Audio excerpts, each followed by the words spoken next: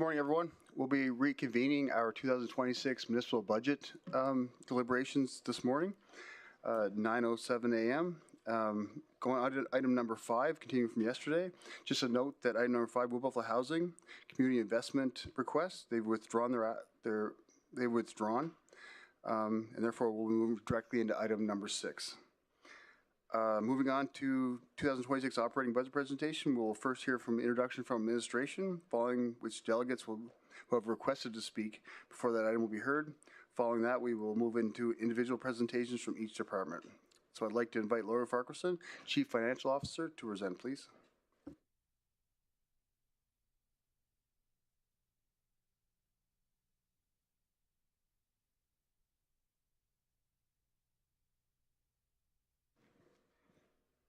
Good morning, Mayor and Council. For the record, my name is Lori Farquharson, Chief Financial Officer.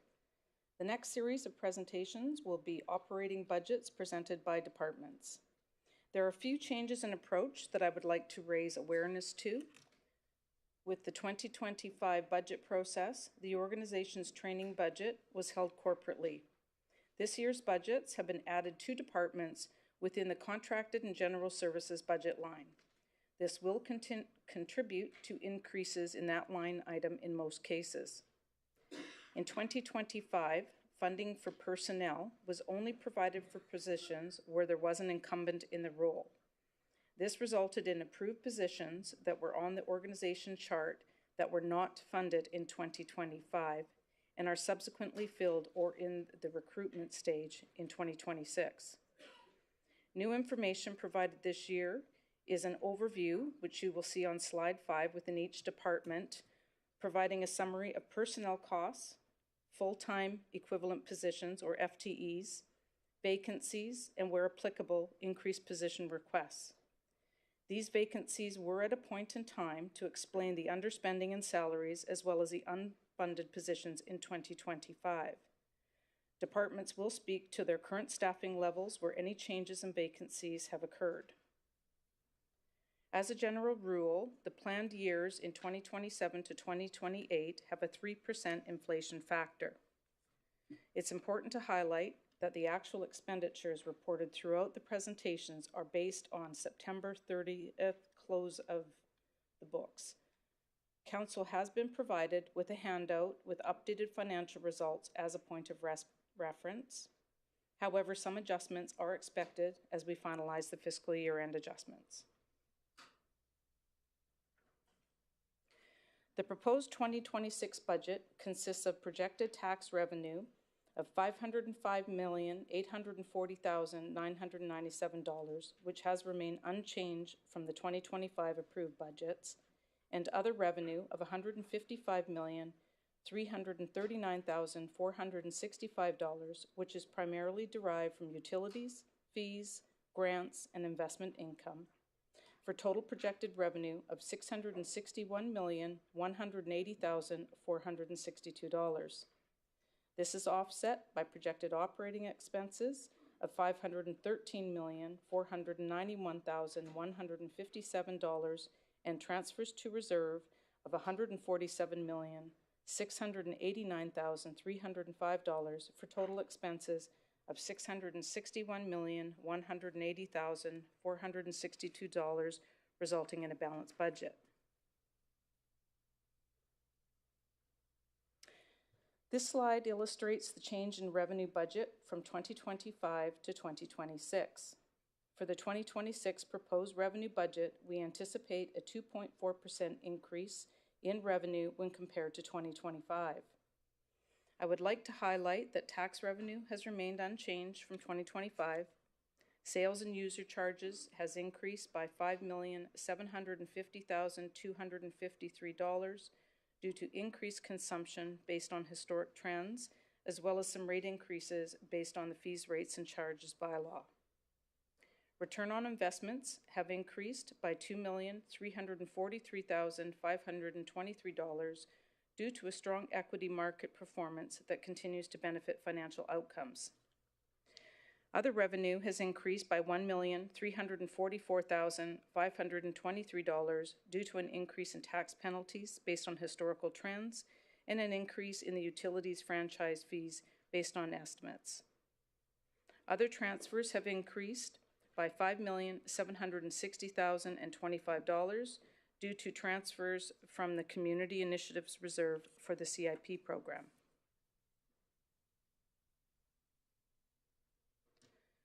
This slide illustrates the changes in expenses from 2025 to 2026. For the 2026 proposed budget, there's a 2.4% increase in expenses when compared to 2025. I wish to highlight that salaries and benefits have increased by $21,816,281, which is attributed to the change in personnel costing I mentioned in my previous presentation and on the previous slide, ensuring a detailed analysis of filled vacancies in comparison to 2025, ratification of the IIFF agreement up to 2024, 25 new FTE positions proposed for 2026, and 8 new positions created in 2025, which included the establishment of the Chief Operating Officer and Regional Auditor Office. Contracted and general services expenditures increased by $12,176,663, reflecting inflationary increases in contract rates, investments in process automation and business improvement initiatives, operational efficiency projects, and essential maintenance. These increases are offset by a $21,715,118 reduction in transfers to reserves, primarily reflecting a lower capital budget requested compared to 2025. This overview is based on the corporate summary of the organization. Departments will be presenting in more detail within their presentations. This concludes the introduction for the 2026 proposed operating budget. I'm happy to take any questions before we move on. Thank you. Councillor Vardy? Thank you. Good morning. I have a question about our revenue government transfers. So we have a decrease of 152. Can you educate me? Is this a decrease that we see year after year? Is it specific to this year? I'll have to defer to my team for the specifics on that, if you can give us a moment.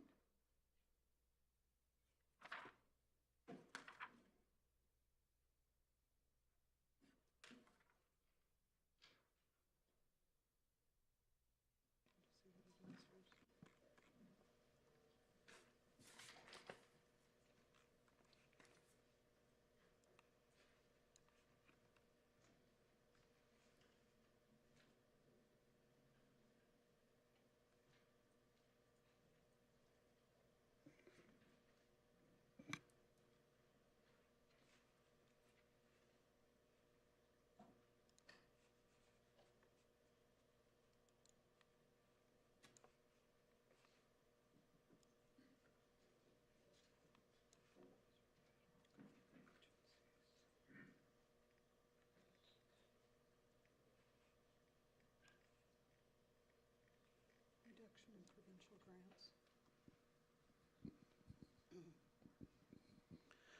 That's related to a reduction in provincial grants in 2026.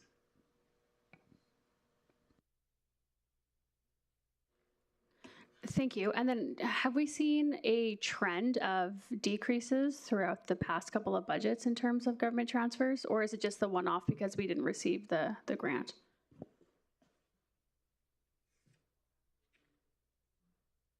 I'll have to look into it further to see if there has been. I don't have that information right in front of me, but I will look it up. Awesome. Thank you. Thanks, Councillor Vardy. Councillor Boussier?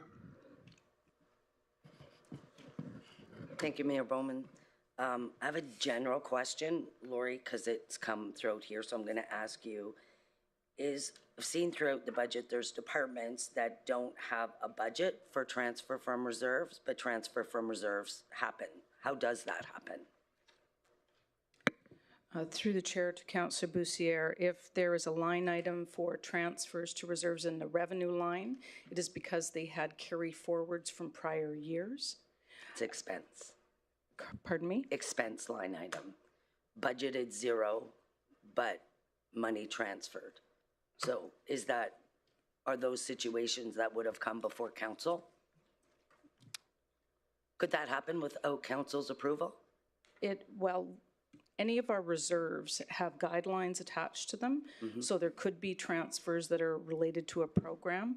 I would need to know the specifics. Like, something should not be coming out of a reserve unless there's an appropriate approval in place. But And what's the threshold then, if there's money? Like, could a department move $2 million without council no. knowing? Not without there being something in place that there was an approval for. At some point? Yes, generally speaking, when it's at the department level, it is related to money that has been carried forward from prior years. They weren't able to finish out a program, and then what ends up happening is they may have received the revenue line, and then the expense happened. So, for example, they had a contract that they entered into, there was delays in the contract, and then the expenses coming through that line item. Okay. It gets recorded, but then it's identified as a prior year expense as well. So I can just ask each department head then? And the team is online in preparation to answer those detailed Perfect. questions. And then just my other question, in the operating budget, we have an almost proposed of just shy of $10 million and it's other expenses. Could we be more clear for us and our taxpayers on what we're dropping 10 million on? So the other expenses will be explained within each department. So this is just a roll-up of all departments for the whole organization. So we need to drill into the details within each department to answer that Okay, so heads question. up, I'll be asking because it's under other on every department budget. So this is the cumulative total of every department's other? Correct. Okay, thanks. You're welcome. Thanks, Councilor Bousquet. Do we have any other questions from council? Councilor Cardinal? Thanks, Mayor. Thanks, Lori, for your presentation. I was wondering, would Indigenous Rural Relations have an overall number that's separated from this number? Okay. Yes. Because it just doesn't show rurally the amount with the overall budget, but they'll have the number. Yes, through the chair to Council Cardinal, that's correct. IRR will present. I'm not sure exactly who's presenting, but they will get into the details. You will see a similar format for every department, and they will speak to their respective budgets, and then you can ask questions on whatever line item that you are interested in. Well, line item number 3, which would be purchases from other governments,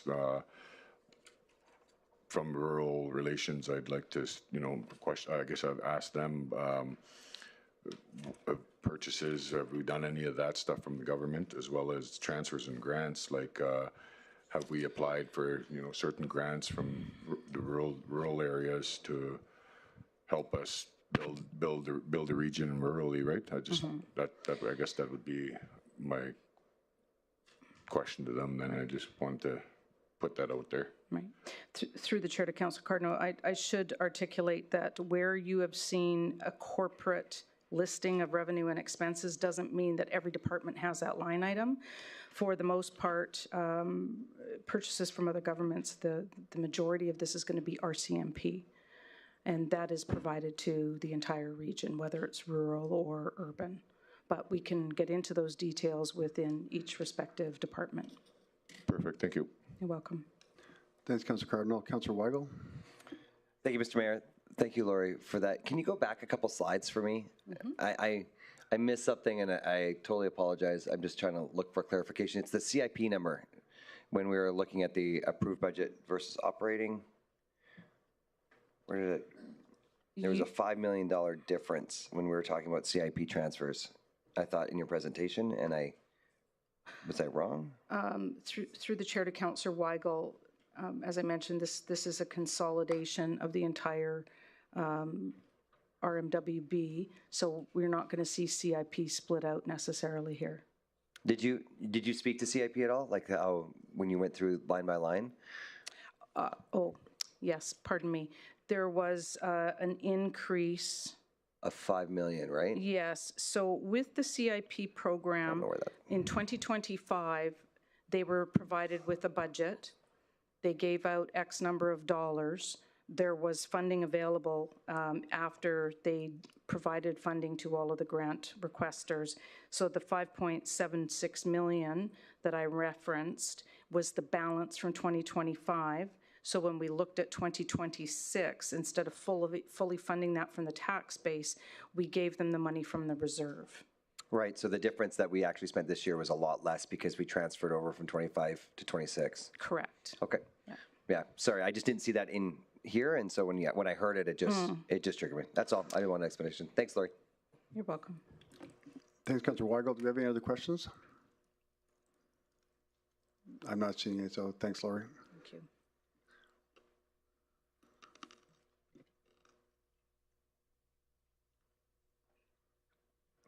Up next, we have the delegation portion. We're doing the first one is regarding the operating RES. I'll invite Evan Crawford and Ryan Pitchers up, please.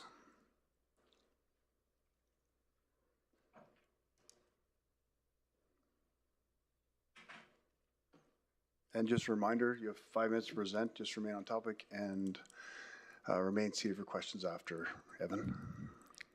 Whenever you're ready. Good morning, Mayor and Council. My name is Evan Crawford, President of Local 2494, Fort McMurray Firefighters Association. I have with me Ryan Pitchers, former President and Operations Trustee. The IFF Local 2494 represents 178 full-time employees, including 146 operational firefighter, paramedics, and ACPs when fully staffed. Our members operate out of 4 halls across Fort McMurray, providing fire, rescue, and EMS response through the municipality and the region of Wood Buffalo. We're here to speak about the RES operating budget and looking for an amendment. After 2016 wildfire, the most catastrophic natural disaster in Canadian history, operations staffing was reduced in 2017 from 154 to 143. That's a loss of 11 positions. This reduction also eliminated our only full-time staffed aerial apparatus. Since then, we've experienced continued compound staffing challenges, high attrition rates, ongoing recruitment and retention issues, significant increase in physical injury leaves, mental health related leaves, and general sick time leaves. These issues have left the department in a constant staffing deficit, forcing reliance on overtime to maintain the minimum safe staffing. Chronic overtime has become the new normal for combating staffing challenges and leaves. In 2022, nearly 32,000 hours of overtime were logged in operations to fill vacant shifts and shift extensions. In 2023, a motion from Council increased the staffing ratio from 5.3 to 5.4, adding 3 positions, going from 143 to 146. In 2025, we find ourselves in the same position, approximately 30,000 hours of overtime on the operations floor, and that's filling vacancies and leaves. The impact of this is chronic overtime leads to fatigue and burnout, mental and physical health injuries, and further vacancies, continuing the cycle. We just saw a recent article from Calgary Police Service stating that all the mental health support in the world won't put a dent in an department that is chronically understaffed. Overworking staff leads to further vacancies. The demand for our service continues to rise. Call volume from 2020 to 2024 notes a 39% increase in fire and EMS response, including major wildfire deployments in Fort Chip, Conklin, Jonvier, and surrounding areas of Fort McMurray. High operational tempo magnifies the impact of short staffing. Our staffing ratio is designed to absorb various leaves and maintain adequate coverage. Our current ratio of 5.4 is no longer sufficient, given continuous long-term vacancies, short-term and long-term leaves, high proportion of maternity and parental leaves. I'd like to highlight that we have one of the highest female to male ratios among Alberta Fire Services. And now parental leave can be taken up to 18 months, which furthers that impact. A high attrition rate, which we've always struggled with, consistent difficulty filling shifts, The most recent was on Christmas Eve. We actually ran short-staffed below our minimum manning for Christmas Eve because we could not fill the shifts. Other Alberta departments with similar challenges have adjusted their operating ratios to a higher ratio. Our recommendation for the operating budget is to increase the staffing ratio from 5.4 to 5.7. That's the equivalent of adding 8 firefighters and returning us to the pre-2017 staffing levels.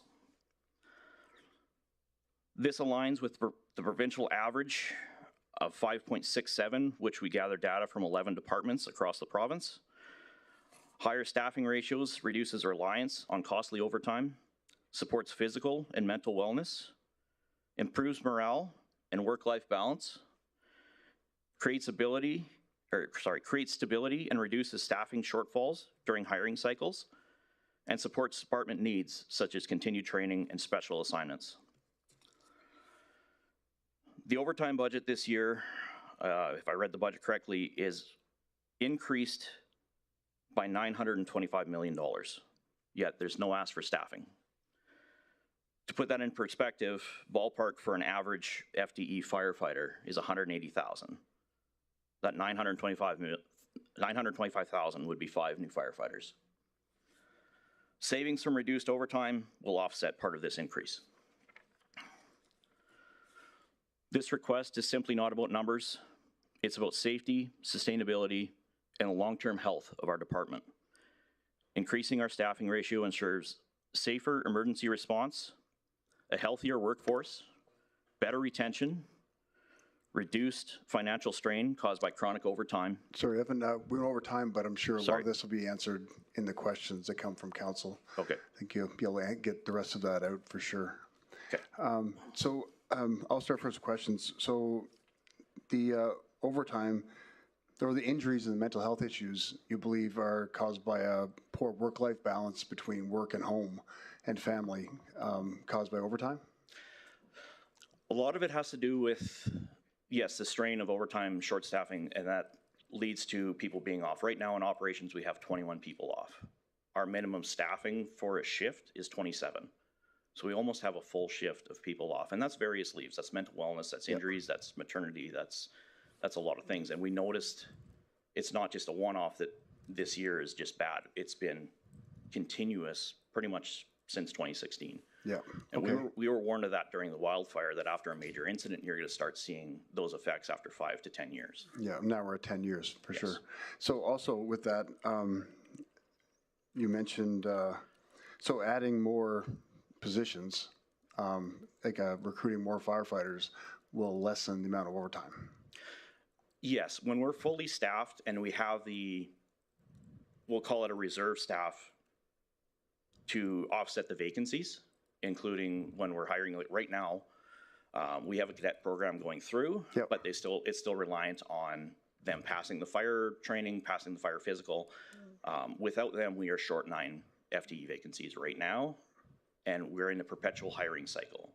When we hire 3 or 4, sometimes we lose 5 or 6. So we're always behind the 8 ball. If we offset that staffing and have more staffing to offset that, we're not going to run into the overtime issues that we've been having.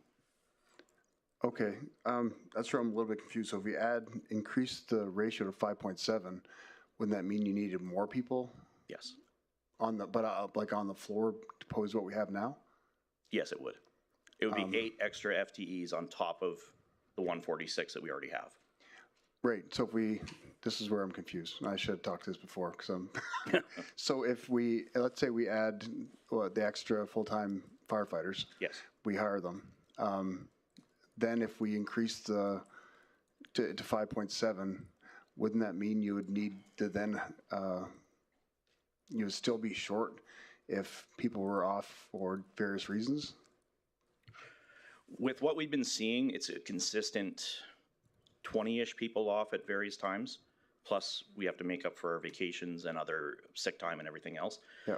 Increasing that staffing and having that staffing on hand will offset that. And that's what the staffing ratio is for. It's to take your minimum staffing and having that buffer zone to accommodate for those leaves. Okay, yeah. So, yeah, I'm like, if we're going to add more staff and reduce the overtime and better for the firefighters, and like you said, better for everybody, better for the taxpayers when it comes to overtime, knocking that back with more staff. I think you're definitely onto something there.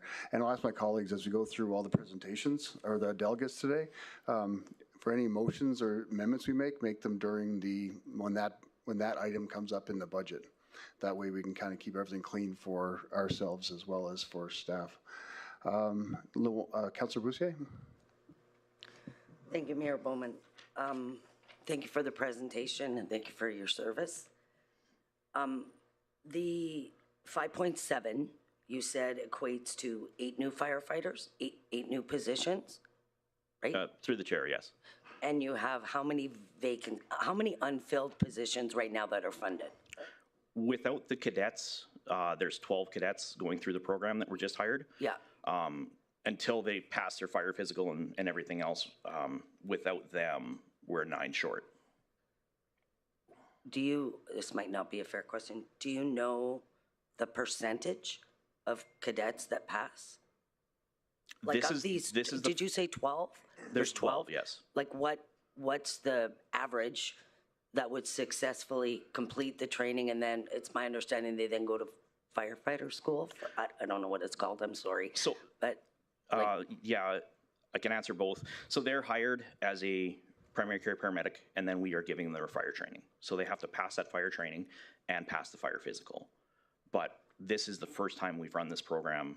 We ran as like what we called a 0 to hero, where we took someone and gave them their EMT and fire, and that was in 2007, 2008. Okay. Ryan, do you know the success rate of that program? It was a successful program, but the difference with that program back then is they passed the physical before they got onto the job. And then depending on what training, there was a couple of different streams that they did, whether they had fire training without EMT or primary care paramedic, that currently called now, or they had primary care paramedic without fire. And so the department back then had trained them up to be fully trained to be able to get onto the floor. But the difference was that they had passed the fire physical before they were hired. Okay, so and these ones aren't then.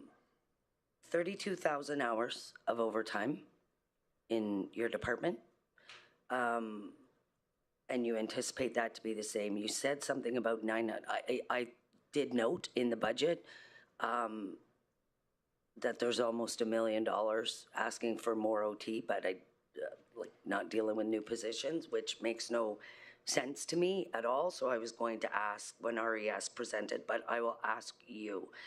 So 935, that's still with a budget of $2 million of overtime. So it's not changing. Do you have any idea of how many hours would be normal in a fully staffed fire department? The 30,000 hours we probably could equate to $4 million. And that's just in operations. That's not including overtime for training, overtime for mechanics, overtime for dispatch, and the other branches that we have. So I don't know what the total cost of the budget would be for all the overtime we've accrued, but probably a normal operating budget would be around $2 million. Okay. That's best guess. That's without looking back at the records. Like we don't really have access to all the budget stuff once the spending is done. And I know you gentlemen were asking on behalf of your members about the aerial truck, and I think someone else will probably talk about that, or I'll come back to it. I'm just going to go on record as saying I'm looking at a $660 million budget. The safety of our residents isn't going to be an area that, for me, I'm going to compromise on when we're looking at, I don't know, almost $1 million in training throughout our department, which I deeply support, staff training. But when it's about $1 million in food costs and all sorts of other things, you gentlemen have my support. Hopefully you have all of my colleagues too. Thank you for your service. And before I go, I'll just say, to give you an opportunity to finish, is there anything else you would like to share? No, with regards to the area, we will be back for the capital budget, and that's where we will. I meant in your presentation. Oh, in our presentation. No, we realize that this is a big ask. We realize that this is something that's been in this chambers before. Previous council would probably remember the previous years we've had the similar situations. It is a struggle. Hiring these personnel will be a struggle, but we have to band together and have a robust recruitment strategy as well to go along with this. And I mean, we're seeing Edmonton opening 6 fire halls, Airdrie's opening another one, and is open 25 positions to hire, which I know some of our members have applied to. So it's always that give and take, and I think we just need to work together to make sure that we're offering the best possible sustainability for our department. Agreed. Thank you. I might have more questions, but Thank you.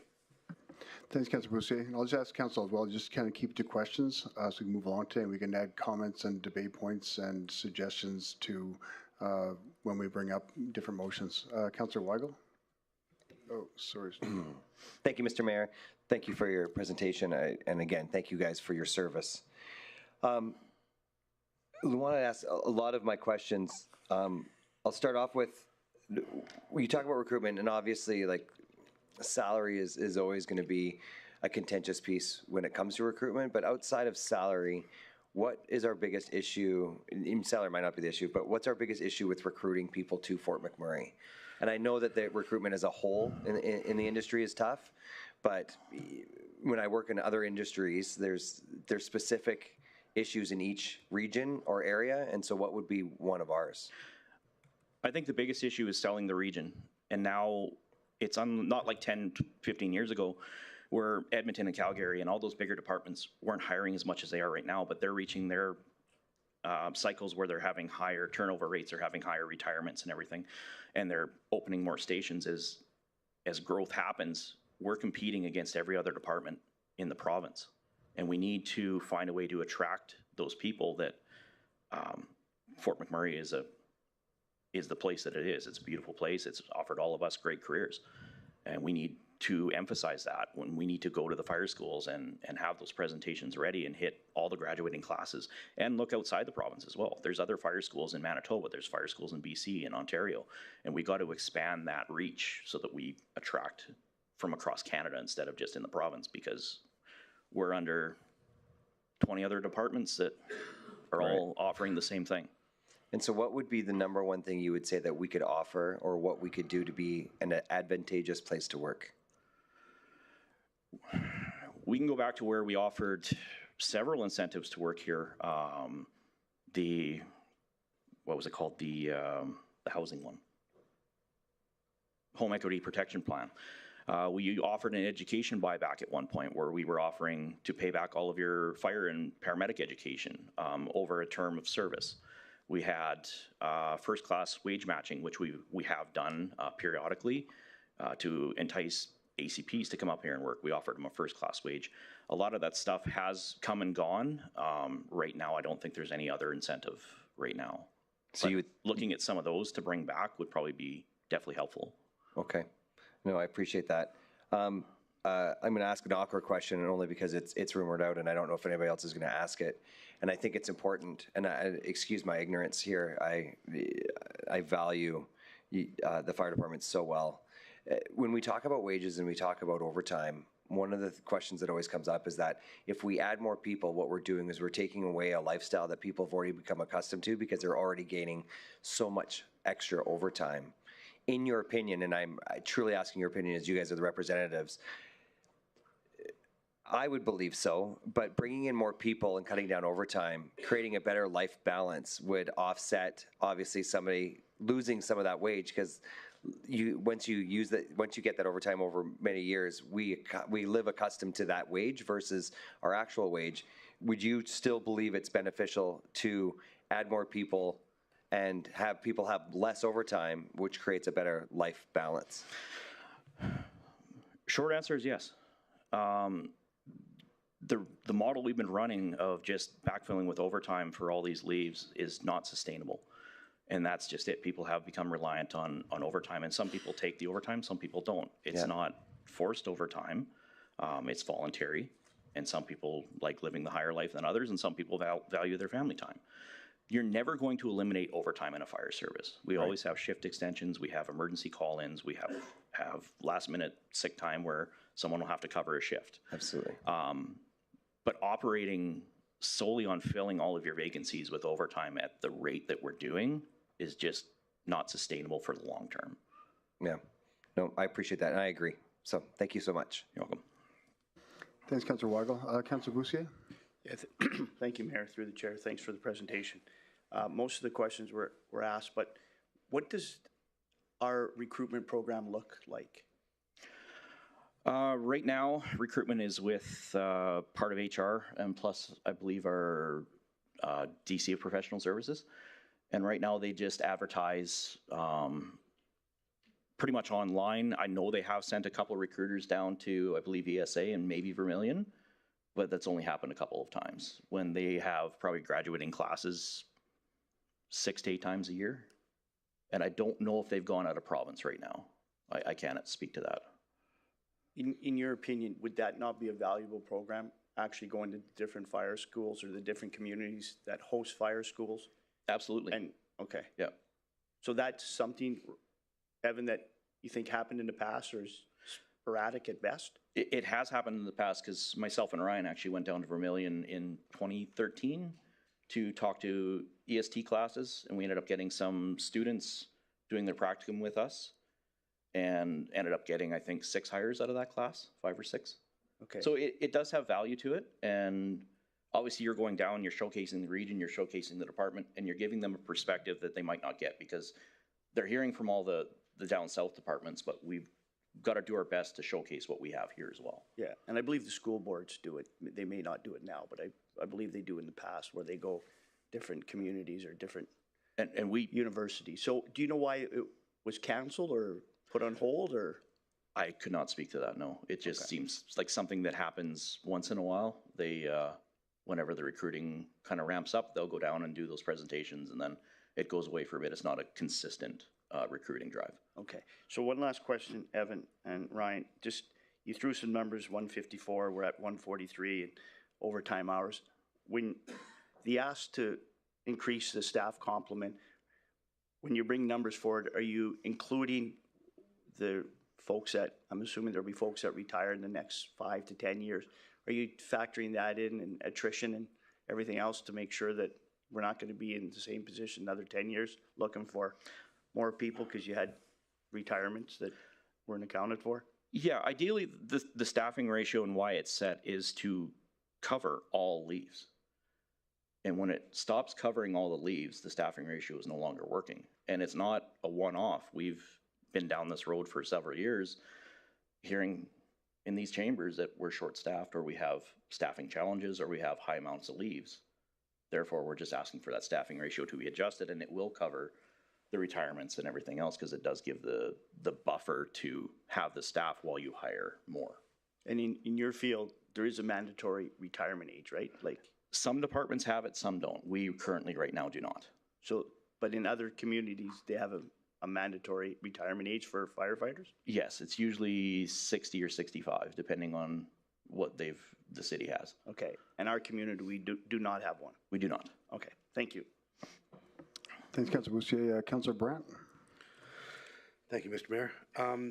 It's my understanding almost all of our firefighters are actually paramedics as well. Yes, that's correct. Is that unique compared to the rest of Alberta? Yeah, so we run an integrated response service where we run the ambulance and fire service. So everyone that's hired here is hired as a minimum of a firefighter and PCP, primary care paramedic. We also have hired ACPs with no fire training, but they primarily ride the ambulance. Okay. When we talk about retention and recruitment and issues of this nature, does this not sound like one of the better places to work for all the different opportunities that you would get? So what is part of the problem of our recruitment strategies? I think the biggest issue right now is the sheer volume of firefighter paramedics needed in the province versus what the schools are putting out. We're just not seeing that influx of people taking that schooling anymore. And as soon as they're out of school, they're scooped up by the other departments that we have in the province. But I mean, it's not a pay issue. You guys are paid well. I think you'd agree. Yes. The opportunities that arise here, the things you get to do differently here than you would Edmonton or Airdrie or Calgary, right?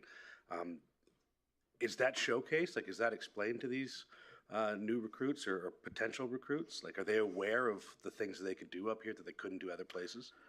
When you actually go down and talk to them, I would hope so, yes. That's, I know, something that when we did the recruiting drive, we definitely showcased what we had up here, all the services we provide a lot of stuff.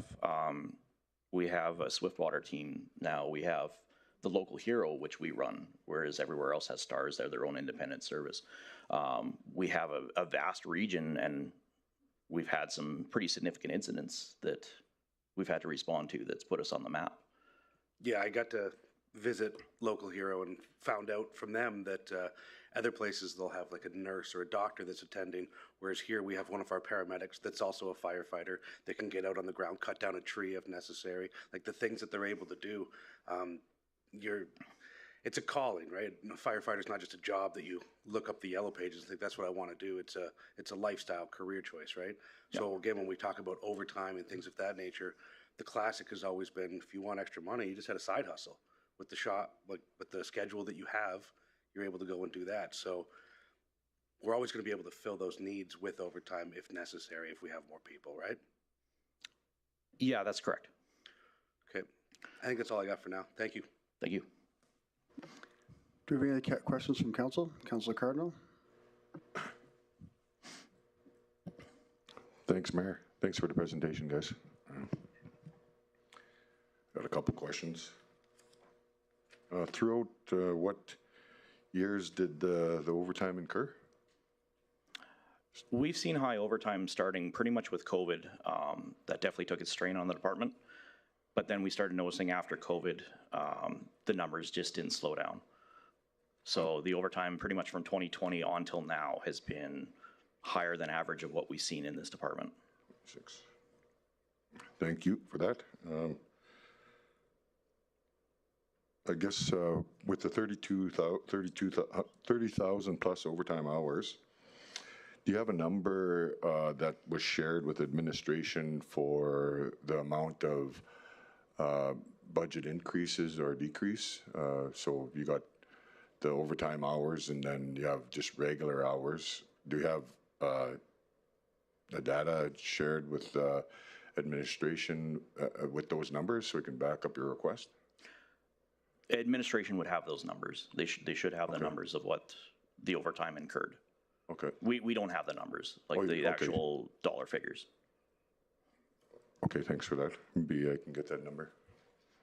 I guess so out of the 21 out of the 21 employees that are off right now,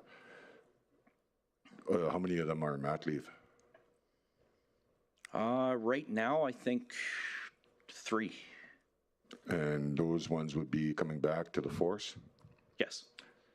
So then would that bring the number to 6 with the request that you're requesting? Because you were requesting 9 new employees with the budget request or the budget ask. So if you have 3 people on mat leave and they're situated to come back, would that bring your number back to 6? No, our request would still be to have an 8 additional FTEs. And that, again, this is not about people coming back to the floor. It's about having a sustainable staff to cover leaves that continually happen. Like, we know that some people are going to come back. Unfortunately, some people, when they go off on WCB for various leaves, they might not come back. That's the nature of the business. And what we're asking for is just to have a proper complement of staffing to cover those leaves plus vacation and still maintain minimum staffing. One more question. In the union, are there any rural union members? There are not. We do have some of our members that live in the rural areas that do respond to the paid on call fire services. Okay. But they're there in a paid on call capacity. So they're all volunteer in the rural? Yes. Yeah, every service outside of Fort McMurray, our general Fort McMurray city, is a paid on call volunteer service. But they're not unionized. Do you ever try to get them unionized with you, or just that's too much to ask? We have not. The trend kind of has been going that way. There has been some services across Alberta that have unionized paid on call, but it's pretty far and few right now. maybe in the future, but it's nothing on our radar at the moment. Okay, thanks. I got no more questions. Thanks. Thanks, Councillor Cardinal. Councillor Weigel?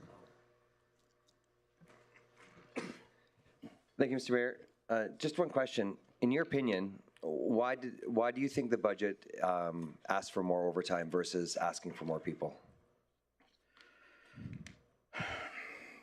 It's a tough question. I don't know if the administration just feels maybe these people will come back sooner and the staffing level will level off. The reason we're here speaking today is we've held off for long enough and seen 6 years of basically running this and running chronic overtime and creating burnout and stress in employees. And we just haven't seen the people coming back from the leaves. And when we do get people back, others go off. And it's just, now it's a trend, it's a continual cycle. So that's why we're trying to make this correction to try to correct that. And we've seen it across the province as well. Okay. Okay, thank you. You're welcome. Thanks, Councillor Weigel. Councillor Allen? Thank you, through the chair. Thank you for the presentation. I guess, and I kind of had been given a heads up that something was coming on this, but I just want to clarify your ask.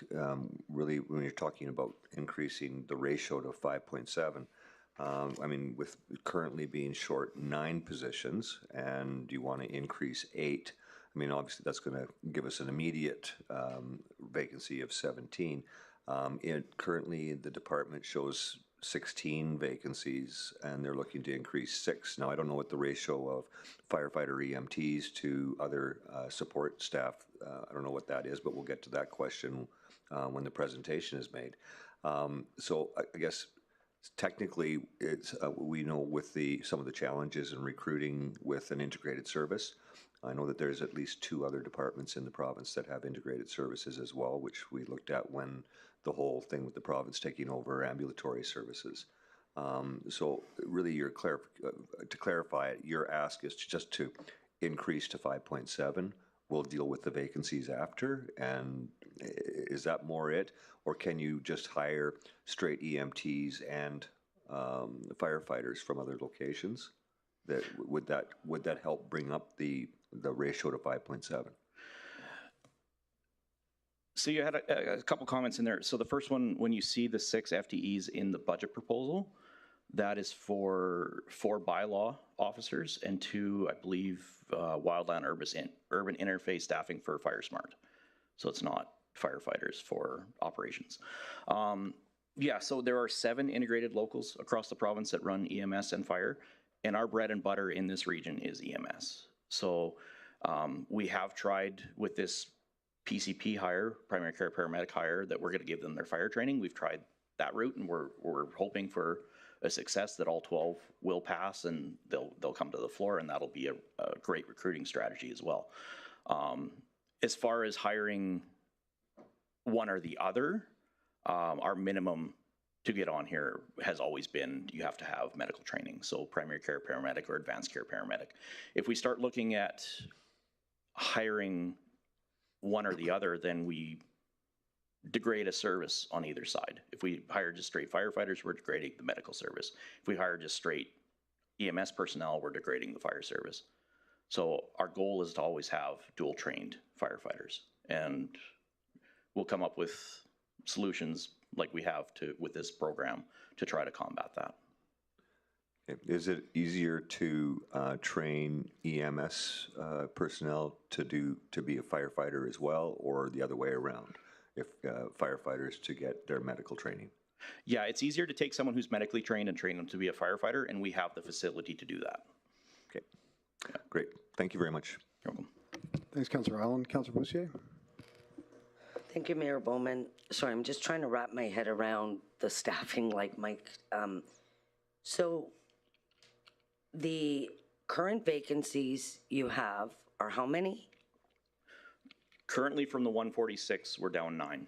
9.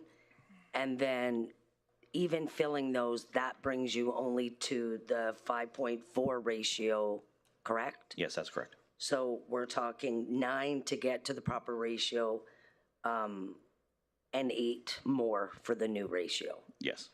Okay.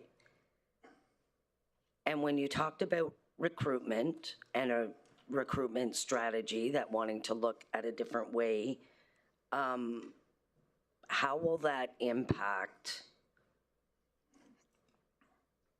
recruitment in terms of like, sorry, I'm struggling to explain this. Developing a new recruitment strategy where you said you work more closely with administration in that regard, you believe is going to be more effective. So my question is, for this budget,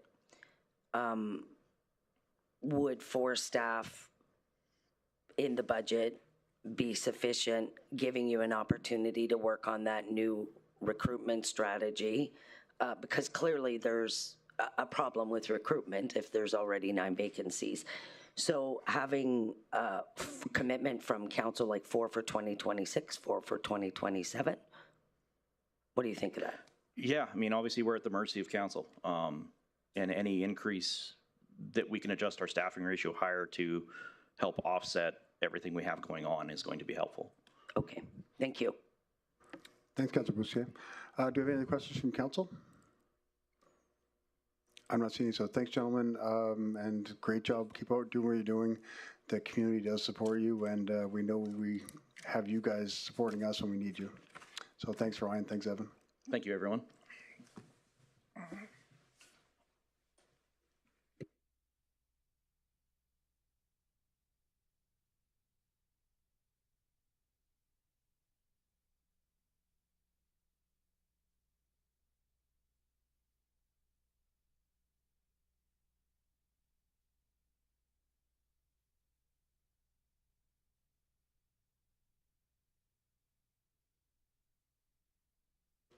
Oh, sorry, Jen.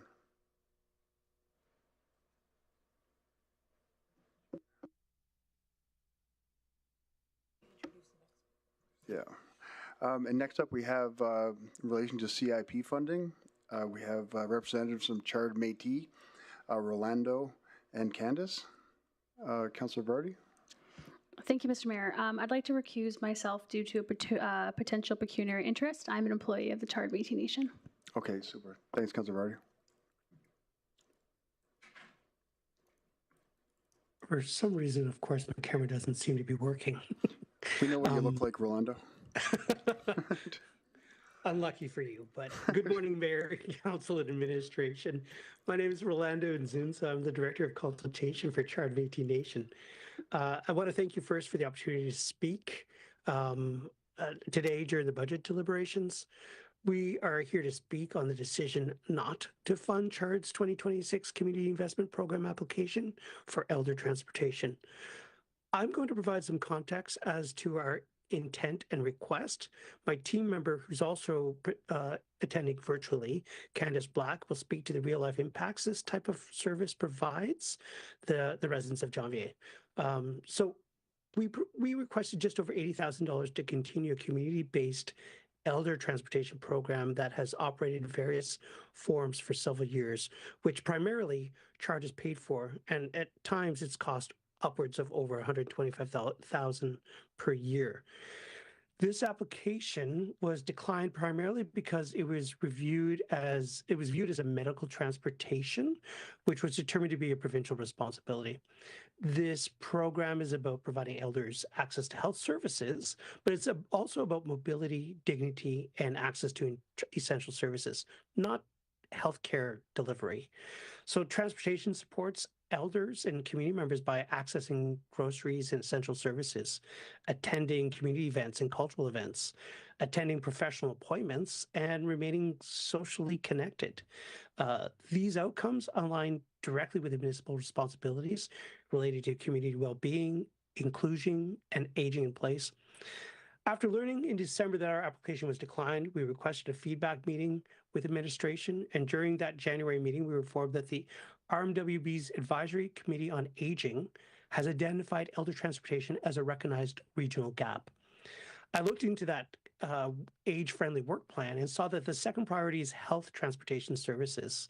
Another stated committee goal is ensuring that older adults have access to health services. Again, these are recommendations coming from the municipality's own plans. This acknowledgement matters. It tells us that the issue is not isolated to one community, but throughout the region. For example, council just approved looking into a shuttle service in Fort Chipewyan.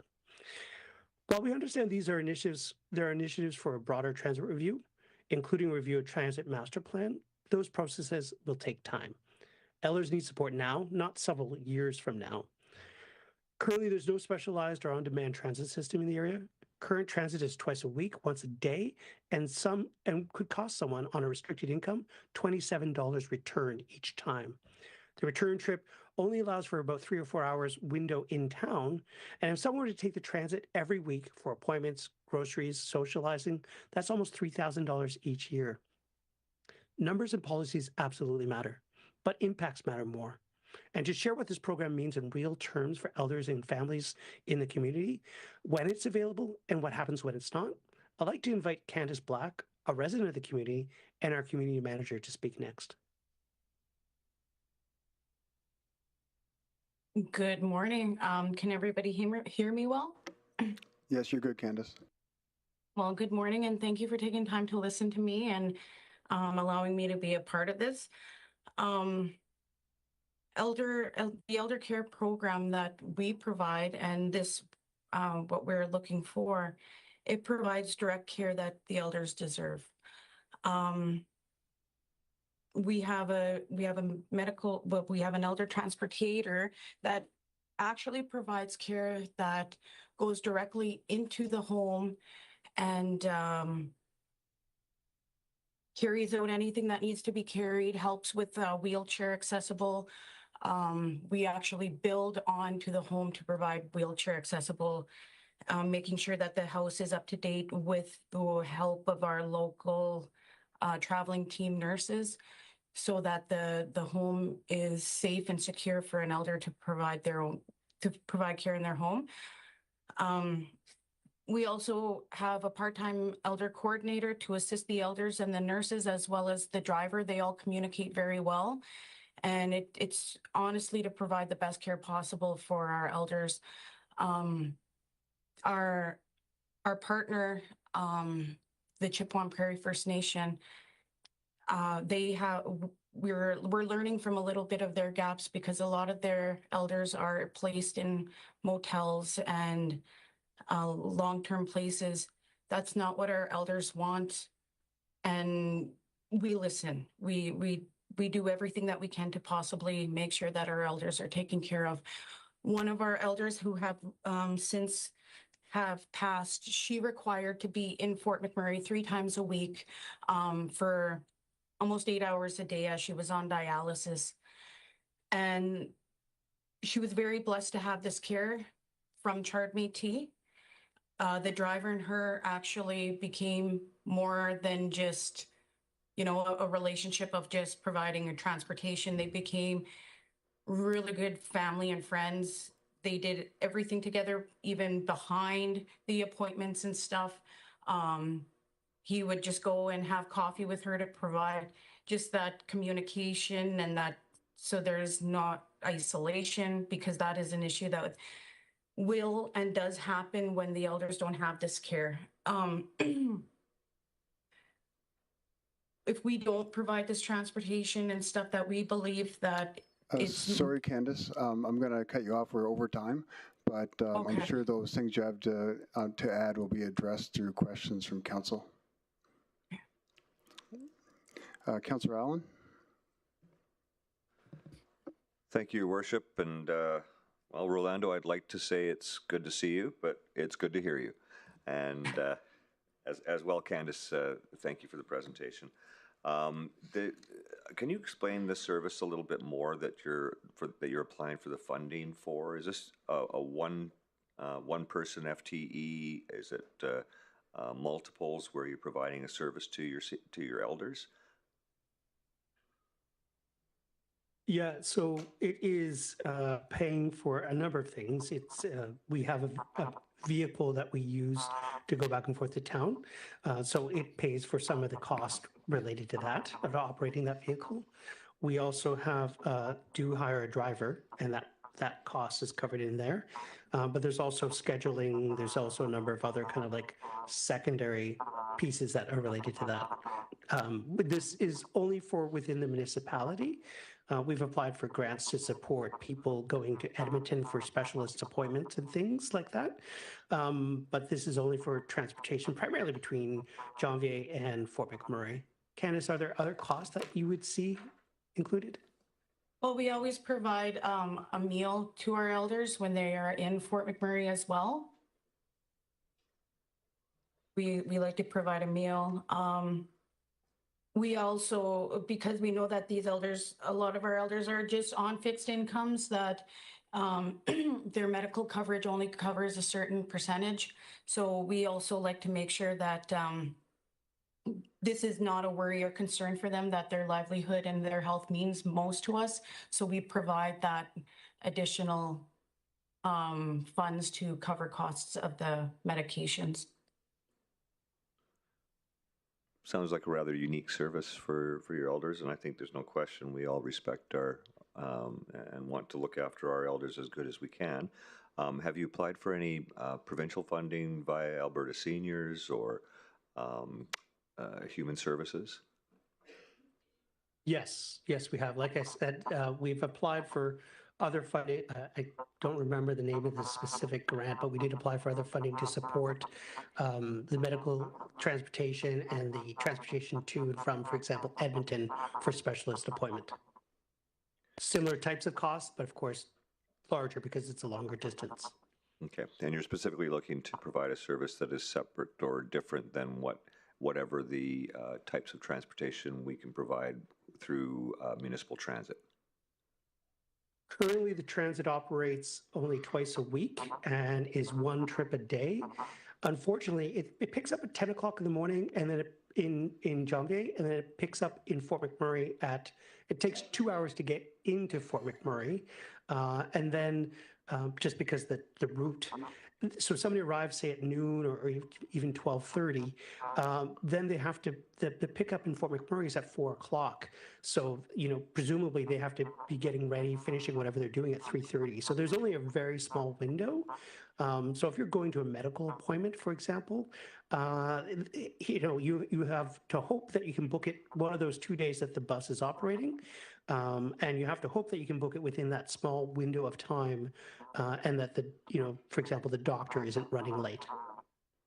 Okay, and these individuals that you're supporting would not necessarily have family members that could provide this assistance to them? Candace?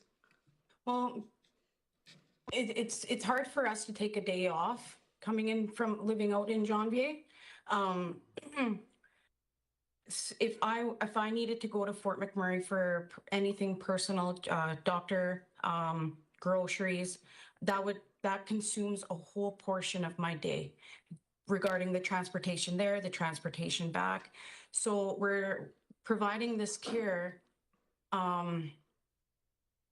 It allows us to continue with our roles in the community that we do, but it also provides care and direct care for an elder. And it takes a whole community to take care of our elders. And that's a whole huge part of why we do what we do. Putting the elders on transit, it is possible, but at the end of the day, then there's one stop in Fort McMurray, so they have to walk or they have to cab it. Then they got to carry everything that they have to carry, and they got to go back to that location spot. And then when they come back out to Janvier, there's only 2 spots that do the drop off. So it doesn't matter where you live or how far you live, you have to walk because we don't have cab service as well. So with this grant, it provides more than just, elders just going in for, a quick appointment or this or that. It provides the wraparound supports that elders truly, honestly deserve. And I asked my mother-in-law once, I said, how do you know as an elder that your time is almost up? And she says, when we don't feel needed, wanted, or valued. And that actually hit really hard for me, because how does an elder not feel valued anymore? And that is things like this, that they are forgotten about, or they are left on the sidelines, or they are living in isolation due to things just as simple as transportation. And if we don't provide this transportation, the less likely they are to even go to an appointment and give up hope to even try and take care of themselves anymore. So that is really why this is it's an honor to provide this service to our people. Okay, thank you for your presentation. Thanks, Councillor Allen. Councillor Bussier? Thank you, Mayor Bowman. Thank you for the presentation. Can you tell me if you applied for the Healthy Aging Alberta Medical Transportation Grant? It's been out 3 times, and they had very low volume of applications. I sat on the Healthy Aging Alberta Provincial Leadership Council, so I know. Did you apply? I wasn't on the review committee, so I'm not sure. I'm asking if you applied for that one specifically. Thank you. Through the mayor to Councillor Bussier. We did apply for a grant from the United Way Calgary. I think it was the Healthy Aging Albertans. I can double check, but I just don't have the specific name of the grant, but that does sound familiar. And again, that grant application was to support the medical transportation that would happen from the community to, for example, Edmonton for specialist appointments and such. So were you successful, Rolando, or you haven't heard yet? I've not heard yet. Okay, so that could still be coming? Fingers crossed. Okay, can you share that when you find out? And then I'm just wondering, you mentioned about financial security. Do you have a program out there to help the elders access financial benefits? I know 76% of older adults don't access the full spectrum of financial supports that are available to them, like Alberta Senior Benefits and then the different levels. Do you have a financial program that helps them access those? Candice, can you speak to that? Well, we have our part-time elder coordinator, Connie Mercury, who works directly with the elders and programs like St. Aidan's. They come out usually once a year or on request to help seniors and elders apply for those applications. A lot of our elders do get declined just because of our location and stuff like that. So we just try a different avenue, but there have been applications sent out multiple times for our elders, yes.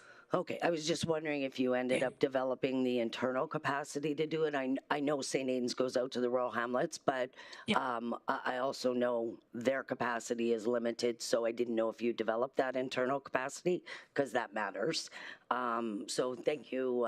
And just, sorry, you were declined because of the grant or the ask being focused on medical, and that doesn't fit the parameters of the grant, correct? That's what you said? That was our understanding. Yeah. Through the mayor to the councillor, that was our understanding. Perfect. Thanks, Rolando. Thank you, Candice. Thanks, Councillor Bussier. Councillor Van Castian? Thank you, Mayor. Thanks, Rolando and Candice, for coming forward with this. Just to kind of go lean in a little bit more what Luana was saying about your grant application, this isn't just medical. This is quality of life, quality of service to elders in your community. My question is, your ask of 80,000 plus your applications to grants, if successful with those grants, would that equate to an increase in level of service, or is that factored into your total requirement? No, I would say like the 80,000 that we're asking for is to pay for a portion of the cost of maintaining the current program. Like I said, there's additional requirements and needs to travel. People have specialist appointment outside of the municipality that they have to attend, right? So there's additional costs that we didn't even include in our application for this program, because we understand that the program funding within the CIP is to support programs and services within the municipality. Okay, and just to lean towards the transit side of things, the municipal transit, this is obviously a significant gap. Appreciate you doing your homework to bring this into alignment with published municipal priorities. Do you see this as a continued service on and on and on, or is this something that we can roll into our transit master plan once we can get a change, and this is a municipal stopgap? I mean, I would ask Candace to reply to that. For me, I would love for the community to be part of the review of the transit master plan. I think that there's a lot of potential like improvements that could be made to service the community and the community need and address some of the challenges with the current program. And it's not just time constraints and the offerings being limited and the cost and the window being small. There are other challenges within that program. But Candace, do you want to answer the question also? I mean, I know we have talked in the past, Kyle, about doing some tweaking with the transit. And the transit for me, how I see it and how I support it is it's greatly utilized for the people who are more mobile, our younger generation. It's great for people going in, even possibly for a drug and alcohol test for work. Like it's a great program, but it doesn't provide the direct care that the elders do need. Like a lot of them, when we send our driver in, he just doesn't go to the grocery store and let the elder walk. He pushes the cart. He goes up and down the aisle. He loads up all the groceries. He does absolutely everything for that elder to take care and to provide the utmost respect and that the elder does need, even to put away the groceries at the home. So the transit is an absolute amazing and respected program, but the program that we provide gives the elders that extra adequate care that they really do need, because it's not feasible for them to bend over, put up groceries, digging in the deep freezes, all those kinds of things. And then when the driver gets there, if there's snow removal that needs to be done or whatever that looks like, the driver also provides those cares too. Excellent, thank you. And one more, how many elders in the community, rough number? Right now, we're up to 7, actually. 7? Yay. Yeah, we're up to 7. And with an aging population, it's the number's only going to grow. Yeah, that's all I got. Thank you for your perspective. Thank you for coming. Thanks, Councilor Van Castian. Do we have any other questions from council? I'm not seeing any, so thanks, Candace. Thanks, Rolando. Sorry, can I add one more thing? Certainly. Mayor Bowman? I would just let the council, mayor and council know that we are planning a report back to our funders on March 5th in the afternoon at 2 p.m. And we'll be sending an invitation to everybody for that. What we've been reporting back to some of our oil and gas partners over the last 3 or 4 years, and we're seeing opportunity, and I think to present to our funders, inviting all of our funders to participate and kind of get like an annual report back from the community. So you can see and learn about all of the successes that we've had and some of the current challenges that we're trying to address still moving forward. So I just want to give you, I guess, an FYI, and a formal invitation will come soon. Okay, thanks, Rolando. Appreciate it. Thanks, Candace. Have a great day. Thank you. Thank you.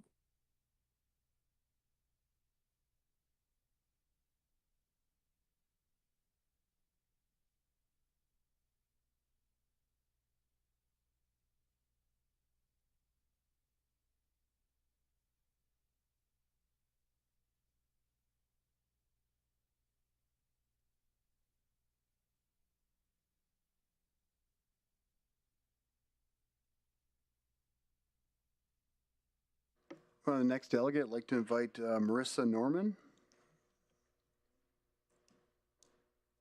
Oh, Councillor Scott.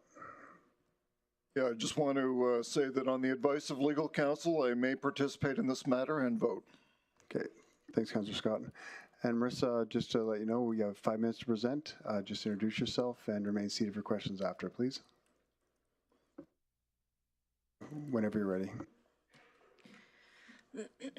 Well, good morning, Mayor Bowman and City Council members. First of all, I would like to say this is a very intimidating chair to sit in, but I am very thankful for the opportunity to be here and for the few minutes to speak with you this morning. So my name is Marissa Norman. I serve as a business manager for Legacy Counseling Center. Legacy has been very fortunate to have been chosen as an agency to receive funding under the sustaining grant for several years now. The vision for LCC actually originated right here in the Jubilee Building, with a conversation around the lack of accessible mental health supports available to our community members. We walked hand in hand with the RMWB for many years and have seen countless lives changed because of the vision that was born right here over 10 years ago. We were invited to apply again for 2026 funding, and throughout 2025, I worked with the CPI team to ensure we fully understood the FCSS guidelines and that our application clearly demonstrated alignment. We applied for $320,000, which aligns with the funding that we've received for several years. When I received the call in late December informing us that the application was denied, it was deeply discouraging and heart-wrenching, as I immediately thought of all of our clients who would no longer have access to mental health supports with us. And I'm not here today to debate the decision itself, but rather to speak to the urgent community need that is before us and to plead for your help. I speak not only on behalf of Legacy, but on behalf of the community members who are most affected by this outcome. A client walked out of a session at our center last week, and I would like to quote what they said. She said, "I struggle with serious mental health issues, and online counseling simply does not work for me. I was hospitalized and discharged with an online continuing care plan. I actually felt worse through the online counseling process because the loneliness I experienced was at a new, deeper level. I then attempted to seek in-person counseling and could not access any other service until I reached LCC due to the long wait list and financial barriers at every other place I contacted." And I share this with you to speak to the deficit of accessible in-person counseling within the region.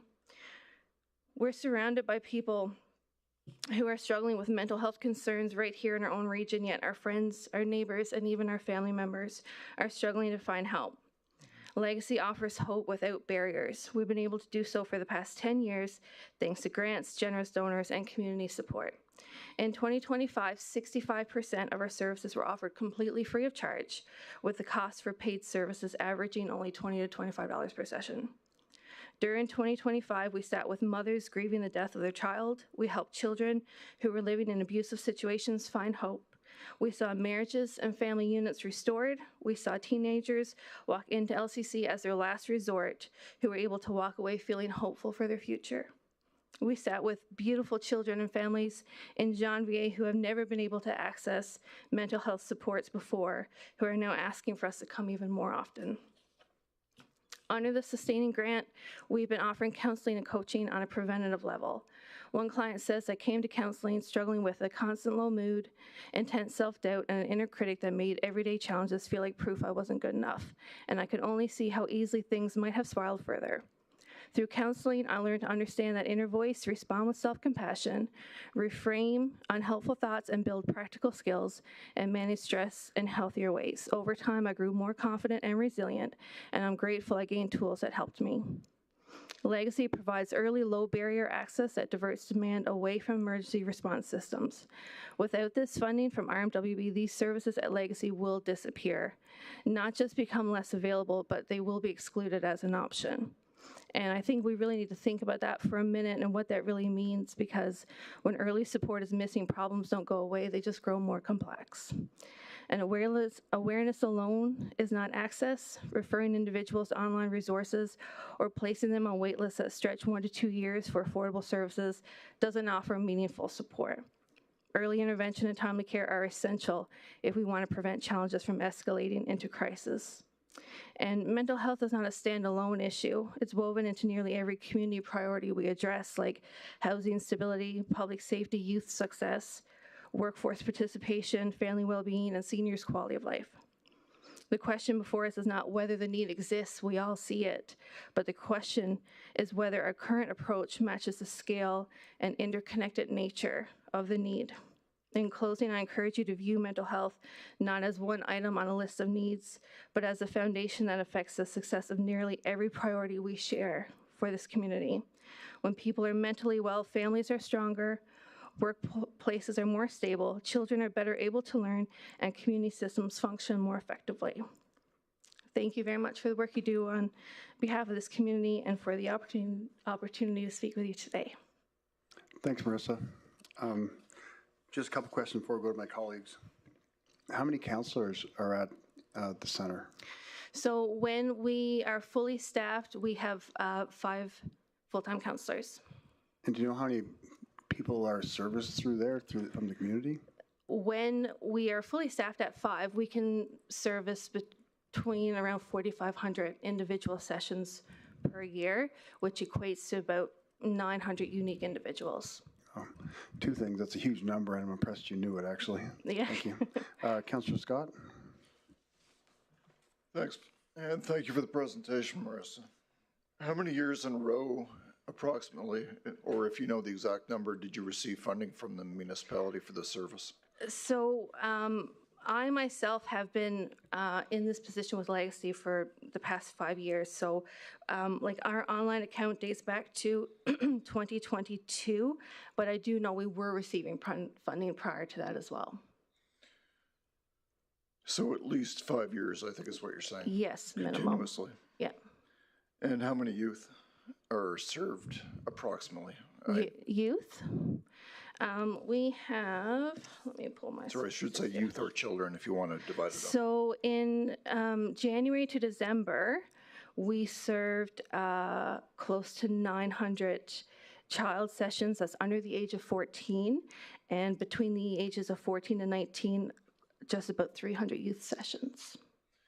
And do you track the number of Indigenous people that you serve? We do. So in 2025, we were actually traveling on a bi-weekly basis into Janvier. So by doing so, we were able to serve about between 25 and 30 unique individuals within that community. I would say about 25. And then we do offer virtual counseling, and we do have clients who come into the center as well. So I would say probably about 30 to 40 unique individuals. For Indigenous folks. And how many would you estimate are elders? I would say probably, I don't know for sure. I would have to check and see. Even if it's a percentage estimate, it's fine. I would say probably 5% of that. Mm-hmm. Okay. And is there any barrier to receiving services? For example, if you're not a Christian or fall into some other category, does that bar you from receiving services? None whatsoever. So we are barrier free. There is no restrictions or reasons why anyone couldn't access our services. And can you speak, you mentioned the wait list. Can you speak to that in more detail and whether you have a wait list and what the situation is in Fort McMurray generally and the broader region? Sure. So to speak to Fort McMurray in a general sense, if we're talking about accessible, affordable counseling, people are finding themselves on wait lists of 1 to 2 years. At Legacy, we strive to provide a short wait list. So the maximum amount of time that someone would be sitting on a wait list at our center is 2 to 3 months.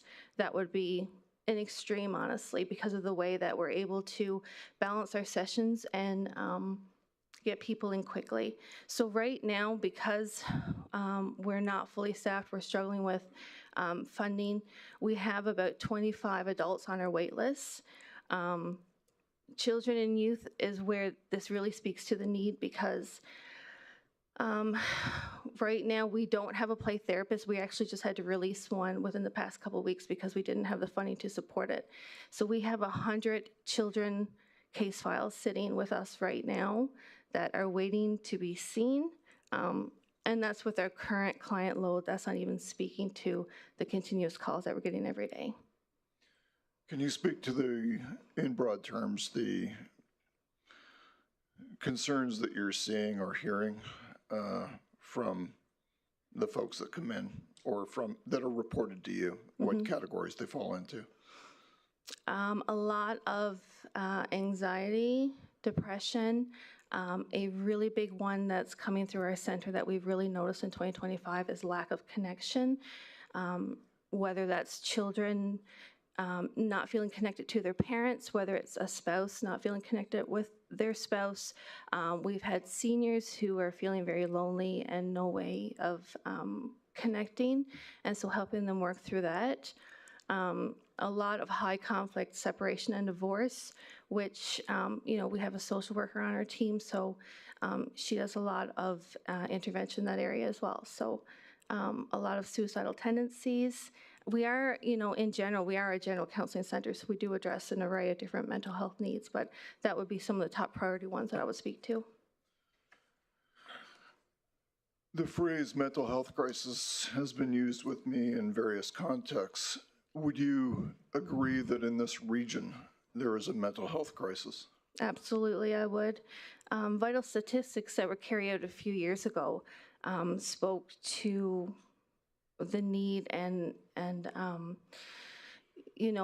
trying to think of the percentage, but I believe it was somewhere around 75% of people reported either themselves had experienced a mental health illness or issue or a family member.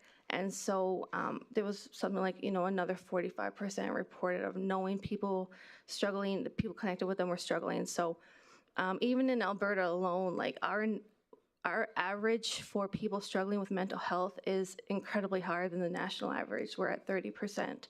And so they say, 1 in 5 Canadians have or will have had experienced a mental health issue or crisis before the time they reach the age of 40 years old. And can you briefly speak to what happened this year? So you've received funding consistently over the last 5 years and probably before that. And then can you describe what happened this year or what the result was or what you know about the Sure. Yep, application? Certainly. When we were coming into 2025 year funding, I met with the CPI team, and at that time we were talking about the changes in FCSS guidelines and what they needed to see from us for eligibility. So throughout 2025, we did work closely with that team to ensure we were demonstrating the alignment. The decision that came in December, we were told that our application was dropped because we weren't eligible due to Family Christian Center participating in political activity during the municipal election. So, not to debate the decision, but in response to that, I understand that concern, but what I want to clarify is the distinction between an individual's personal civic activity and the organization's operational view. So the endorsements being referenced were not authorized by our board, whether that's on the Family Christian Center side or the Legacy Counseling Center side. It wasn't communicated as an organizational position. And so to also speak further to that, Legacy Counseling Center, while we do share a charitable registration number with the Family Christian Center, we do operate completely separate.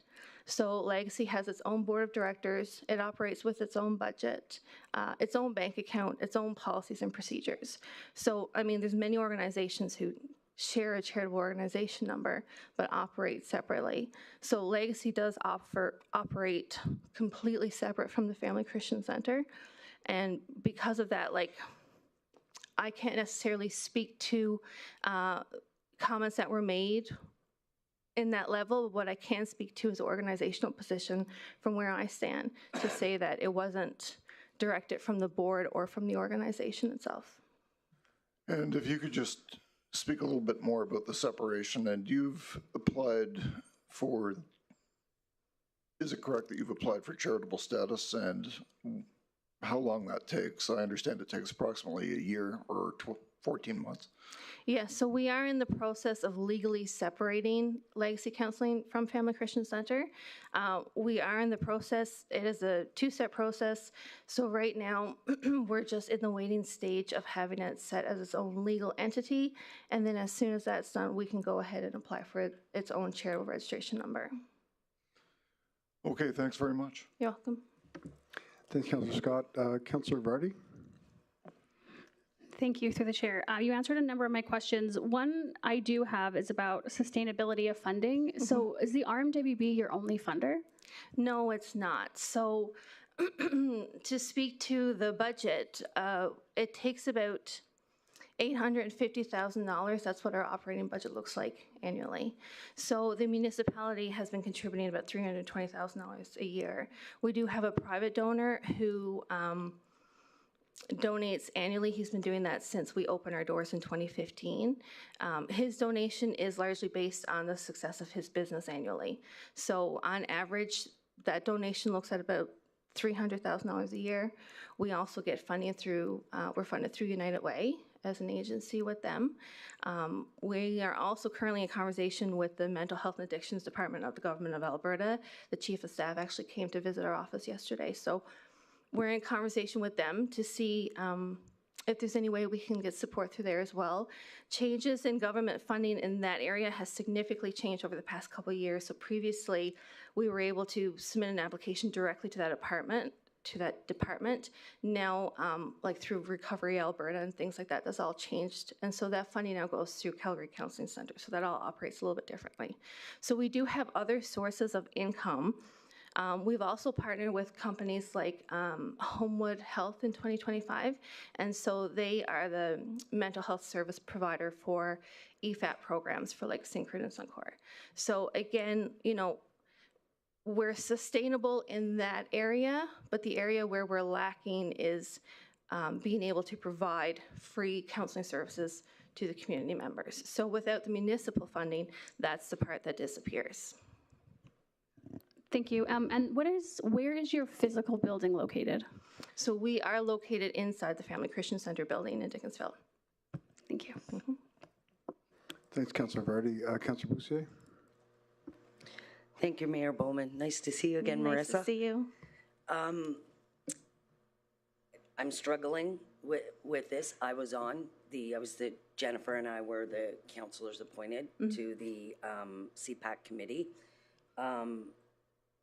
Are you aware that when the pastor gets up on a church pulpit, uses church resources to highlight certain political candidates, that's against charitable regulations?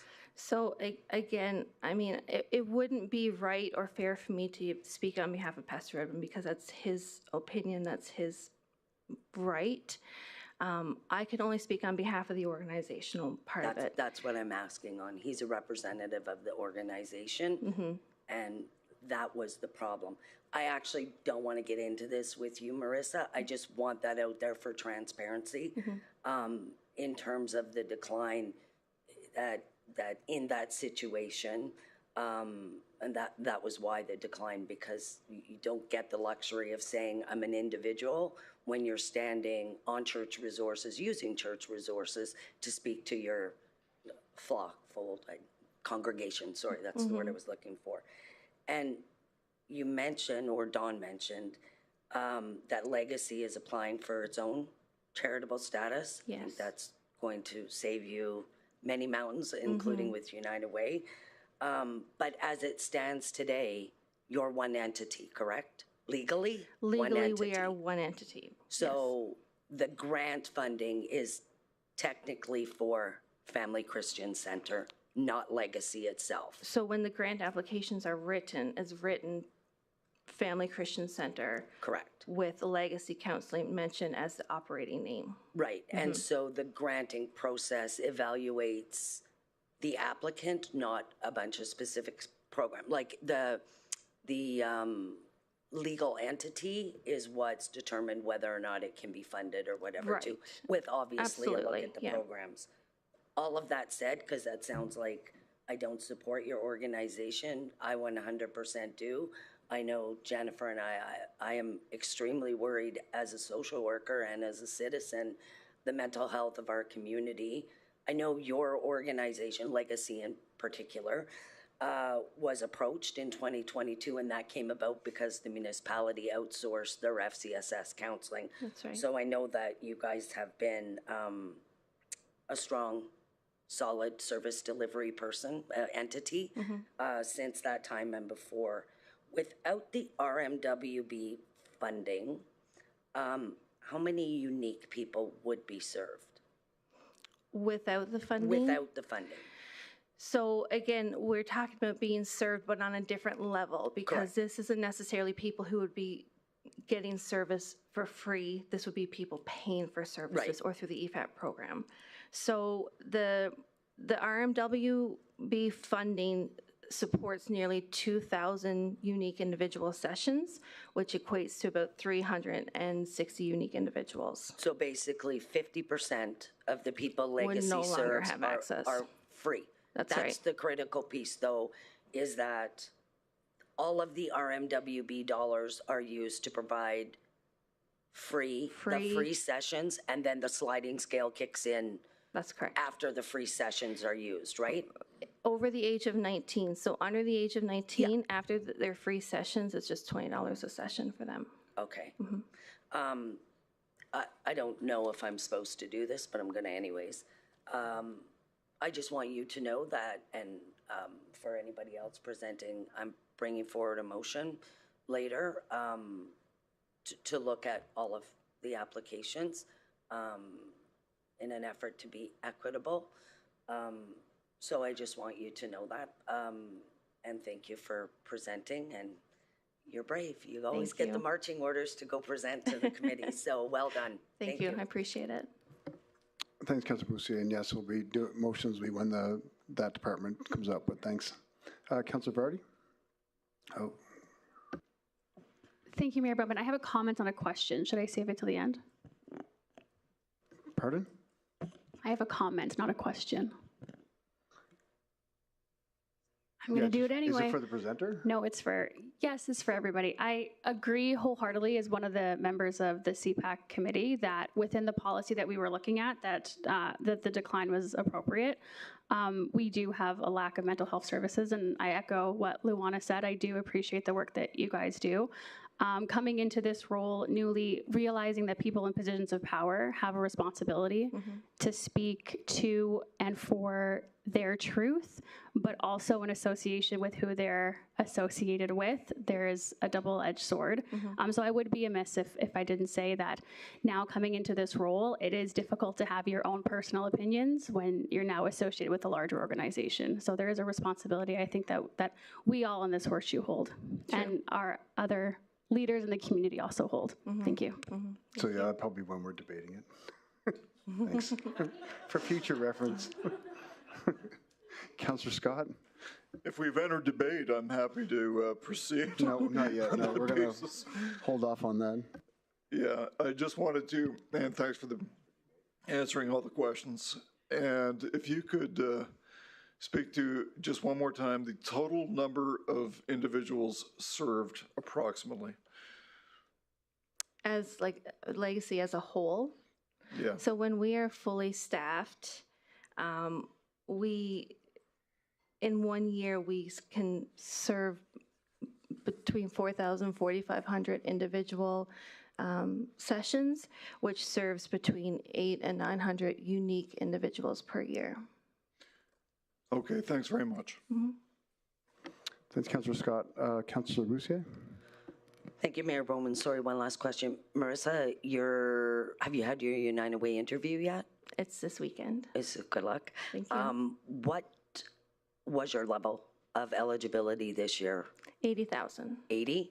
And so last year was what? 50. I should know that. That's okay. Yeah, so 50, but prior to that, it was 2 something, wasn't it? So prior to when they introduced this new funding model, it hasn't been a consistent amount every year. So the year before, I believe it was about 100,000. and the year before that, I think it was about 50 or 60. So it hasn't been like a consistent amount year by year.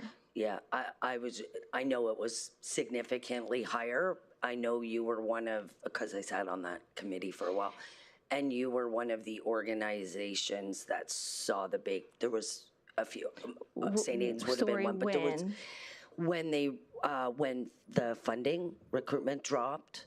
Oh, when it dropped, yeah. The model, it was Galena that was presenting them, but I think you guys were upwards of 2 at one point. Oh, not so. 260? Yeah, it was. Dropped hard to like 50. Yeah, yeah, so Yeah, probably so that right was before probably you. prior my time, yeah. Yeah, so just getting that out. Thank you. Thanks, Councilor Boussier. And does Council have any other questions? I'm not seeing any, so thanks, Marissa. Thank you very much.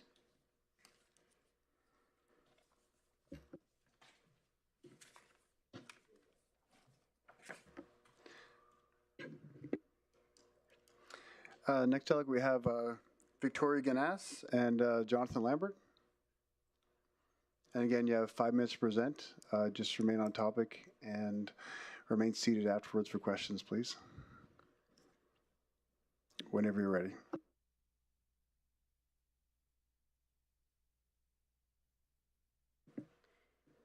Good morning, Mayor and members of Council. For the record, my name is Victoria Ganas. I'm the president of the Fort McMurray Society of Friends of Music, operating as the Oil Sands Rotary Music Festival. Speaking on the advice of legal counsel, I may participate and vote on this matter if it comes to a vote. Thanks, Councillor. Sorry, go ahead, Victoria. No worries. Joining me today is Jonathan Lambert, Director of Business and Community Engagement with the Northern Alberta Athletic Association, representing the Fort McMurray Oil Barons.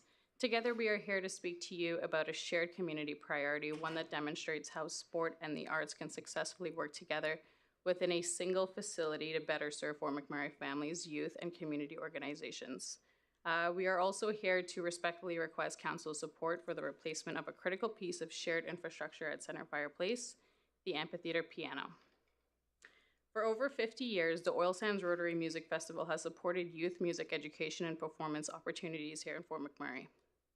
Each year, the festival welcomes an average of 3,000 young performers across a wide range of disciplines, including choir, voice, piano, violin, speech arts, handbells, and musical theater.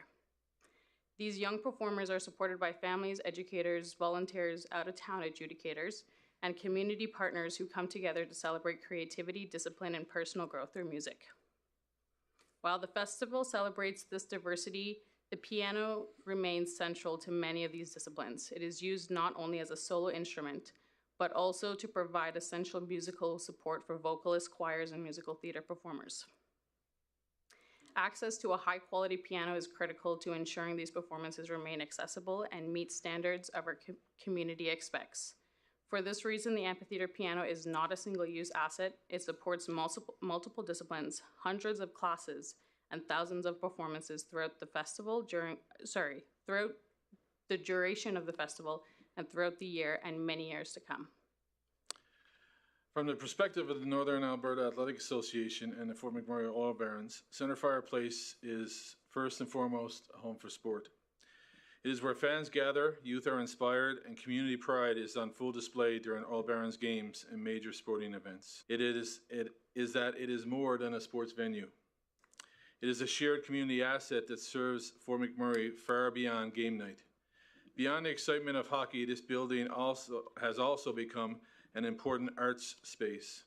The amphitheater within Centerfire Place is where sport and arts intersect, allowing the facility to be active and valuable year-round.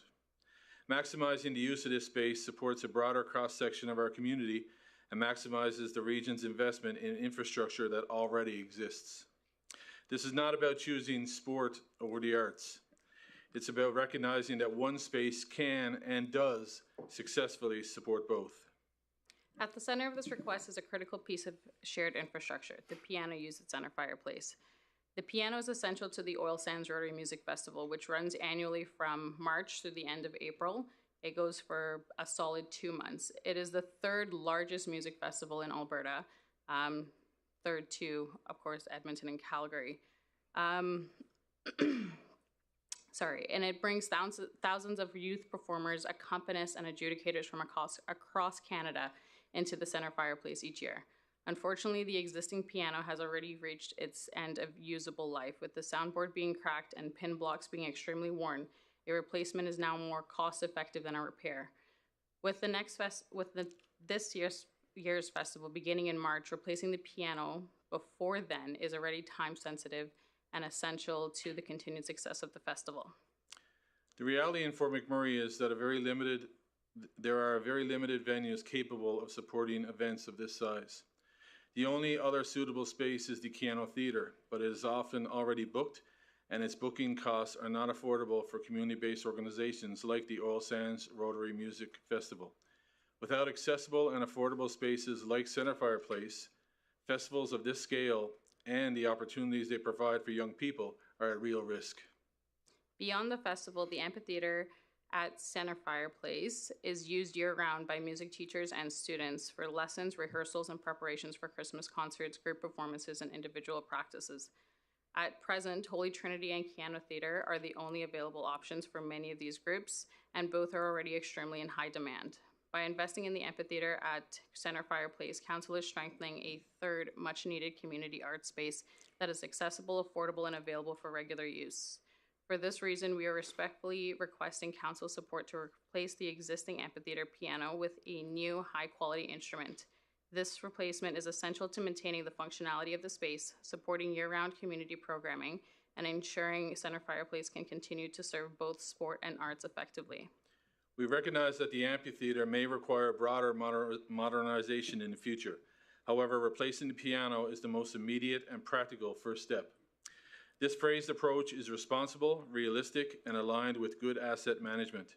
It ensures that existing infrastructure continues to deliver value to the community. From Council's perspective, this investment supports key priorities: youth engagement, accessibility, efficient use of public dollars, and year-round community use. It strengthens a space that already works, and it ensures it continues to meet the needs of Fort McMurray families for years to come. Thank you for your time and for your continued support of projects that bring our community together and through both sport and arts. Thank you so much. Couple quick questions before I go to my colleagues. Is this an ask from the NAAA or is this from the music group? It's more of an ask from our group with the support of that the piano is actually going to be in their facility. Do you guys have a nonprofit, a registered nonprofit organization? Yes. Have you applied for CIP funding? We did. Oh, you did apply for CIP Yes. funding for this item? And not for this item, it went strictly to venues. Okay, thank you. Councillor Allen?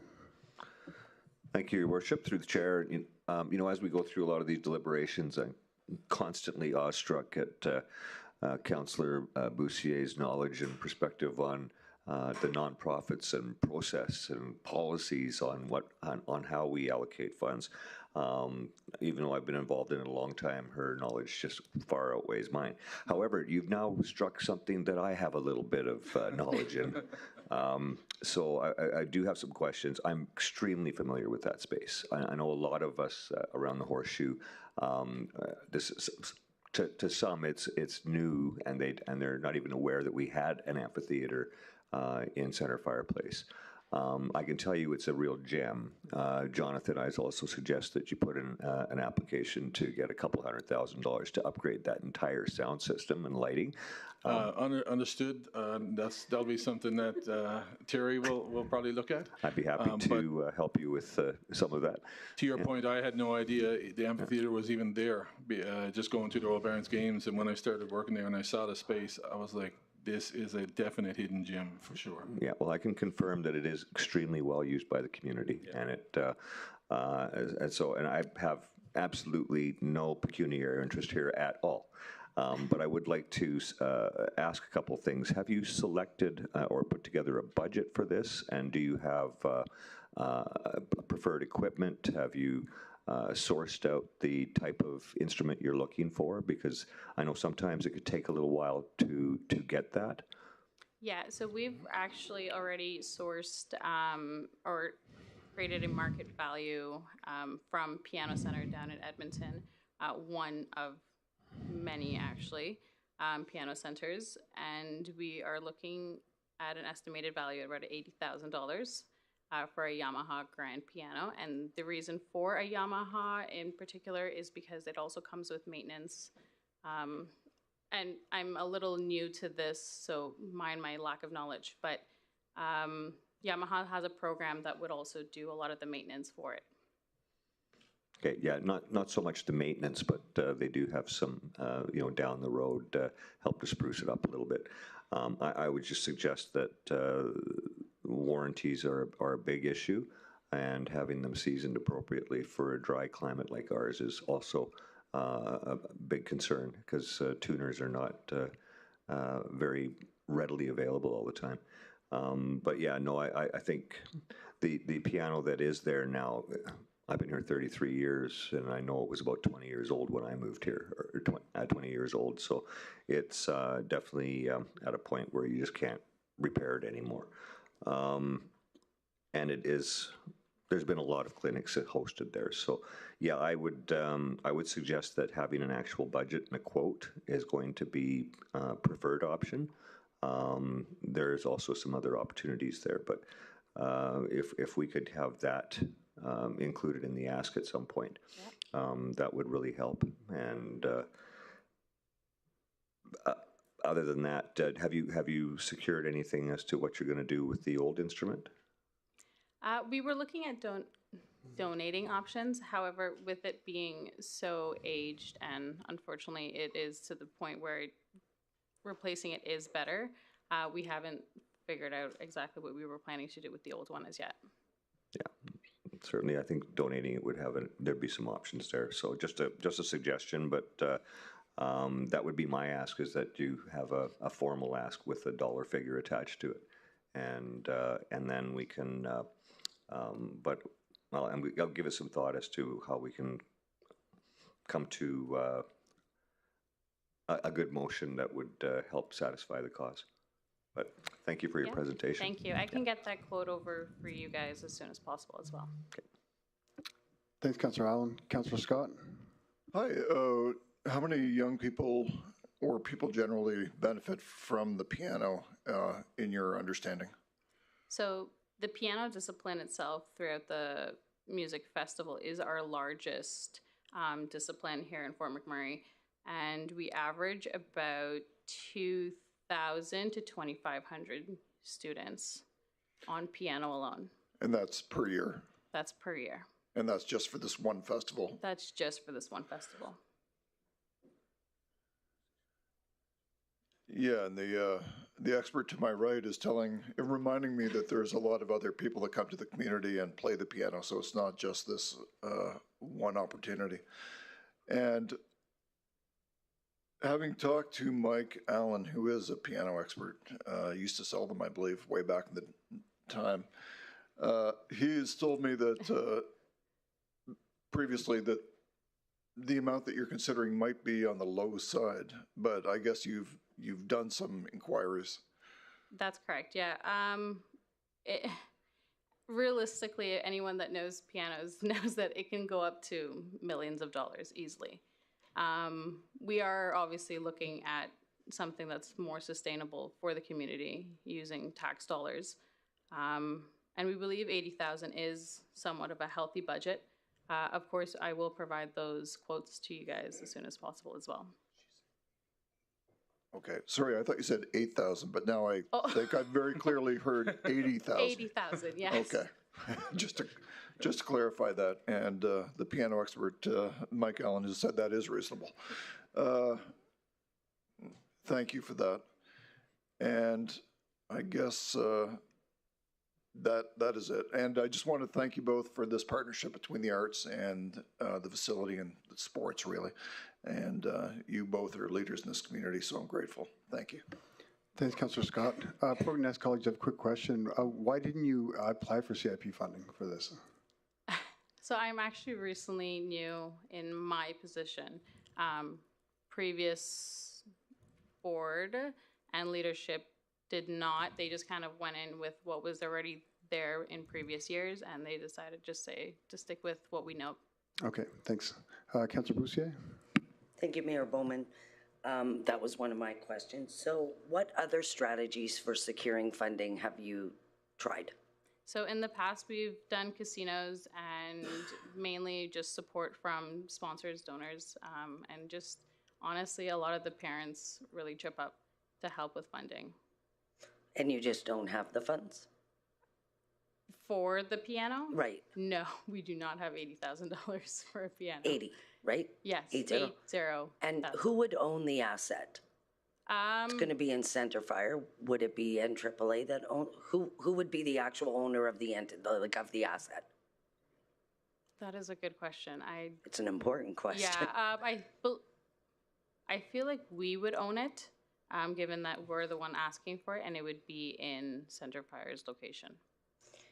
So you would have insurance to protect your asset? Yes. And do you have charitable status or nonprofit status? Charitable status. You have charitable status? I echo Councillor Scott. I love this partnership. Have you considered asking your partner that I pointed out yesterday has $1.4 million in unrestricted net assets? No, we have not discussed that. Okay. I'm sure any way that we can help.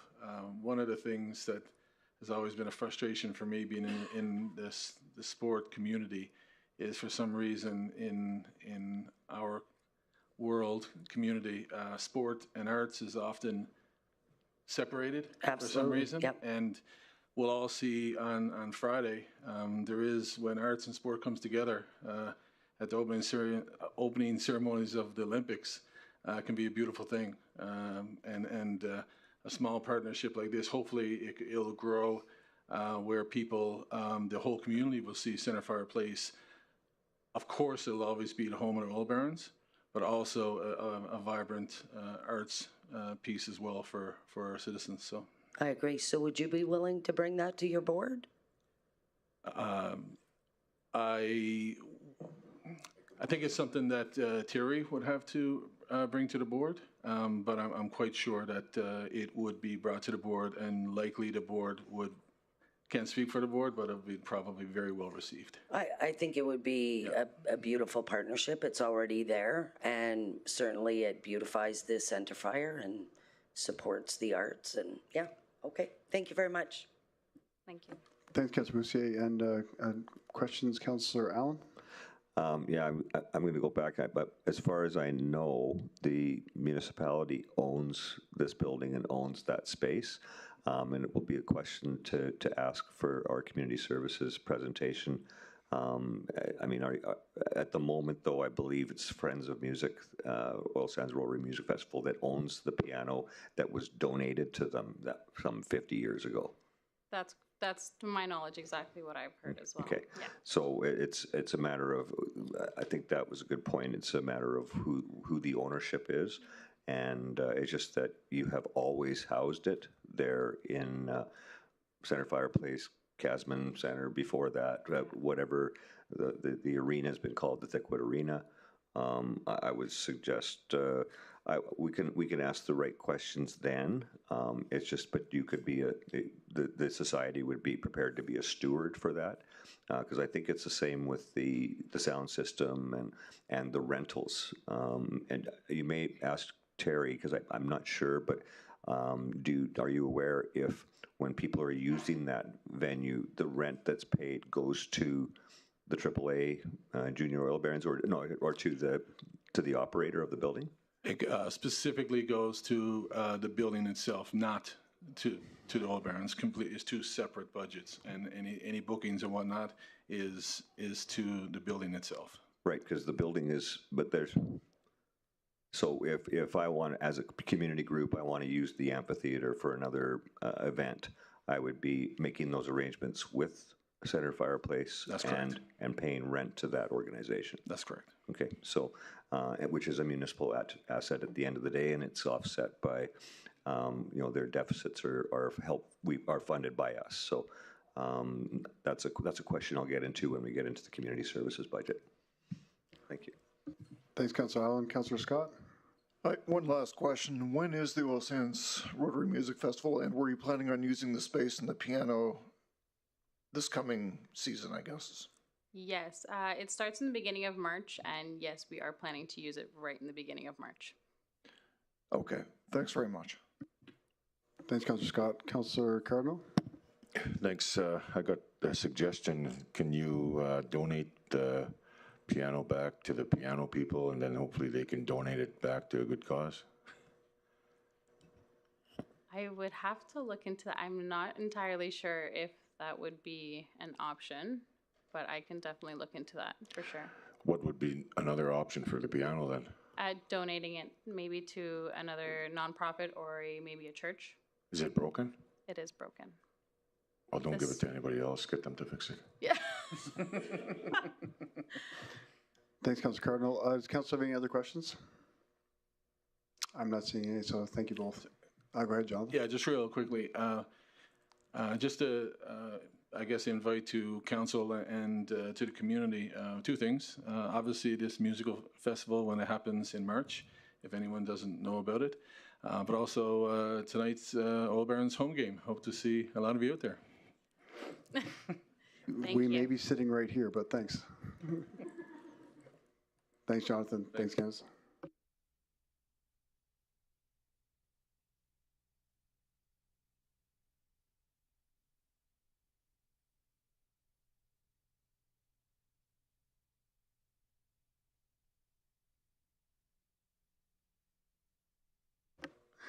Next up, we have Leanna Wielden.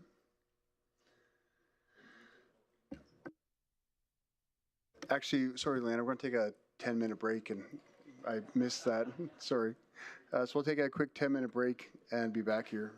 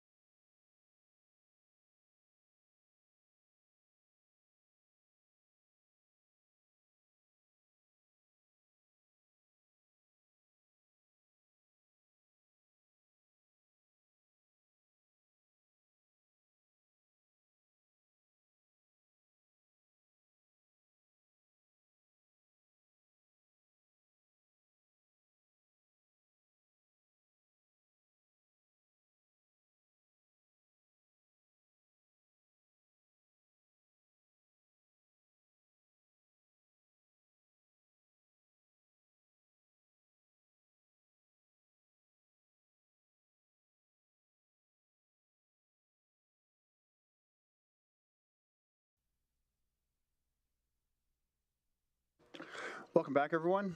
Next up for delegates, we have Leanna Wielden for real. And you need an introduction, but if you want to introduce yourself, Leanna, and you have 5 minutes to present, just remain seated for questions, please. Thank you. My name is Leanna Wielden, and I am here as the volunteer chair of the Community Investment Program Advisory Committee. Today, I'm presenting an overview of the development of CPAC and the process involved in assessing community grants. I've had the opportunity to be part of the CPAC since its inception and prior as a worker in the nonprofit sector. The nonprofit sector had been asking for a system of granting that is not arbitrary for many years, and the current procedure is just that, an impartial review based on information provided through financial statements and standardized application. The current procedure and policy for allocating tax funds for social services was developed through extensive sector engagement, benchmarking to other municipalities and funding bodies, and alignment with policies of the Regional Municipality of Wood Buffalo. Annually, the committee fully evaluates the policies and procedures in an attempt to ensure the most equitable process and dissemination of funds. Recommendations are made to Council for policy changes and improvements as needed, and the current CIP policy was approved and adopted by Council June 24, 2025. The committee members, each appointed by Council, first evaluate the applications for funding individually, and each section of the application is scored according to a rubric based on municipal policy, Council strategic plan, and priorities identified by Council. Collectively, the committee review the aggregated scoring and discuss the applications at length. Considerations include financial risk to the municipality, viability and sustainability of the organizations or projects, Council priorities, outcome measurement, and community need. All decisions regarding the approval or denial of funding are based on Council-approved policy. Applications that are deemed ineligible in the initial high-level review by municipal administration are presented to the committee as an assurance of due process and equitable consideration. When organizations ask for special dispensation by Council and committee decisions are arbitrarily overturned, it sets a precedent and unfair advantage in the sector. I can't help but wonder, what about the organizations that were denied or didn't achieve full funding that don't have a relationship with Council or the capacity to present? When policy is subverted, equity is undermined. If the process and policies are not functioning in a way that Council deems appropriate, Council would better serve the region by directing administration to reevaluate the program rather than discount the investment of time and expertise made by committee members and municipal staff, all of whom have made decisions as mandated by Council policy and a mind toward good financial stewardship. I know that the committee acted with integrity and with the best interest of the region when deliberating and deciding on the allocations. On behalf of the committee, I ask Council to act with integrity and uphold their policy, support the CIP Advisory Committee and the municipal administration by not arbitrarily funding ineligible applications or by overturning the decisions made as per the policies and regulations we are mandated to follow. Thank you. Thanks, Leanna. Councillor Scott. Hello, Leanne. One thing I'll say is that in my experience, and maybe you can debate me on this or indicate whether you agree, policy does not keep up with reality.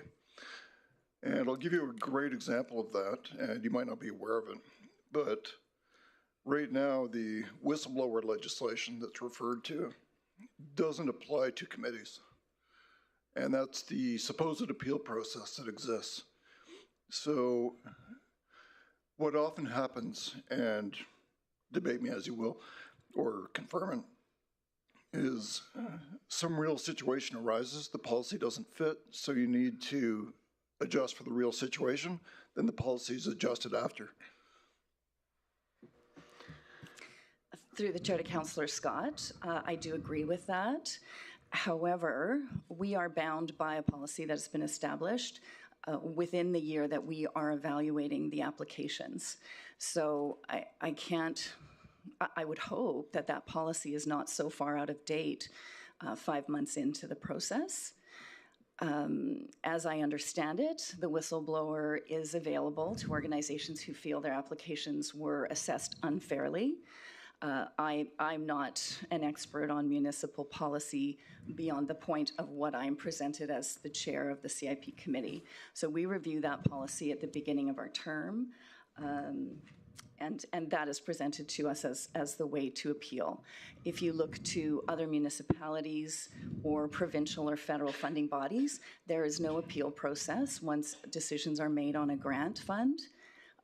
You either get it or you don't get it. In many cases, granting bodies don't even notify you if you're not successful. In this case, municipal staff reaches out to organizations to let them know that they've been successful, or they phone them to let them know that they've been denied and what those reasons are.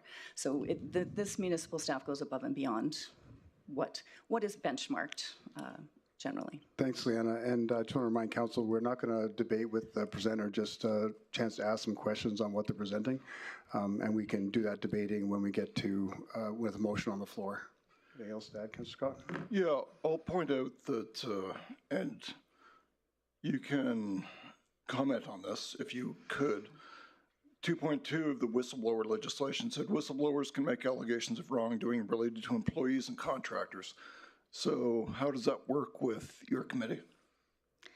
Through the chair to Councillor Scott, I would imagine that's a question for your legal or administrative team on how a volunteer committee is classified. If we are considered contractors, if we are governed by that or not. It's certainly within the policy that the whistleblower function is available. Yeah, and what role do you see of council being here? Are we supposed to rubber stamp decisions of the CIP group? And I say that as kindly as possible. Through the chair to Councillor Scott, I don't think rubber stamping should happen at any level. And I certainly know the committee doesn't. And so I think it's very contrary to ethical, practical application of council policy to overturn when there is an established procedure that is impartial. We had a very arbitrary system previously, and in some cases that was fantastic for certain agencies and organizations that are great at presenting, that have great personal relationships, and created a barrier for those that don't. So as a recipient of funding from the municipality, in my other hat, if you will, this feels much more fair, the policy and procedure that we have now. Is it perfect? No. And that is why the committee spends time evaluating it post each application period, to make sure that we're making recommendations to council to tweak policy and to make things more equitable, and to continue to align ourselves with municipal funders across Canada. A mistake. Go ahead, Councillor Scott, your question. Yeah. So it appears to me what you're saying is you believe that council has some role, but they should defer to the CIP committee on all matters. Do I have that mistaken? Through the chair to Councillor Scott, I think you're simplifying or overstating that, perhaps, to make a point. So I think council sets policy, and I think the volunteer committees work to uphold that policy. Does council have the opportunity and in its capacity to make dispensation? Absolutely. Will the committee make mistakes? Will administrative staff make mistakes? Will council make mistakes? We're all human, but I can guarantee that everybody on the committee enters into each year wanting to fund as much and as many organizations as possible. We don't go in with a mind to deny. We are looking to support the community, but in a fiscally responsible way. And we are deferring to your policy. So you have a role of changing your policy if you feel it's not being applied appropriately or it's not meeting the needs of the community, and we defer to you. If you could help me understand, what are the public-facing elements of this process? So what does a recipient get to see after it's all done? They get a letter and some sort of a discussion. I understand all the debate happens in camera. What else is there? Through the chair to Councillor Scott, if you start at the very beginning of the application, community members have the opportunity to meet with municipal staff to discuss the process and the application and receive feedback on that. The applications are submitted and internal staff at the municipality review those applications, and things that are not eligible, for instance, if somebody has mistakenly included a capital cost within their application, that amount would be deducted as a recommendation from municipal staff to the committee. We see those evaluations, we see the applications, and we evaluate each application line by line individually, and then again as a full committee. That application process would be front-facing, I would suggest. The in-camera conversations allow committee members to ask questions and offer viewpoints without fear of repercussion. So that is an opportunity for the committee to uncover bias, whether it's conscious or unconscious, and work through that so that we can be equitably distributing funds and evaluating applications. After it's completed, notifications of successful applicants are emailed by the municipal administration, and municipal administration phones organizations and individuals that are not funded, so they can tell them that news as quickly as possible and in person to answer questions. They have the opportunity to meet with your administrative staff to review their scoring and to get feedback on it as well. So there's very little that the recipients can make a whistleblower process about in your situation. They don't know how the decision was actually made. They just see a resulting letter and some feedback that they get. Through the chair to Councillor Scott, that's correct, and that is aligned with, I would suggest, every granting procedure. Yeah, and it's a delegated authority. So this council has essentially said, CIP committee, here's X dollars. Not transport it, distribute it. Thanks, Ty. Distribute it as you will. Is that fair to say? Through the chair to Councillor Scott, yes. You have, the council appoints the committee members. So committee members apply through an online portal. There's a drive when the terms are up for committee members. Community members apply, council reviews those, and council appoints the committee members. So you have delegated authority to people you have selected to represent you to adhere to your policies. And you'd agree with me that this council has ultimate accountability to those that elected them. Is that correct? Through the chair to Councillor Scott, of course. Yes. Okay. Thanks. Thanks, Councillor Scott.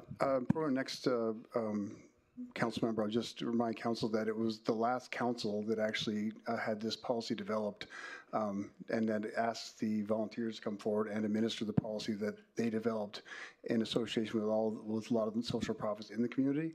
So it may not be the wish of this council to move forward with this policy, but the policy that they're working with is a policy from the last council in 2022, I believe is when it started. Through the chair to Mayor Bowman, this policy was approved by Council June 24th, 2025. So there was an initial policy in 2022, but it is updated annually and suggestions for changes are made. Perfect. Thank you. Councillor Vardy?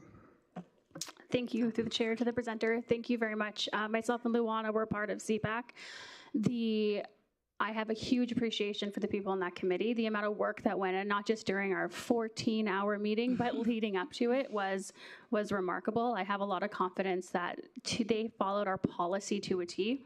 My question is, being a policy hound myself, you had talked about you review the policy annually and look for areas of improvement.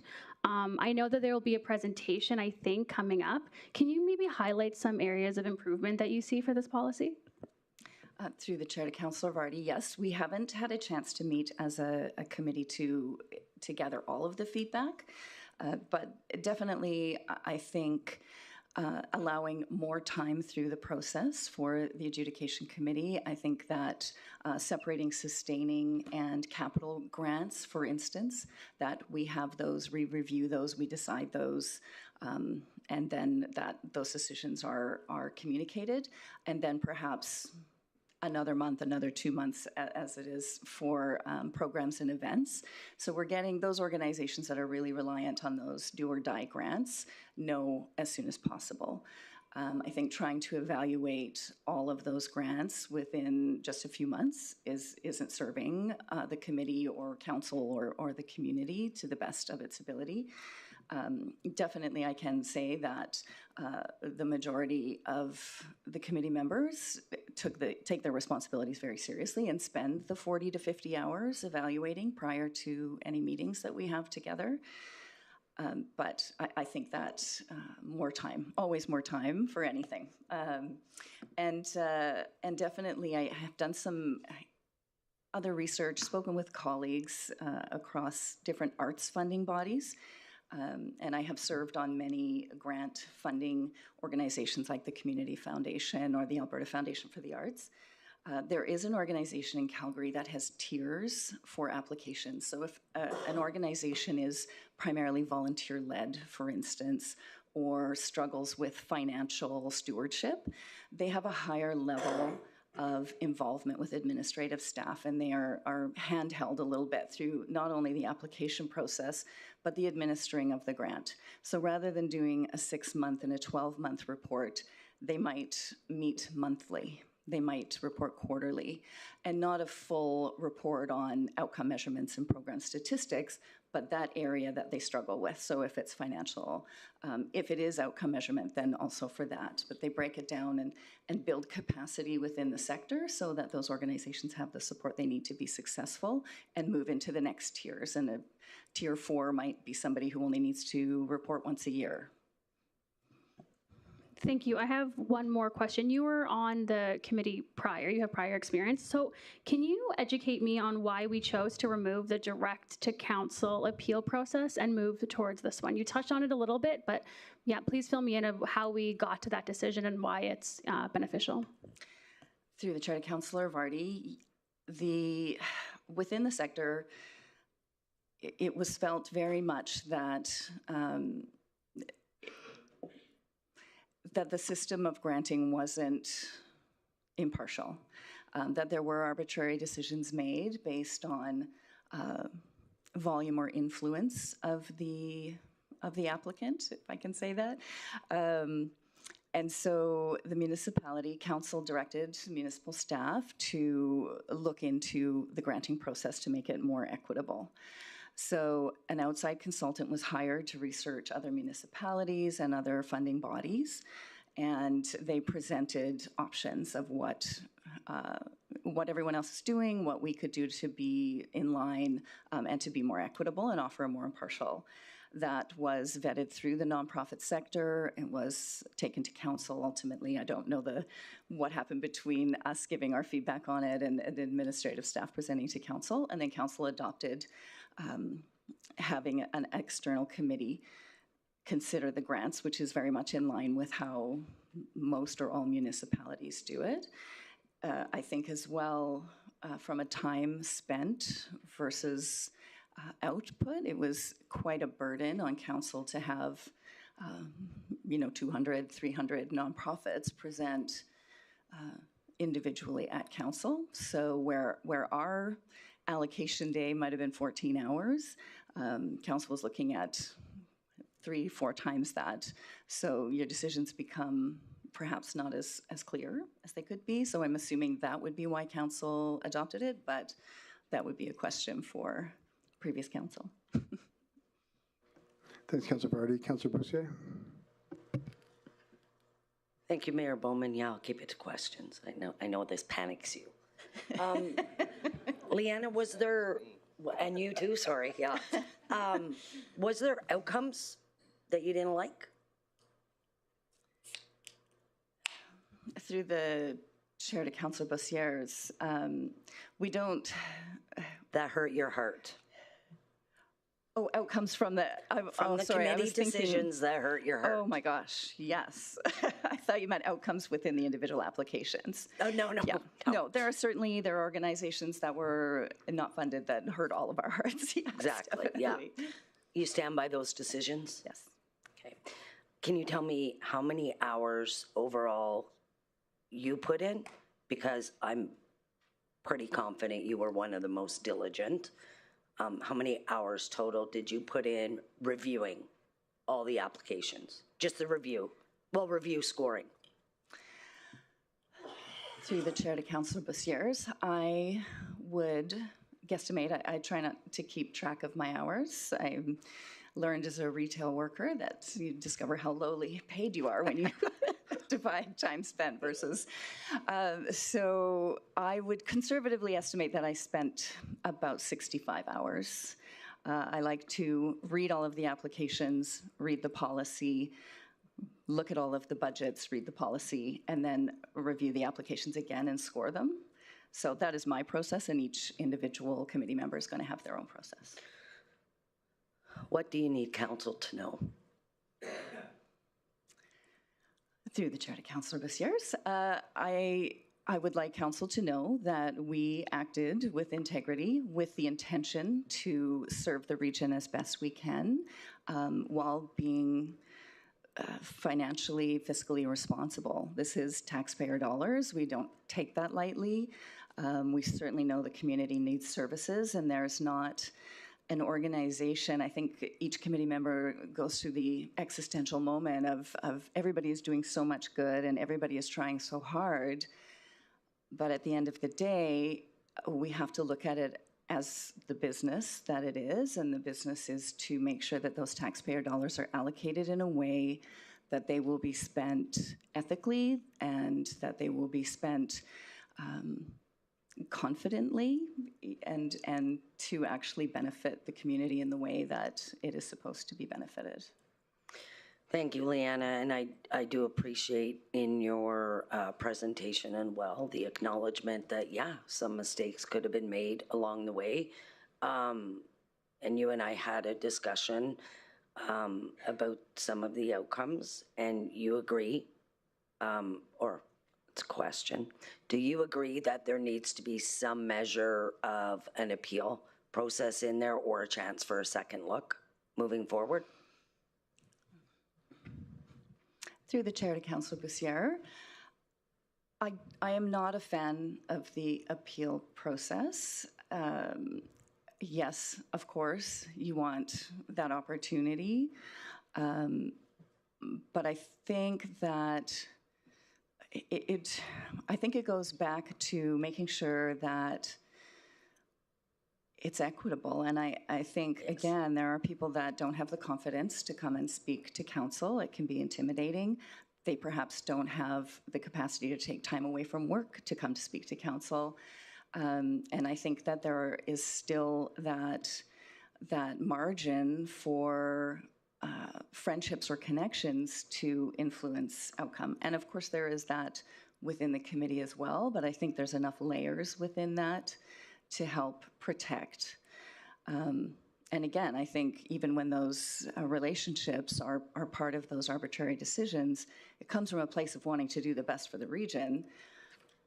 But there's so many other considerations, and I don't necessarily think that time is spent looking into the financials, looking into the capacity of the organization, unless you have people that are dedicated entirely to that.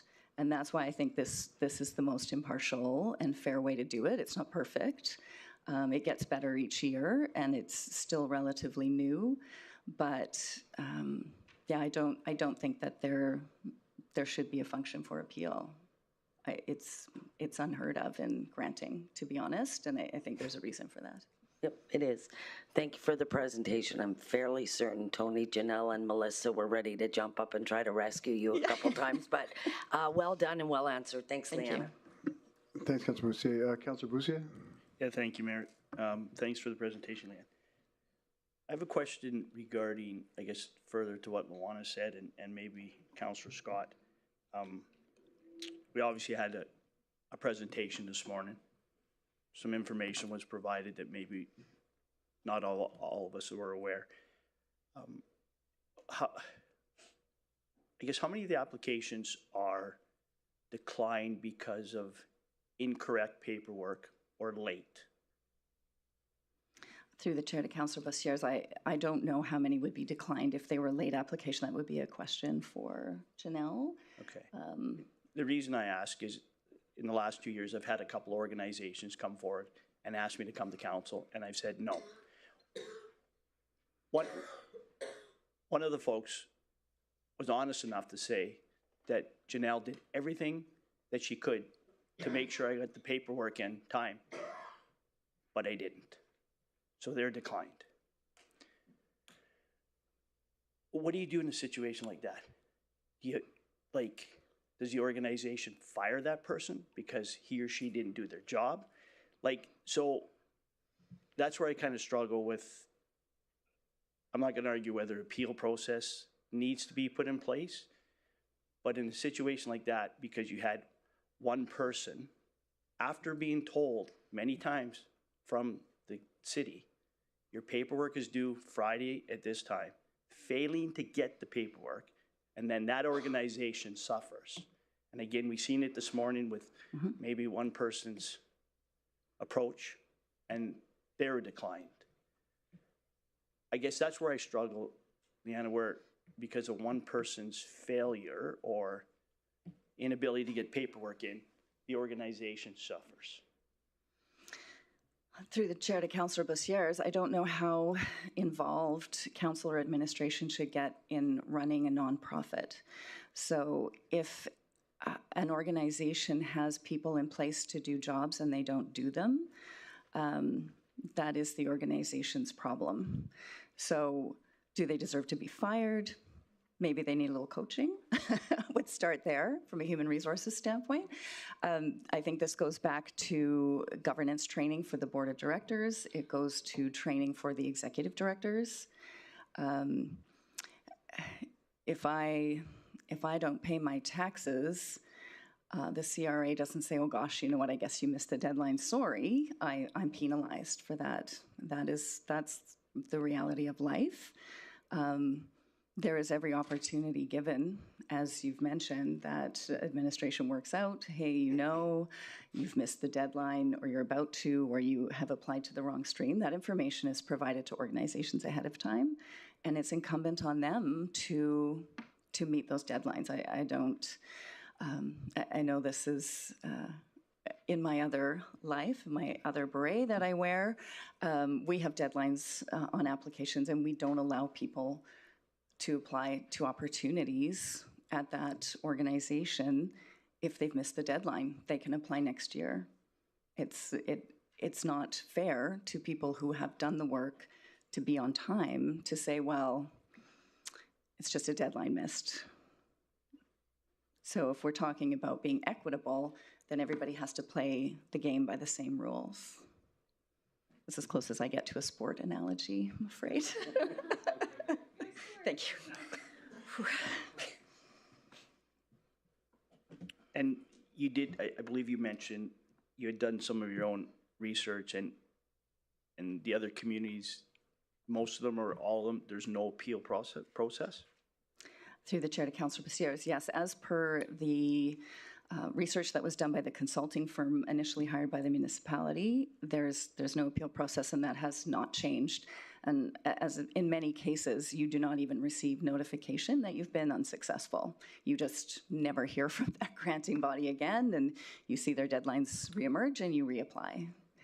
So I do believe that the administrative staff or the policies and procedures within this municipality are quite fair and offer opportunities for organizations to put their best foot forward in application, to meet deadlines, to receive feedback. Even if you're successful, you can also approach municipal staff and say, what did I score? What were some of the comments? So you don't get individual comments or feedback regarding your grant from any other funding body. Okay, thank you. Thanks, Councillor Bussières. And Councillor Allen, you have a question? Thank you, Your Worship, and Leanna, thanks for the reminder on this one. I guess because I'm familiar with, over the years, I'm used to doing that individual grant process, and it is very cumbersome, and I can tell you it's extremely difficult to say no to someone who's sitting in front of you. Many times we were turning down applications because they were a duplication of services as well, and yet the proponent will argue adamantly that theirs is completely unique to the other one. And Councillor Bussier has reminded us of a policy on many times in this term so far, and not just during this process. So I guess my question to you as someone who has been involved in applying in this grant stream and has now been intimately involved in the application of the current policy, is there anything in the policy that you see could be improved or changed so that this policy or this council could look at that when we do the annual review for this upcoming year? Through the chair to Councillor Allen, yes. As I said, we haven't had a chance to meet as a committee yet to gather feedback from all of the committee members, which is our standard operating procedure. But I myself have got many suggestions, and I know that the committee will be very vocal about things that have to be tweaked. We are bound by the policy that is approved and set by council, so we don't have wiggle room, unfortunately. And I know there was one application that the committee revisited 3 times during that deliberation time, really trying to find a loophole, but we could not. So that, that was the one where all of us were, our hearts were hurting, as Councillor Bussier has mentioned, and other ones where there are situations where we're not able to, in our function or capacity as the committee, to make a final decision and have to defer it to legal or to a different entity within the municipality. So those decisions are made as per the policy that we are bound by, that we are mandated to operate under. Changes, as I've mentioned when Councillor Vardy asked, I think looking at a tiered system, while it's administratively a burden, I think would benefit the community greatly. Building capacity within these organizations that are very important, that struggle year over year with expressing what it is they're actually trying to accomplish. And by having those clear, easy to read financials and that plan for sustainability. So I think that would be my number one recommendation. That's not necessarily policy as procedure, but again, would be mandated by council, whether that could be implemented. And we will go policy by policy as a group and come up with things that were stumbling blocks for us in order to fulfill some of the ones that hurt our hearts. Good. Well, thank you for that, and I thank you for all the time and you've dedicated to this. It's a good reminder to folks like me that really want to say yes to everybody, right. and so I have a new commitment to you as a group. Don't take any offense to anything that's ever said. We think, I think, and I'm sure my colleagues also think that you've done a spectacular job in the deliberations and some tough decisions. So I'll be be very mindful of that as we continue on in our deliberations. But I'd certainly appreciate any feedback you may have later, so that if there's things that can be tweaked, it's very easy for those of us around the horseshoe to miss things in a policy. We see so many policies where we're not necessarily developing them all ourselves, but we are the ones that are the body to approve them. So you're in the direct application of it. Your feedback is going to be very valuable. Yeah. And if I may, Councillor Allen, it's equally difficult to say no to an application when the people are not sitting in front of you. Correct. Good. Thank you very much. Thanks, Councillor Allen. Councillor Brandt, you have a question? Yes, Mayor, thank you.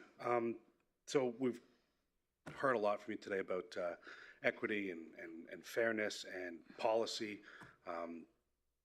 all great things. When we talk about certain things not maybe making it to this level or we're not aware of, and you talk about relationships with councillors, I've discussed with my colleagues here and administration talking about something that was known as Big Block of Cheese Day. Are you familiar? Andrew Jackson? The president in the States started Big Block of Cheese Day. He had a 1,400-pound block of cheese brought into the White House to talk to the citizens and invite them in. The Obama administration brought it back, and they made it an open day for people to come and talk about their issues. Not necessarily fringe groups, but anybody. So when we're talking about handing out money and things of this, maybe we're not actually hearing all of the things. You're getting these applications. Some people don't know. So you're talking about equity. I don't know if it's an administrative nightmare or how we deal with it or what it turns into, but a day that would be dedicated for these groups to come forward, tell us their issues, talk about what they need funding for, and have more of a council input, because this seems to be a council that wants more influence on these things. Is this something that would work with the CPAC committee? Is this something that could be done? Are you aware of something like this being done other places? Through the chair to Councillor Brandt, the municipal staff does open houses in advance of the applications where community members are welcome to come and learn about processes and probably could at that time offer feedback. Certainly it's within council's purview to meet with community members, to have a day, a cheese day. Who doesn't love cheese? And it has been brought forward to the committee as well that we have organizations present to the committee. Part of the findings in the initial launch of this particular procedure and policy is that's quite burdensome to smaller organizations, again, volunteer-led, ones who can't get time away from work to do that per se. I don't think that the committee would be against hearing, but I think, again, it goes back to becoming a decision made based on tugging of the heartstrings rather than the quality of the application. And as cold and clinical as it is, deciding it based on information provided through a standardized application form and through financials is truly the only way to have it be equitable. It would be great to be able to fund every organization. And yes, there was money available that was left over, but the objective, as the committee understands it, is not just to spend all the money. We have heard time and again that the budgets are getting tighter, that the money is not flowing as freely, that the municipality needs to look at efficiencies. And so if an organization is clearly not sustainable and not taking steps to correct that, or they're not providing enough benefit out of their program to justify that investment, it really has to come down to this versus that on the applications and the financials. We have to look at it clinically rather than, oh gosh, I wish this existed, and I know they're only going to last for 2 years because they're going to blow through their money. It doesn't make sense. And as a business owner and as somebody who is the leader of a nonprofit, I look at the applications from the point of view of, would I invest in this business? And if I wouldn't, then how in good conscience can I take taxpayer dollars and fund it? And it's not up to me alone. There is a committee. It's all of our voices are heard, and that's the benefit of in-camera. Although that's closed to the community, as I said, it allows for free expression so that we're not couching what it is that we say, and so we can be honest and we can uncover those biases and work through them and make sure that we're looking at what we need to look at. We're not listening to gossip and innuendo. We're not looking at social media impact. We're looking at this is what is presented and this is how we measure it, and these are policies that we are mandated to use to determine them. Okay, thank you. Thanks, Councilor Brandt. I got to remind council, because we're kind of rabbit holing here quite a bit. It's not her committee. And her policies, it's a policy that council by majority, after having a consultant do a study, came up with, and council voted on it several times in the last 3 years. She just happened to decide to want to come up here today to give the opinion of the committee. So I don't think she should be targeted in any way, because she's actually just give me information what's on our policy. They're not doing, it's not CPAC's policy, it's council's policy, and we at any time can change the policy whatever we want. If we want an appeal, we want everybody to come in front of us, we can do anything like that. So it's wide open for us to make that decision. So I do agree with some of the councilors with appeal things, like Lance mentioned. We were lucky at some things that couldn't get funded, that some local organizations stepped up and helped those organizations. and there's always going to be things that fall through. And I do appreciate council being able to, even now, we can, I'm not going to say do whatever we want, but I'm going to say if we want to change the decision, we can. We do have that capability, but I do appreciate coming forward. Thanks, Leanna. That, again, wasn't a question, but I just wanted to let council know we're kind of rabbit holing. It's not her committee. Sorry. Councillor Scott, your question? Yeah, just a quick one. I just want to thank you and the committee for all the work you do. It's obviously not anything to do with you. I think the policy is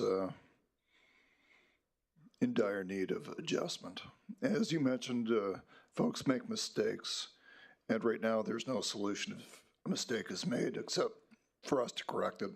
So I would just say that I realize that's not a question, but I do not see a technique to remedy mistakes right now, which is a problem.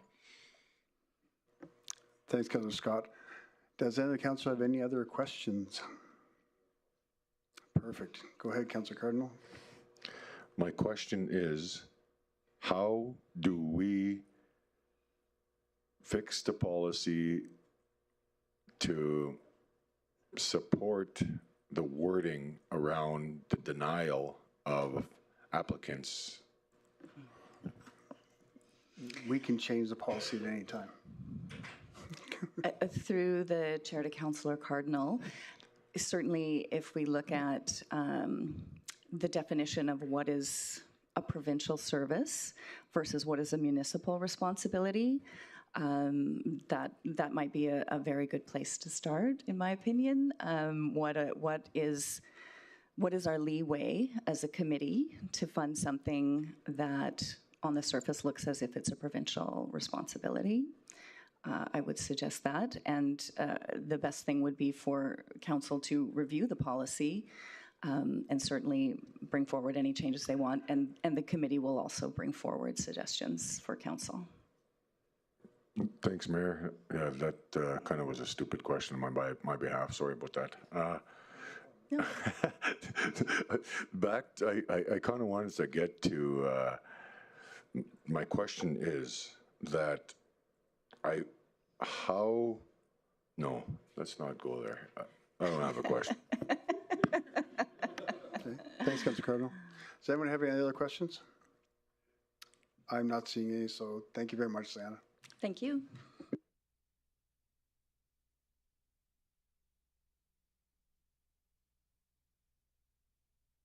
And the last delegate before lunch, we have Melanie Snyder. And Melanie, just to remind you, you have 5 minutes to present. You just remain seated for questions afterwards, please. Hi, I'm Melanie Schneider. I'm the Executive Director from the Fort McMurray SPCA. I'm not sure how to follow that as I'm requesting a review for a denied CIP capital funding. I was like, oh, that's a rough one to follow. We had asked for $135,000 to assist us in buying a spay and neuter trailer to access the rural communities.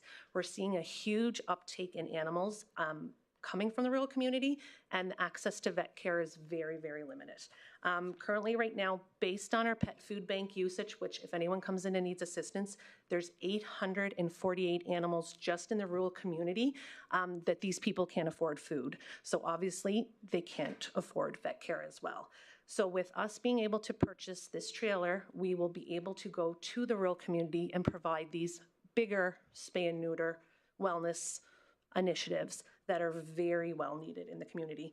Just in perspective, in 2025, we took in 201 juvenile animals out of the 573 intakes we had. That's 35% were babies. That's increased by between 15 and 20% from the following year. Also, we're seeing an increase in disease outbreaks within the community. We currently just had a case of panleukemia. Not sure if we pronounce that right, so it's panleuk, which affects cats. So that is something that it's similar to parvo in dogs, that once it's in the community, it's really hard. We did lose our little baby kitty despite our best efforts. So vaccines are very important. The kitten did come from one of the rural communities. Currently right now, we did offer free spay and neuter services to Fort Chipewyan. The biggest hurdle that we are hearing is being able to get the animals to us. We can open up more surgery spots. We work very closely with Northern Vet. I have surgery days every week. I can pre-schedule days where we can bring in all these animals with the assistance of animal control. However, people are still struggling to get their animals into the Fort McMurray SPCA to provide these spay and neuter services. With the purchase of the spay neuter van or trailer, because a van would not suit our needs, we're hoping to be able to do more trips, day trips, or obviously in Fort Chip we'd probably have to stay a week to provide these very essential services that is very needed in the rural community. And that's all I got. I didn't want to go over 5 minutes. You're well under, Melissa. Councillor Brandt, question? Yeah, so lots to take in. Obviously, this is a huge issue. I'm not going to dive into all of it right now. No. We've already heard about some of the issues we're dealing with the policy that we have in place. But for this particular matter, so this trailer, from my understanding, would allow us to go to these places and actually deal with these spay and neuter clinics, since getting people in the rural to come to us is the problem. Absolutely. An example is we had a lady on the SNAP clinic to bring up her female dog. Even worked with animal control. Very hard to get the animal up. She currently has 5 puppies now. I just got that news this morning. So now I have a mom and 5 puppies that I have to try to bring into our care to get them fixed and adopted out, because if they stay in the community, they're just going to keep reproducing. So when they come into your care, you have these appointments with a vet that's taking up the vet's time. This is part of the problem that we're dealing with in the region. Again, we don't have time to get into all of it. No. Just sticking with this. To your knowledge, what was part of the reason you were denied this funding for this trailer? So based on my conversation, it is because we didn't ask for a tow trailer to go with the 26-foot trailer.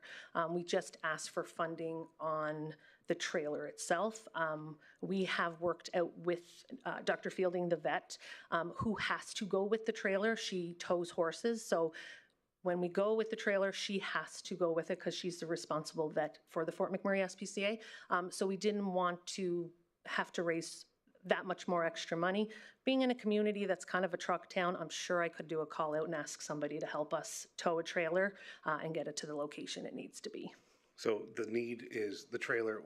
Why the trailer instead of a mobile van or something? So I know there's a new vet in town that has a mobile van. They do not do surgeries. And the price difference is pretty significant. For the trailer, it's $190 US. For a mobile larger, it's over $300,000 US to purchase that. Cost saving issue. You don't need the truck. It's already going with a vet. It's not like just a volunteer is taking this Absolutely trailer for fun. not. So a vet needs to go with it regardless. Yes. They have to do the vet you use surgeries. has a truck. Kind of defeats the purpose, right? Yeah. So, yeah. Sorry, you said it's $135,000. Is that the total cost? That's half. The total cost would be $189,900 in US dollars, because we purchase out of Arizona, Phoenix, Arizona.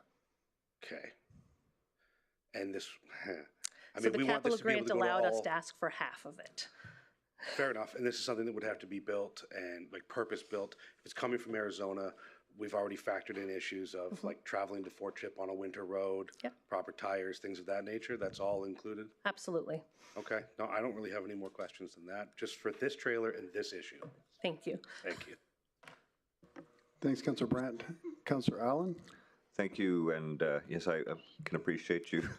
It's a tough act to follow that you just got into here now, and it just, as a former board member with the SPCA, this has never come up before. So, is this something that's new, and is this a service that's being done in any other jurisdiction in the province or in Western Canada that you're aware of? Chair to council, absolutely. Edmonton Humane Society has a mobile van. I reached out and I've been working with the Edmonton Humane Society. Their biggest hiccup is the trailer. The trailer that they have, they can't do large canine spay and neuters. Like, it's limited space. So in order for us to go into the rural community and deal with the big dogs, we need more space. So when they came up here to help us, they couldn't do any dogs. They could only do cats at the time, or small breed dogs, which we don't see a lot of. Right. And this is something, I guess, as far as use is concerned, there's that big a demand? There's something that would be utilized once a quarter, twice a month? We're hoping, our goal would be every 2 months, pick an area to go to. Obviously, with Fort Chipewyan, we have to utilize the winter road when it's open. So we would start off with probably once a quarter and then work through the need. It's very hard to get the amount of animals in need in the rural communities because there's no database for that. So just based on me going out into the community, the conversations I'm having with community leaders, they're asking for it. So I think this will be a good time to provide them that service. Okay, well, I mean, as a social profit, to come forward with an idea and have a desire to provide that need, I can really appreciate that, and I can appreciate the need and what kind of service it would provide to the community. So I guess my thought is at this point, because of what we've heard previously as well, if there's a way to mitigate the challenges that led to the denial of your application, that may be a way, just a suggestion, a way to reapply, maybe not even in the not too distant future, but to tweak it so that we can take another look at it. But I think if the concerns are there, maybe we have to, as a council, either revisit our policy or maybe there's another way that it can be helped, either with donors or, but I mean, if you have one person who said, well, I could use my truck every now and then, it doesn't give you that sustainability either. So, and I won't get into the whole thing about buying a truck or anything like that. That just puts me in an awkward position. But we would, I mean, I'm trying to wrap my head around it because it's never come up before. And it's a new idea. But it's not, this is not a must-have immediately, or it's we would like to provide this service. Well, of course, I'd like it yesterday, but yes, in the near future, we would like to see it because we're seeing an increased number of puppies and kittens being born in the rural communities, which is flooding the shelter, which is causing issues. Okay, and since you have a shared space as well, I guess, with animal control and bylaw services, is there an opportunity for partnership with them? We work very closely with animal control. They can identify the animals that need our assistance. They will transport the animals for us. They can bring them into town and then provide that service here? Yeah, as long as it's on the municipal side. They'd have to get the animals to the municipal side. They don't go on the First Nation lands to pick up the animals. Yeah, we're not permitted to, but at the same time, if there's a need from the First Nations, we have good relationships there where I'm sure that could be accommodated. Yeah, and there's still that little bit of a hiccup where they don't want to bring them over to the municipal side, or they want us to go scoop them up, as I've been told. So if you have permission, go for it. But I wish. Yeah, I just I just want to reiterate that it's a difficult one, but I certainly support the concept. Thank you. Okay, thank you. Thanks, Councilor Allen. Just for my council, just to stick to questions from the presenter. We get into debate, it'll be later on. Councilor Scott? Hi, what's the impact of not receiving the funding? What will be the net result? Or if we wait for a year, for example? I think we'll still see a huge increase of puppies coming into the shelter, that if we had been able to spay or even neuter the dad, that we wouldn't have those issues. And how's the shelter doing financially, if you're able to speak to that more generally? I can speak to that. So we did go through a little bit of a rough patch. I can absolutely state that last year we did do significant cutbacks, and we are not our audited financial statements. We have made a profit of over $175,000 based on all the cuts that we had to do to get there. And do other regions in Alberta or Canada have such a service? There is 2 in Ontario, and Edmonton does have one, just smaller scale. Yeah, and I think it's fair to say we have one of the largest regions in North America. And what would you say the need is in these rural communities? You've spoken to it more generally, but how big is the animal control issue from what you're observing? it's very hard to come up with numbers of how many animals are in the rural community. I work very closely with Fort McKay Protective Services. They're kind of the leader in this, and they are now starting a registration system that in order to access things like pet food bank, the spay and neuter services, their animals have to be registered with Fort McKay First Nations, and then they'll communicate with me if that is done. I know Janvier is making strides on identifying the animals, but there's a lot more data research that needs to happen, and I'm unfortunately not able to obtain that information. That has to come from the rural communities. Thanks, Councillor Scott. Councillor Boussier. Thank you, Mayor Bowman.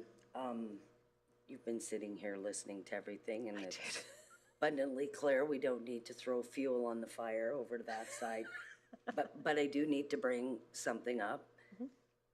Your rejection letter had multiple reasons why you're, I'm not asking you to talk about them. Okay.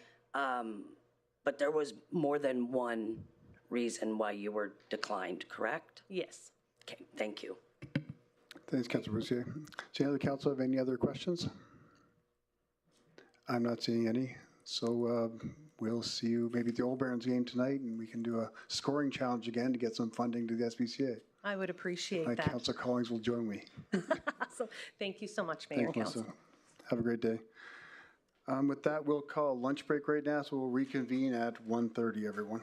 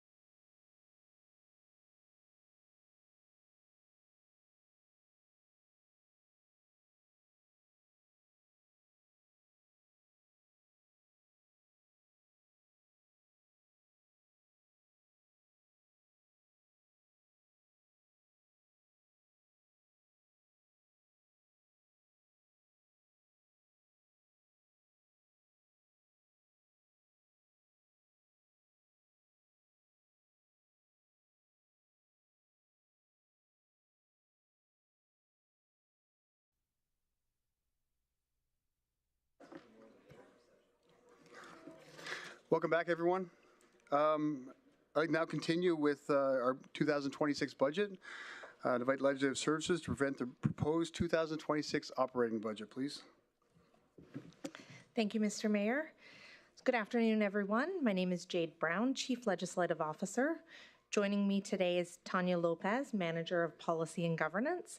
We're here today to present the proposed 2026 operating budget for Legislative Services and answer any questions you may have. Our department consists of 3 branches: Legislative Services, Tribunals and Committees, and Policy and Governance. Legislative Services preserves the integrity of the democratic process by managing and administering legislative functions set out in the Municipal Government Act and the Local Authorities Election Act with impartiality, integrity, and professionalism. We're responsible for legislative meeting support to council and council-appointed committees, management of legislative tribunals, overall management of municipal elections and by-elections, as well as policy governance, development, and advice. Our team, as noted, provides a range of services, including council meeting support, clerking support for 15 council-appointed committees, management of 3 tribunals, the Subdivision and Development Appeal Board, Assessment Review Boards, and Community Standards Appeal Committee, elections, as well as development, revision, and maintenance of municipal policies and procedures. As depicted on this slide, as of September 30th, 2025, actual revenue is appearing over and expenses are at 59% of the total 2025 budget. The overall proposed 2026 budget is $2,761,337. This is an increase of $207,335. As previously mentioned by the Chief Financial Officer, the 2027 and 2028 plan years include a 3% increase to incorporate inflationary considerations. The 2026 proposed revenue is $7,000, which is the same as 2025. This is for estimated fees paid by complainants for tribunal hearings throughout the course of the year and is calculated as an average over the past 3 years. The 2026 proposed expenses are $2,768,337, which is an increase compared to 2025. Changes to the 2026 proposed expense budget in comparison to 2025 include salaries, wages, and benefits sees a proposed increase of $726,484, which is mainly due to the policy and governance team moving from legal services to legislative services. Contracted and general services sees a proposed decrease of $516,069, which is largely due to 2025 being budgeted for an election and 2026 is not. Included in our 2026 budget request is $15,000 to support mandatory certification requirements for Subdivision and Development Appeal Board members, Assessment Review Board members, and Community Standards Appeal Committee, as well as legislative services staff. An additional $18,000 is requested to support training initiatives and reflects the need for ongoing training for legislative services staff, particularly as several new team members have joined us over the last number of years. It also includes funding for council training, such as governance refreshers, which has been budgeted for in prior years, should such training be required.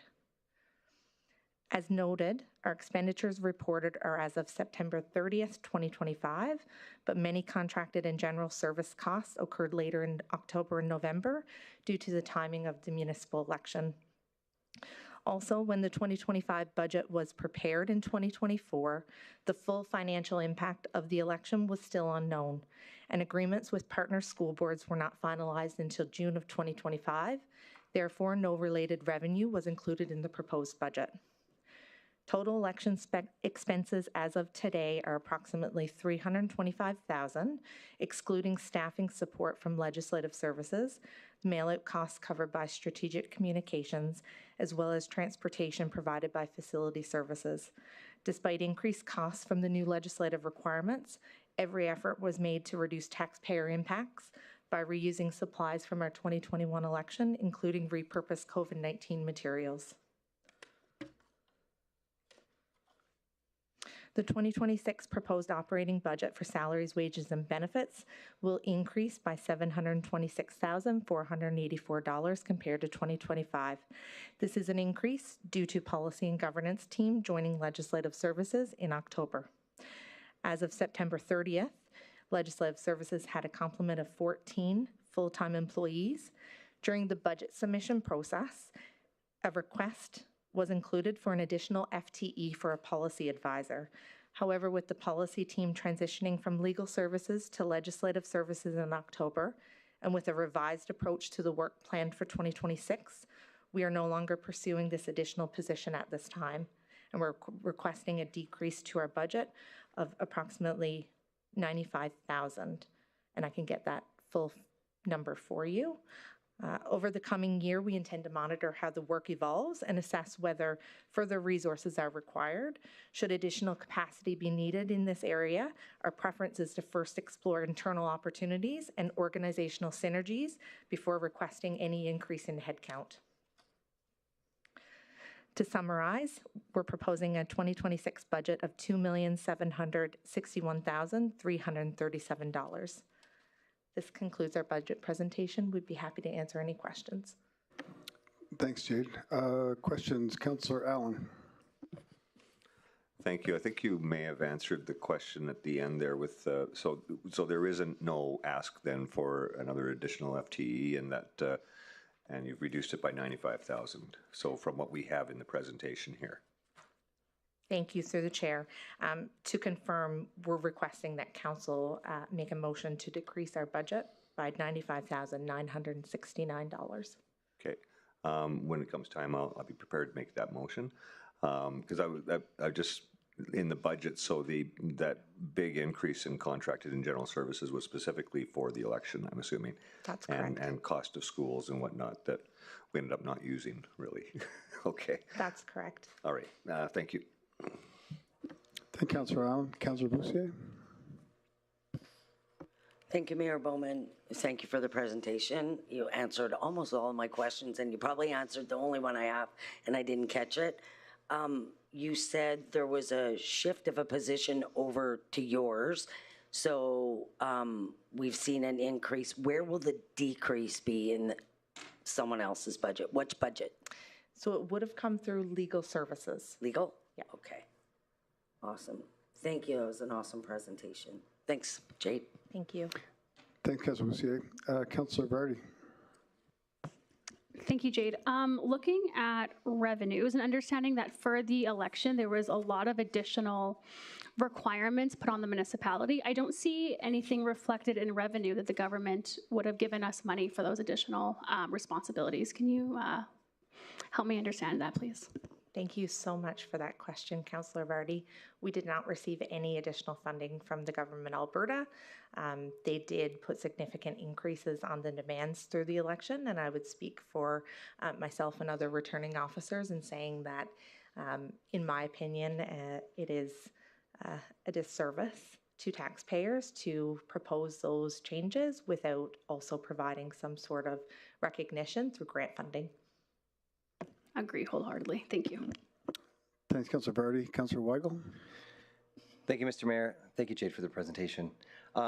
You said that you guys brought on extra people in the department. So who did you lose? Because the difference of FTEs are only one. And so what department did you lose or what went away? Thank you for the question. Through the chair, the council relations team that supports the council members through the chief of staff office moved out of legislative services earlier in 2025. And then the move from legal services happened in October with the policy team moving in from legal. Awesome. And so the council relations team, that will now fall underneath the CAO budget? That's correct. Okay. Thank you. Thanks, Councillor Weigel. Councillor Scott. Jade, thank you for all you do, not only for this table and all of us, but for the region. I know it very well, having sat beside you for 4 years. The election is going to require some sort of a review on what happened. I'm sure you've thought of that. Is that idea built into the equation, or is that something that would have to be developed as we go along and a motion brought specifically for that? unless you've built it into the equation. Thank you for the question, Councillor Scott. I'm happy to report that we have built that into the equation. Our team is currently reviewing actually our survey that just recently closed. We did go out immediately after the election to our residents to find out what worked well, what didn't work well, accessibility, you name it, to gather all that feedback. We're working through that survey, and I'm looking forward to bringing a report to council in the coming months. You know, just one quick follow-up. How much additional cost was there given the changes made by the provincial government, would you estimate? Through the chair, in comparison to 2021, I believe it cost us approximately 200,000. However, we did receive significant grant funding for the 2021 election, so it was a very low cost to taxpayers. So we've received a lot of funding from the province due to referendum and Senate votes that we conducted. This year, we're currently sitting at 325,000. And that's without the salary costs attributed to returning officer, substitute returning officer, and the majority of our legislative services staff that supported. And if I understand what you indicated earlier, the provincial government increased the burden but didn't give a corresponding increase in assistance to meet that burden. That's correct. Yeah, we should just send them a bill. We all agree, Councillor Scott. We should send them a bill. Does any other council have any other questions? I'm not seeing any, so thanks, Jade. Go ahead, Councillor Allen. Just Jade, can you repeat that number one more time for me? 95,000 and change? Yeah, 95,969. 969. Thank you. Councillor Cardinal. Thanks, Mayor. Thanks, Jade. And curious to who do we ask for the money if we were to go to RMA? Through the chair, you're speaking about the election? Yeah. Through RMA, I'd encourage conversations with other local governments about their challenges. I know most returning officers right now are in the position of preparing these annual reports to go to their councils. They're looking at things like staffing comparisons and staffing complements within their legislative services team to support continued advocacy and support of different legislative requirements. This falls under the municipal affairs government. Okay, municipal affairs. Can maybe we get your department to create a document that states, you know, some of the funding that we have incurred as a municipality, and it's $95,000, but I mean, we shouldn't be the ones paying for it, right? Through the chair, the 95,000 is attributed to the additional FTE. With respect to the election costs, I'd be happy to provide council with whatever information you need in advance of RMA. Yeah, sorry. That's what I meant. I didn't know it meant. I didn't mean to throw that number out there, but that and maybe some speaking notes for us when it comes to RMA. Thanks. Thank you. Thanks, Councillor Cardinal. Does any council have any other questions? I'm not seeing any. Does any councillor have any motions they want to make? Councillor Allen. Yeah, if this is the appropriate time, I would move that the 2026 proposed budget for legislative services be reduced from $2,628,721 to $532,752, which is a reduction of $95,969.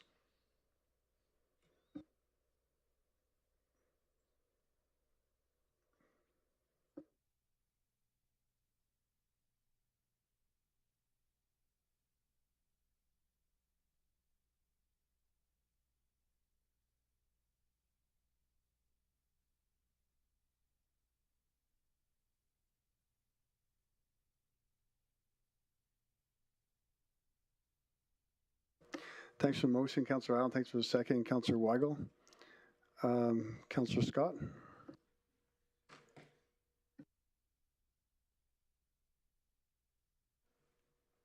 It's all good. Do you want to speak to that motion, Councillor Allen? Yes, thank you, Your Worship. I would follow up just by saying I really appreciate, we don't always get an ask for additional staff and then have that withdrawn. You've found some ways in your willingness to work within your department to find ways to make up for additional workloads with your existing resources. I think that willingness is appreciated, and I'm happy to bring forward that motion to reduce your budget any way we can.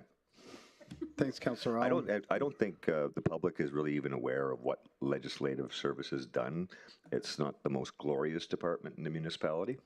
You're not out there clearing snow, and you're not out there performing a service that people see on a day-to-day basis. But I think council really values the work that you do, and really you make our job so much easier and keep us all on track.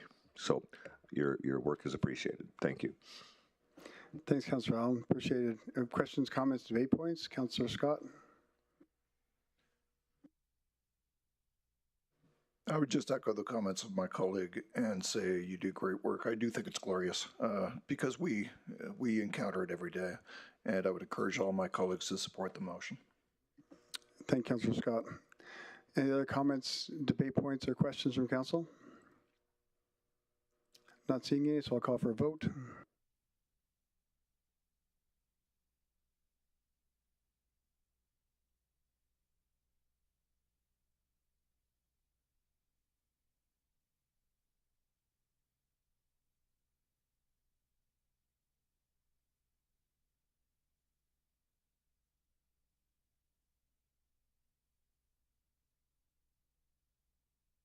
And that's carried unanimously. Thank you, everyone. Moving on next, I'd like to invite Legal Services to present their proposed 2026 operating budget, please.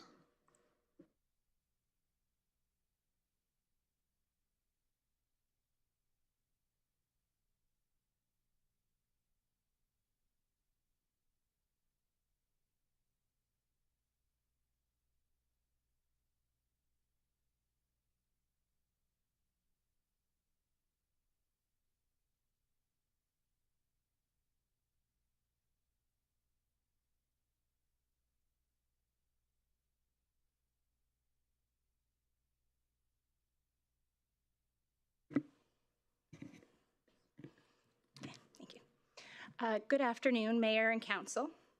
My name is Caitlin Hanley. I'm manager of the Legal Services Branch, which is part of the broader Legal Services Department.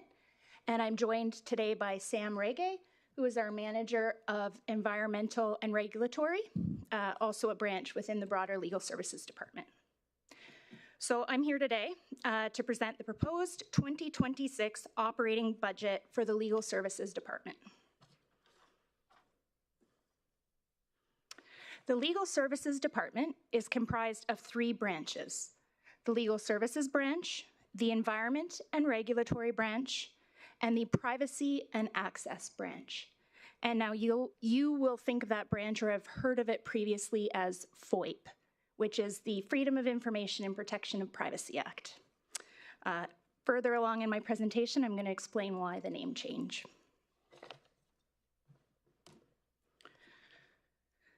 The mandate for the entire Legal Services Department is to provide advice, expertise, and services to internal departments aimed at guiding the organization to meet its legal, governance, environmental, regulatory, access, and privacy obligations.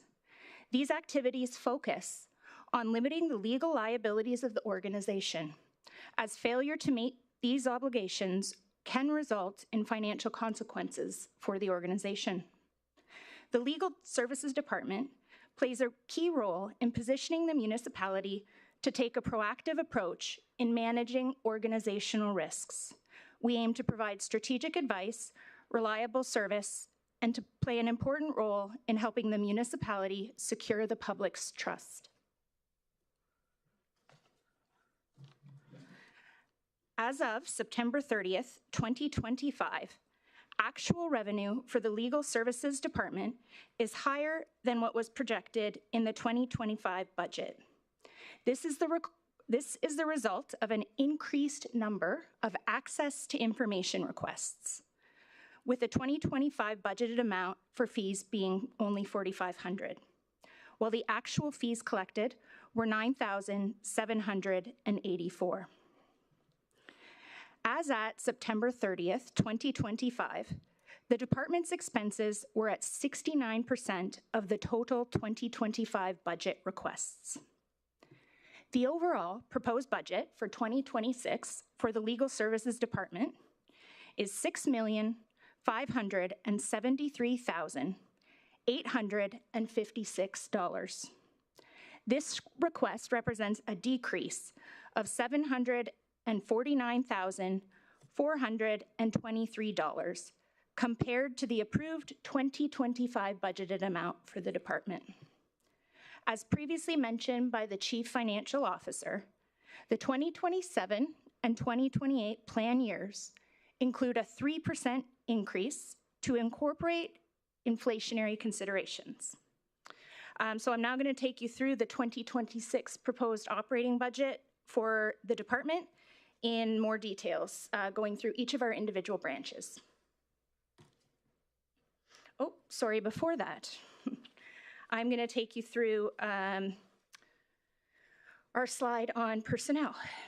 So this slide shows the proposed operating budget for salaries, wages, and benefits for the Legal Services Department will decrease by $301,695 compared to 2025.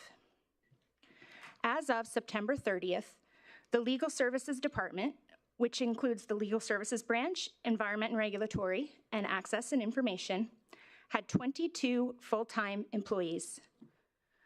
The 2026 proposed staffing levels of 2022 represented on this slide is as of September 30th, 2025.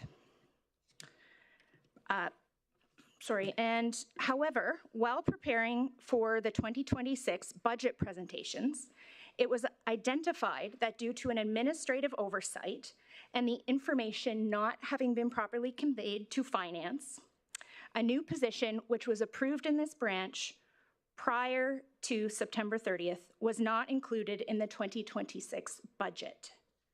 So this position is a privacy and access coordinator.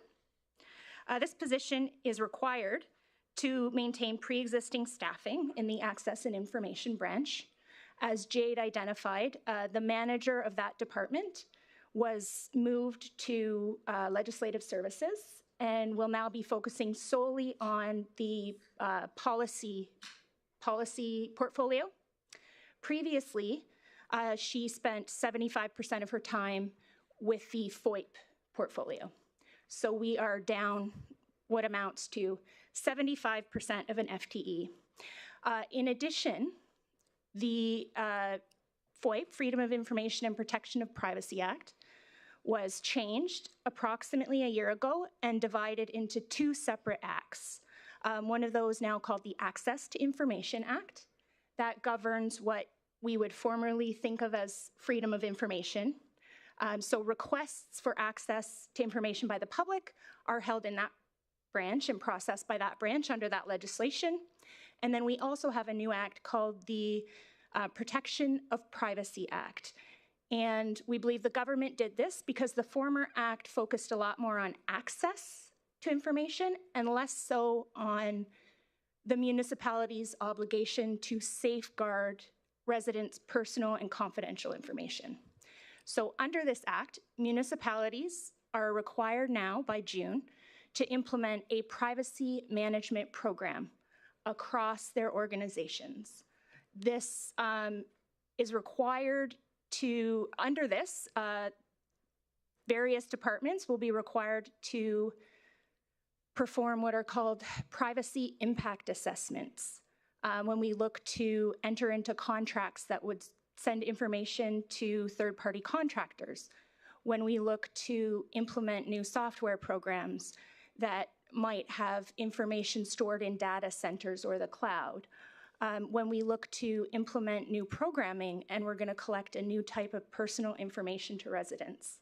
We have to undertake a privacy impact assessment that will involve identifying what kind of information we are going to be collecting and our long-term obligations to secure that information. And then under this privacy management program, we'll be required to do compliance activities throughout the year. We'll be required to investigate or explore any breaches and work with the Office of the Information and Privacy Commissioner to respond to any complaints or concerns that are raised by residents. So all of that is to sort of explain why we need that additional FTE. It was approved prior to the division of FOIP and policy. And so now that we've lost that 75% FTE, it's only now more important that we get that position. So I am going to, so the long and short of that is we right now have 22 FTEs proposed on this slide. The number actually reflects 23. And I know I'm going to explain as well that if we lost a position and now we're asking for one, it should still look like 22. But during the, okay, I'm gonna explain this. The FTE numbers do not reflect temporary employees. So in our department, for the majority of 2025, we had an articling student. This would be a training lawyer, somebody who's learning how to be a lawyer. She was called to the bar and is now officially a lawyer. So her position was flipped into a FTE at that time. So the amount for her, my understanding from finance, is that the amount for her temporary position was included in our 2025 budget, and it is also included in our 2026 proposed budget. It's just not reflected on our actual FTE numbers because the temporary position is not an FTE.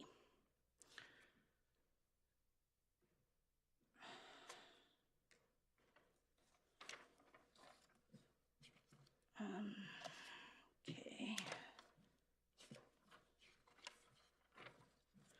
So I'm going to take you through the Environment and Regulatory branch. This branch supports the municipality's operational departments by providing advice and services that support compliance with federal and provincial environmental regulations, like the Water Act or the Environmental Compliance and Protection Act. This branch plays a key role in securing regulatory approvals and authorizations from relevant agencies or levels of government for municipal projects and municipal facilities, which would include things like the water treatment plant, the solid waste, landfill, and underground services across the region. This branch also supports the Project Management Office to ensure that contractors put appropriate measures in place to protect the environment and secure the necessary environmental approvals to meet the municipality's legal obligations while undertaking capital projects. That might include things like crossing agreements that are required, or perhaps there's a habitat for a protected species, a wetland that is on the lands that we're needing to construct on, or perhaps it involves diverting water from the Clearwater. All these things require licenses and approvals from the provincial government. This department also manages the municipality's contaminated sites program. So they work to remediate identified parcels of land that are municipally owned.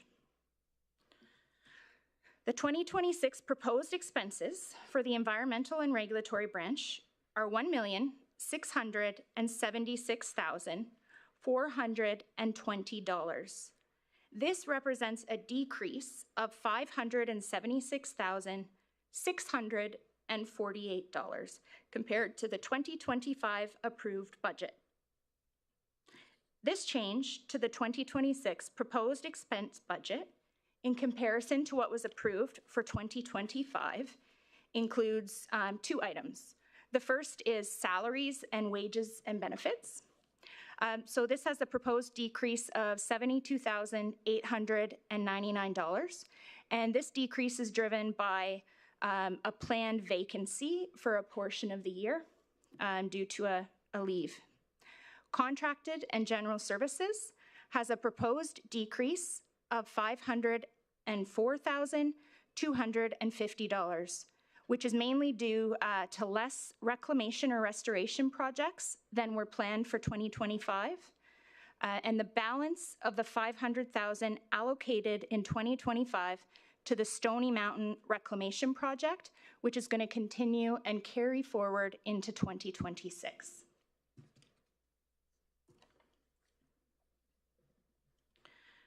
The Legal Services Branch actively supports the CAO and internal department initiatives by ensuring all actions and decisions are carried out in compliance with applicable laws, regulations, and organizational policies.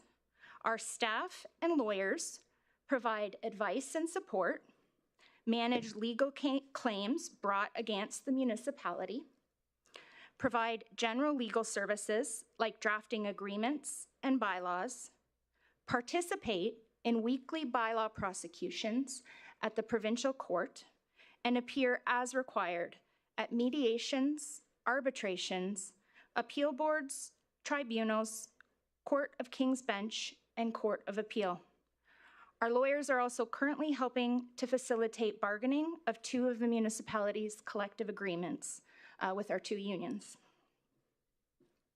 The 2026 proposed expenses for this branch are $4,113,549, which is an increase of $133,989 compared to the 2025 approved budget. The increase to the branch's 2026 proposed expense budget in comparison to its 2025 approved budget for this branch includes salaries, wages, and benefits of $70,767, which is driven by the addition of the position that I mentioned earlier, which is an articling student. So the removal of moving from a temp to a permanent position has some financial implications. And a proposed increase of $62,622 for contracted and general services, which is largely due to the increase in conference registration, mandatory, and beneficial training, which is due to a change in the approach for budgeting in 2026. So these funds were held previously in the corporate finance department's budget in 2025. And so our branch, the legal services branch, now holds that budget for our entire department. And that would include environment and regulatory and access and privacy as well.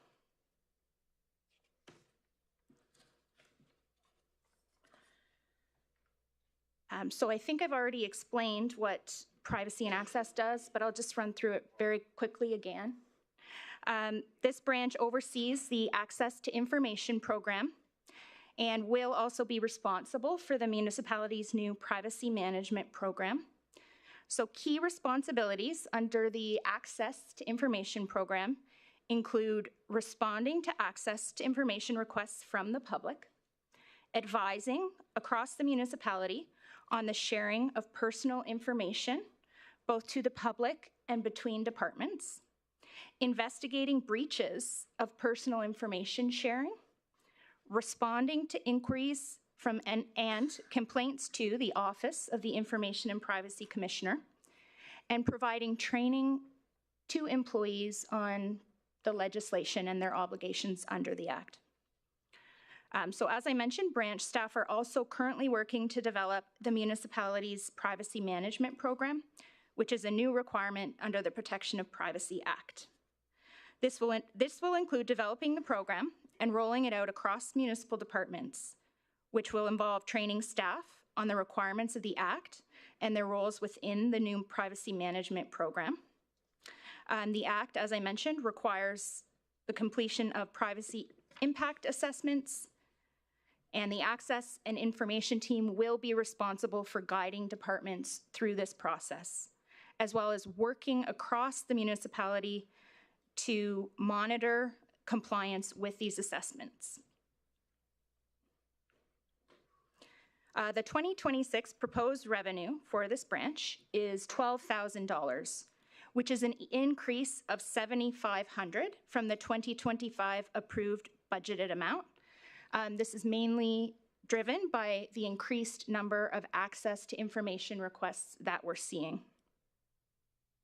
The 2026 proposed expenses for this branch are $795,887, which is a decrease compared to 2025.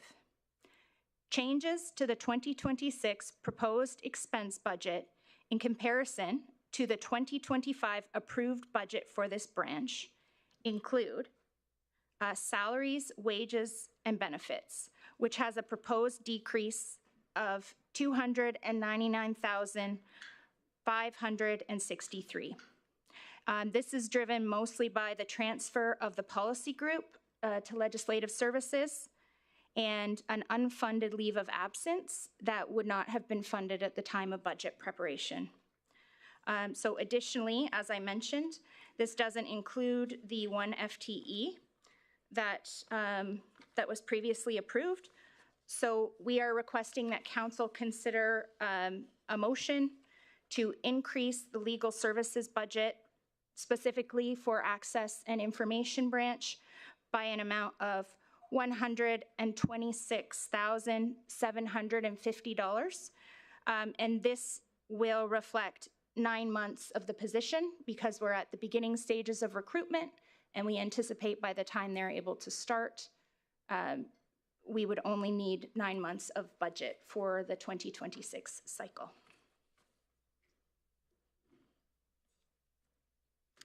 So in summary, the Legal Services Department, which is comprised of the Environmental and Regulatory Branch, the Legal Services Branch, and the Access to Information Branch, is proposing a 2026 budget of $6,573,856. If the request that we've just made is approved, we would see that amount increase to approximately $6,700,000.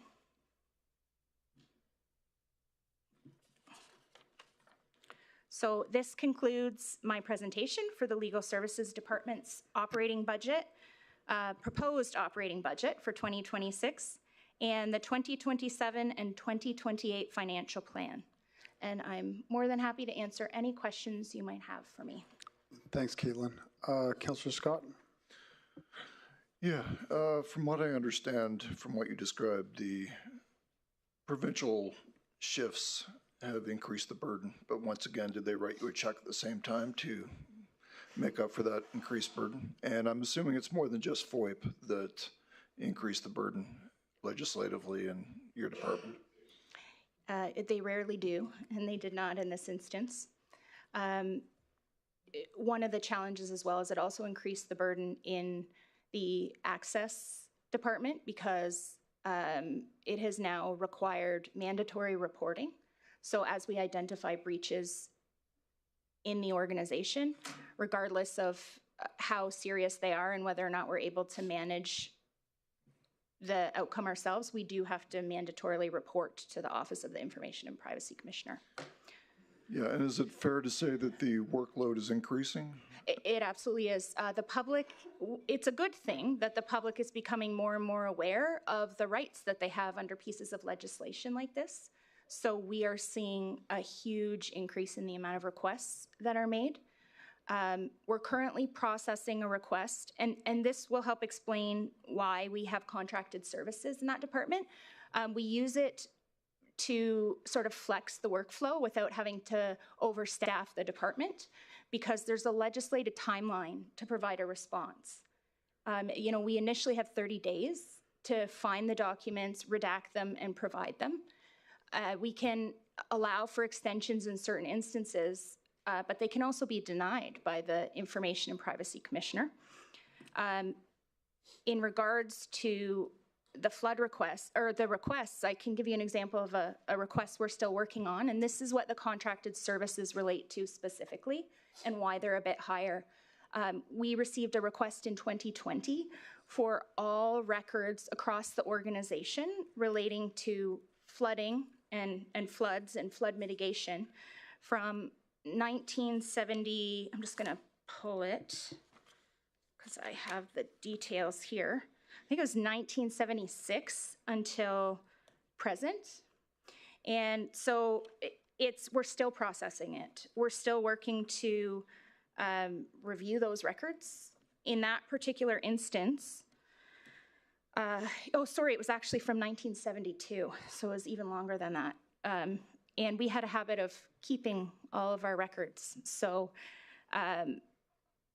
more than 80 employees needed to be contacted and had to search all of their online records, their email, their systems across 11 departments. Our staff had to seek files for the email accounts of 90 plus former employees that were backed up on our servers and had to search those. That amounted to, just when they searched, 45,247 emails. And then when they calculated that out to pages, 575,000 pages. So 18,000 of those pages require third-party review under the records because they mention contractors, consultants, third parties. So now in all of this, of course, because it was requested in 2020, it's been challenged by the fact that we had COVID-19 in there, we had the flood, we have staff turnover, we've had organizational restructures. So previously we might look for a record in the engineering department, but now the engineering department is the project management office, and some of them are in planning, and some of them are over in the water treatment center. So this is not to say we shouldn't be doing reorgs, it's just to explain some of the challenges that we face in these record searches. Because it seems really easy on the face of it. Well, you just search the records and you provide them. So these records had to be converted, then they had to be reviewed for errors, they have to be deduplicated. So fortunately, we were able, in the context of this, to secure software that helped us with this deduplication and cut down the amount of records. We then had to we were then able to narrow it down. So at the end of the day, we ended up with about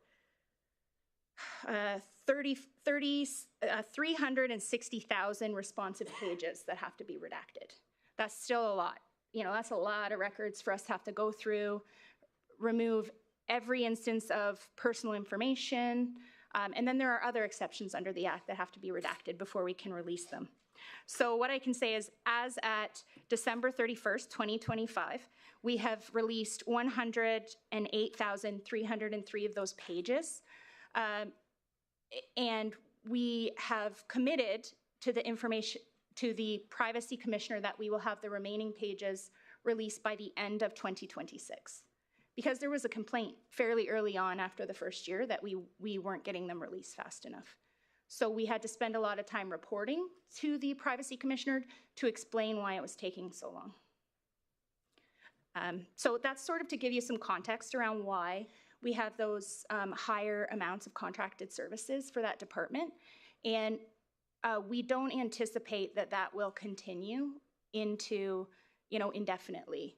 It's something that we're looking at probably when we come back to you for the 2027 budget. You'll see a bit of contracted services so that we can flex our workflow, but the goal will be that you won't see them for this flood search. This is mostly where we're using our contracted services. Thanks very much. Sorry, that was a long answer to a question, but I... Yeah, thank you very much for all your team does, and colleagues. I'll be pleased to bring this motion when the time comes. Thank you. Thank you, Councilor Scott. We'll go to you for that motion. Thank you. Councilor Brandt?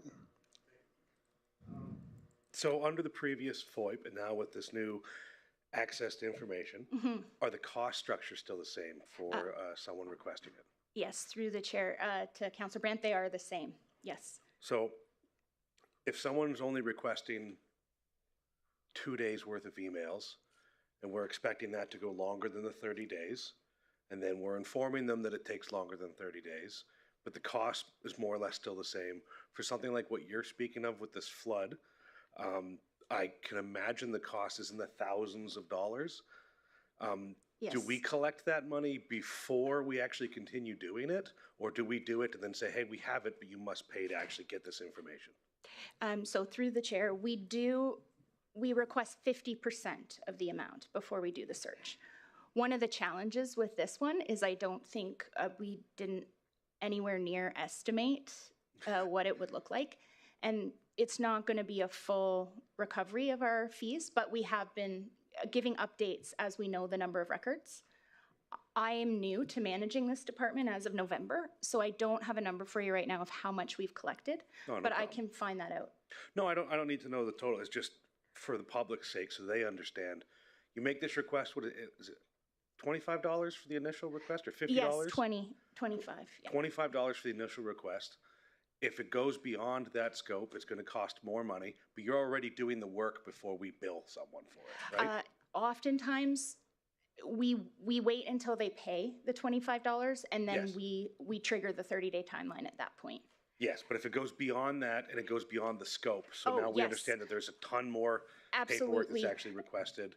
It's beyond that initial $25. You guys are doing all that work. Yes. You're dedicating the time. We have full-time staff working on it. Yes. For them to come and say, hey, we've achieved this, it's going to cost $4,000 for the amount you've requested. And then they go, no thanks, but you've already done the work, right? We've done the work of pulling all the records, counting them, putting them into the system, and converting them. But we don't redact them until, so we give them, once we know the amount of the records, we give them an updated estimate of what we believe it will cost. And then we don't start redacting them until they pay that amount. But there is work that goes into that process, absolutely, before that point in So time. you said you had a dedicated person that was doing 75% of the work, and now their guy was 75% of an FTE? Yes. Right? My only question is, like, you're saying that there's going to be a proposed budget increase of revenue to 12,000, right? Yes. Is that anticipation of things like this coming forward? Because, as you stated, more people are learning what they can ask about and what they can do, which I'm all for. That's transparency and accountability. That's great.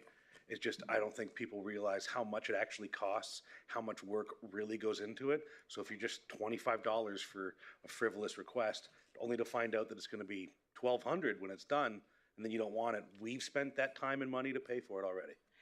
I agree. Yes, that's correct. And further to that, if they're asking for a personal request, there's no fees under the Act. Yes, for their own So personal even in information. that, yeah. So there are instances where we process fairly large requests that, we're not able to recover anything for. So this increase in potential revenue is just the anticipation of this coming forward? Yes, so that's based on the revenue that we collected. I believe it was $900,750 last year, which was higher than anticipated. We now think it'll be closer to 12,000 based on the trend, which has continued to increase each year. Okay, perfect. Thank you for all that you guys do. It's Thank you. generally thankless work, so I know how difficult it is, and it's disappointing to hear that, again, we're putting all this effort and time. I'm not doing anything. You guys are putting all this effort and time into it for us to not actually recover that revenue. It's kind of frustrating. We encourage as much as possible. I'm going to make a little pitch while some residents are Please watching. For residents to contact the staff in the office before formalizing the wording in their request. If we're able to narrow it down and actually identify what it is that they truly want, it makes it easier for us. The cost is less for them and our staff. It's less of a wild goose chase trying to find, one document out of the 50,000 that may exist. All right, perfect. Thank you so much. I appreciate it. Thank you. Thanks, Councillor Brent. Councillor Van Castian? Hi, Caitlin. Quick question here. So you were talking about your FTE that's student, now permanent. So your proposed FTEs is 23, not 22? That's correct. It's Okay. 23. And I see a motion in front of us here to increase your budget by $126,750. So that would bring your net decrease to 177,945, if I'm mathing that correct? Does that sound right? I did do the numbers. But the net decrease, because they've got a net decrease of 301,000? Yeah. Oh. Yeah, and I do have what the net decrease would be. I calculated it to the overall budget, but not to that particular line item. But that's what that's for? There would, yeah, the department would still see a decrease, yeah. Okay, and then last question is, you have about a little smidge shy of a $500,000 transfer from reserves for 2025. Looks like 381,000 was for environmental and regulatory, and about 115K was for privacy and access. Are those costs that we see coming into 2026 as well? Are we going to be wanting an increase, or was that a one-time hit? No, if you look at the environmental and regulatory budget and drill down to it, you'll see that there was a rollover from previous years of approximately 711,000, and that was to that was a result of primarily the incident in Fort Chip in the summer.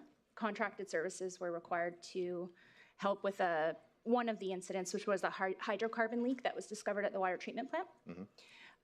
But typically, the approach that our manager takes is to budget the items very specifically to reclamation projects that he has. So what you'll also see on that budget is a transfer. You'll see I think about 500,000 under budget, and that's because some of the funds were budgeted to the Stony Mountain Road project. That is a multi-year project, and that reclamation is going to continue into 2026. So what we have asked finance for is a rollover of that approximately, I believe it's 432,000 that remains specifically for that project. Okay, thank you. Thanks, Councilor Van Castian. Councilor Luana Boussier. Thank you, Mayor Bowman. I guess this is for CAO, but I'm not sure why Caitlin and Sam are up there presenting. I thought we had agreed we would have the directors present along with their managers. No disrespect, great job. But we said we didn't want it to all fall on Lori and we would have directors up here. So I'm not sure what happened. So if it's all the same to everybody else, I'm going to pose my question to Director Susan. I'm sorry, Jody, were you going to say something? Okay. I'm just wondering what opportunities you see in your department for some efficiencies, where those would be across the entire department, not just Caitlin's branch or Sam's branch. Well, it's quite difficult because we have the province on one side who's saying you have all these extra responsibilities.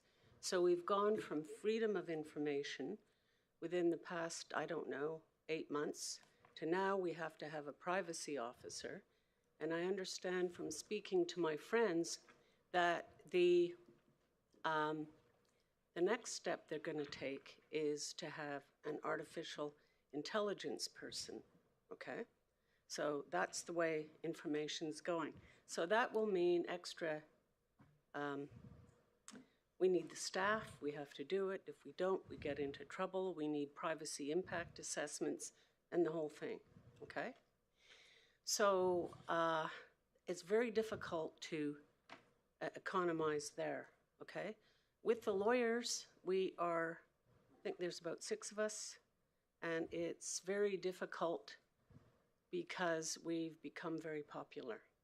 So the municipality has discovered us, and now we're frequently asked to sort out questions. And as Caitlin pointed out, we deal with a few things. Number one, we deal with risk to the organization, and we act essentially as an oversight agency. So I wouldn't want to see any decreases there. What can we do? I've spent a great deal of my time at this municipality trying to train the more junior members of the department into how you problem solve. And that's been very good. I've gotten all kinds of kudos from external counsel saying they come to us really well trained. And where we have saved money is usually the way a lawyer works is you find out information, okay? If you're in Calgary, you go to whomever, whatever company it is, and you ask them all kinds of questions and things like this. So we've gotten rid of that step, and instead the lawyers here do it themselves and come up with a brief of the facts, okay?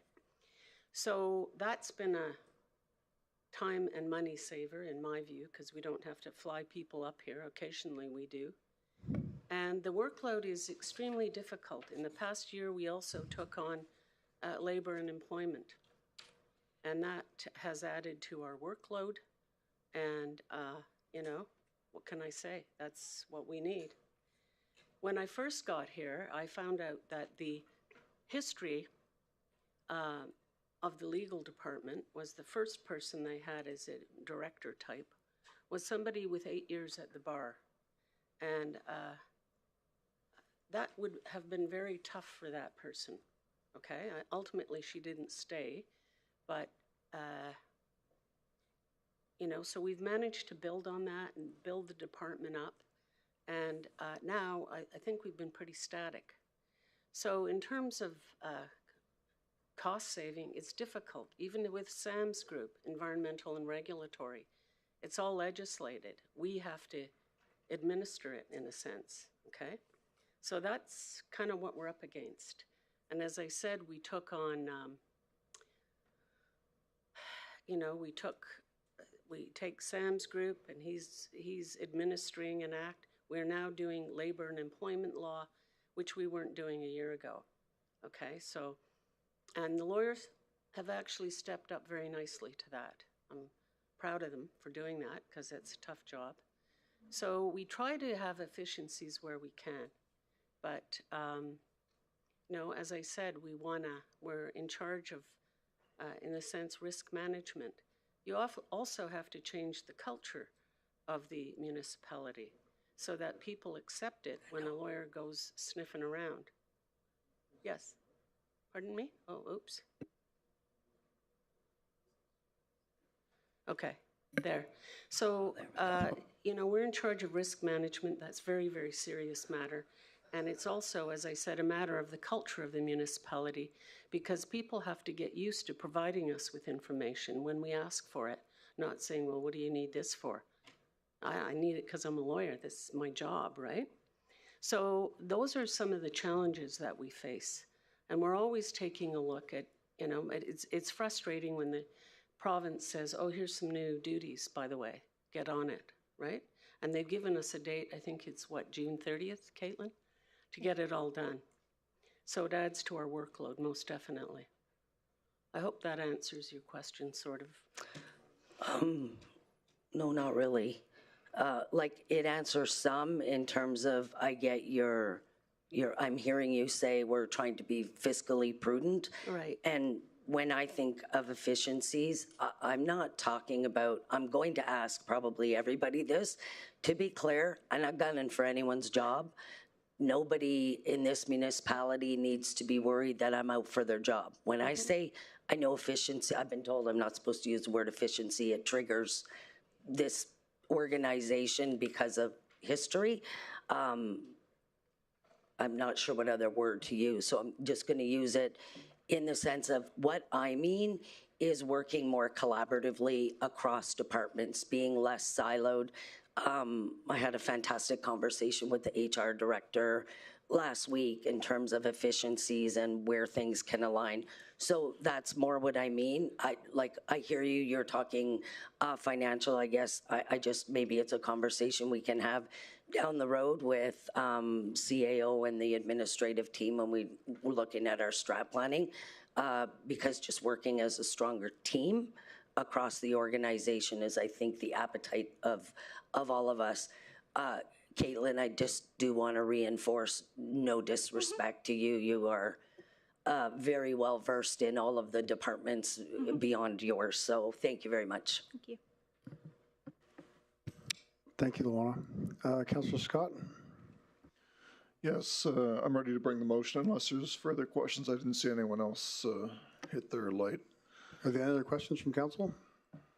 I'm not seeing any. Go ahead, Councillor Scott. And as far as efficiency, it sounds like if the province stopped burdening us with additional regulations and laws, then we'd be a lot more efficient at delivering services in this region, or if they'd start paying us to compensate for that. In any event, so the motion is that $126,750 be added to the Legal Services 2026 operating budget to fund the additional access and privacy coordinator position as requested. Thank you, Councillor Scott, and thank you, Councillor Brand, for the second. And Councillor Scott, would you like to speak to that motion? Yeah, it's, there's not a lot that the Legal Services Department can do when the workload is increasing. So I would just say, and this, they do protect the organization from lawsuits, from other things. And they are compelled to respond by the province, so it's an absolutely necessary service, and I'm grateful that we have the team that we do. And I know it's a bigger team than what is before us, but thank you all for what you do. So I'd encourage everyone to support the motion. Thanks, Councillor Scott. Council, have any questions, comments, or debate points? I'm not seeing any, so I'll call for a vote.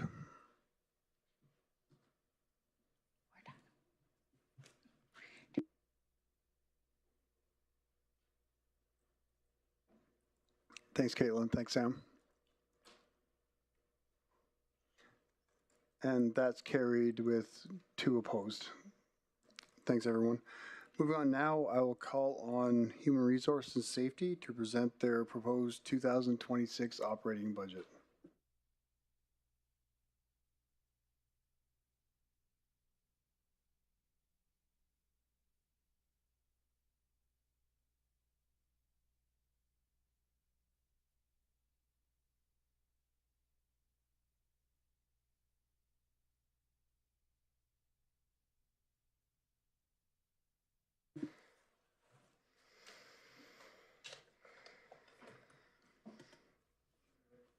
All right, well, good afternoon, Mayor and Council. For the record, my name is Carrie Dow, and I'm the Director of Human Resources and Safety. And joining me today is Tammy Stevenson, Manager of Talent Management and Program Development, and Tanya Solomonier, our Manager of Safety. We're here today to present the proposed 2026 operating budget for Human Resources and Safety. So Human Resources and Safety is comprised of 2 branches, Human Resources and Safety. The Human Resources and Safety Department supports the organization and employees by fostering a safe, equitable, and productive work environment through the development and delivery of policies and programs in alignment with organizational values and strategic priorities. As of September 30th of 2025, the actual revenue is higher than budget and actual expenses are at 80% of the total 2025 budget requests. The overall proposed 2026 budget is $13,582,581, and this request is an increase of $400,117 compared to 2025. As previously mentioned by the CFO, the 2027 and 2028 plan years include a 3% increase to incorporate inflationary considerations. The 2026 proposed operating budget will be explained in more detail in the following slides. So the 2026 proposed operating budget for salaries and wages and benefits will increase by $244,327 compared to 2025. As of September 30th, 2025, the Human Resources and Safety Department had 71 full-time positions and are proposing the addition of 2 new positions in 2026. For further clarity, Human Resources has 44 FTEs, Safety has 18 FTEs, and Administration has 2 FTEs for a total of 64, with the remaining FTEs representing non-HR positions held organizationally due to health-related leaves and accommodation purposes, but are accounted for underneath our HUD count. The September vacancy report is identified on that slide. Showed a vacancy count of 9, but currently the department has 2 vacancies, one being the Supervisor of Disability Management, and the other is a Program Manager a position which is responsible for programming related to employee wellness. The FTE requests include 1 new FTE for an analyst in human resources to augment the capacity to deliver initiatives under the organizational effectiveness section. This position would provide specified technical skills to support database decision-making. And the second FTE request is for an advisor of equipment training and safety. This position would provide the opportunity to enhance field competency sign-offs, deliver training on specialized equipment that has higher potential for safety risks and incidents, and to facilitate training in-house rather than the use of external providers.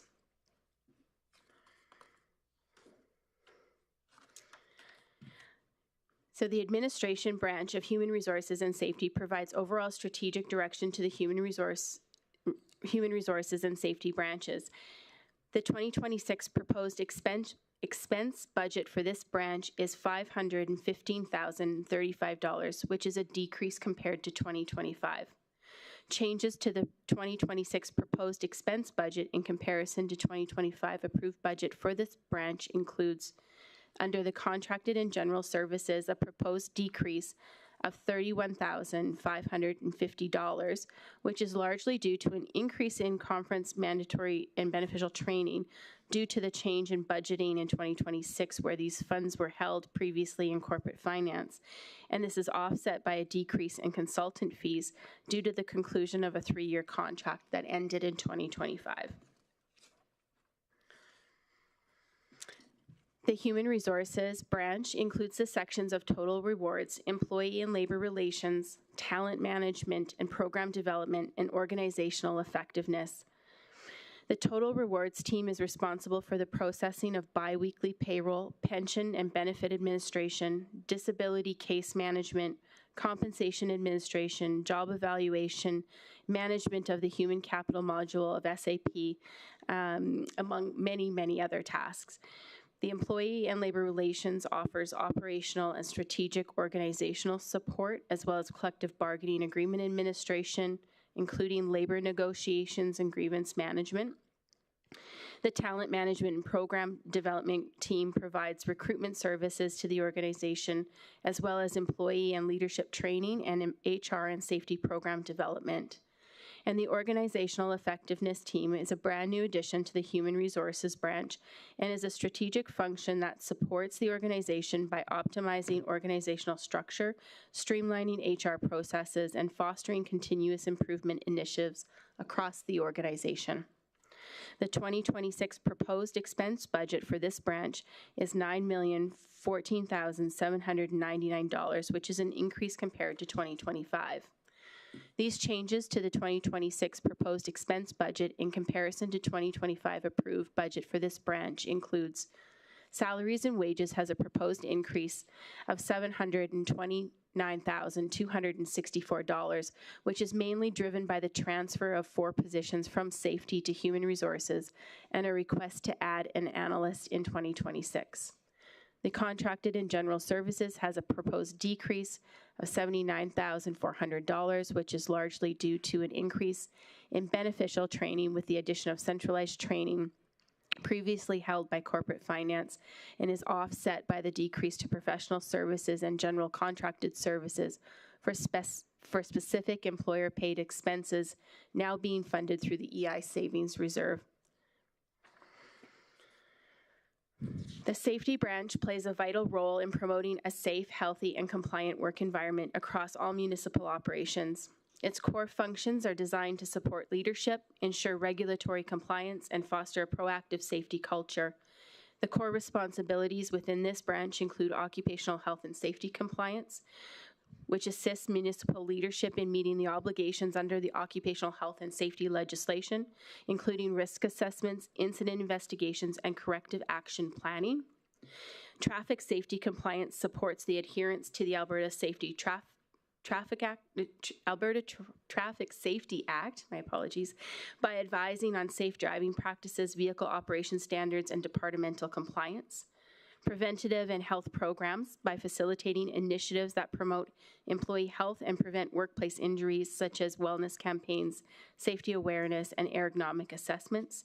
And our safety and equipment training, which provides staff with hands-on safety and equipment training to ensure the proper use of tools, vehicles, protective gear, while reinforcing safe work practices. The 2026 proposed expenses for this branch are $4,052,748, which is a decrease compared to 2025. The changes proposed in the 2026 expense budget in comparison to 2025 include salaries, wages, and benefits, which has a proposed decrease of $485,142, which again is driven by those transfer of the 4 positions to human resources and is offset by the new proposed position of advisor equipment training. The contracted and general services has a proposed increase of $251,640, which is largely due to an increase in the funding for organizational mandatory safety training, which was held previously in corporate services. And to summarize, the Human Resources and Safety is proposing a 2026 budget of $13,582,581. And that concludes my presentation for Human Resources and Safety 2026 proposed operating budget and the 2027 and 2028 financial plan. And I'm happy to take any questions that you might have. Thank you, Carrie. Councillor Van Castian? Thank you, Mayor. Laura, this might be a question for you.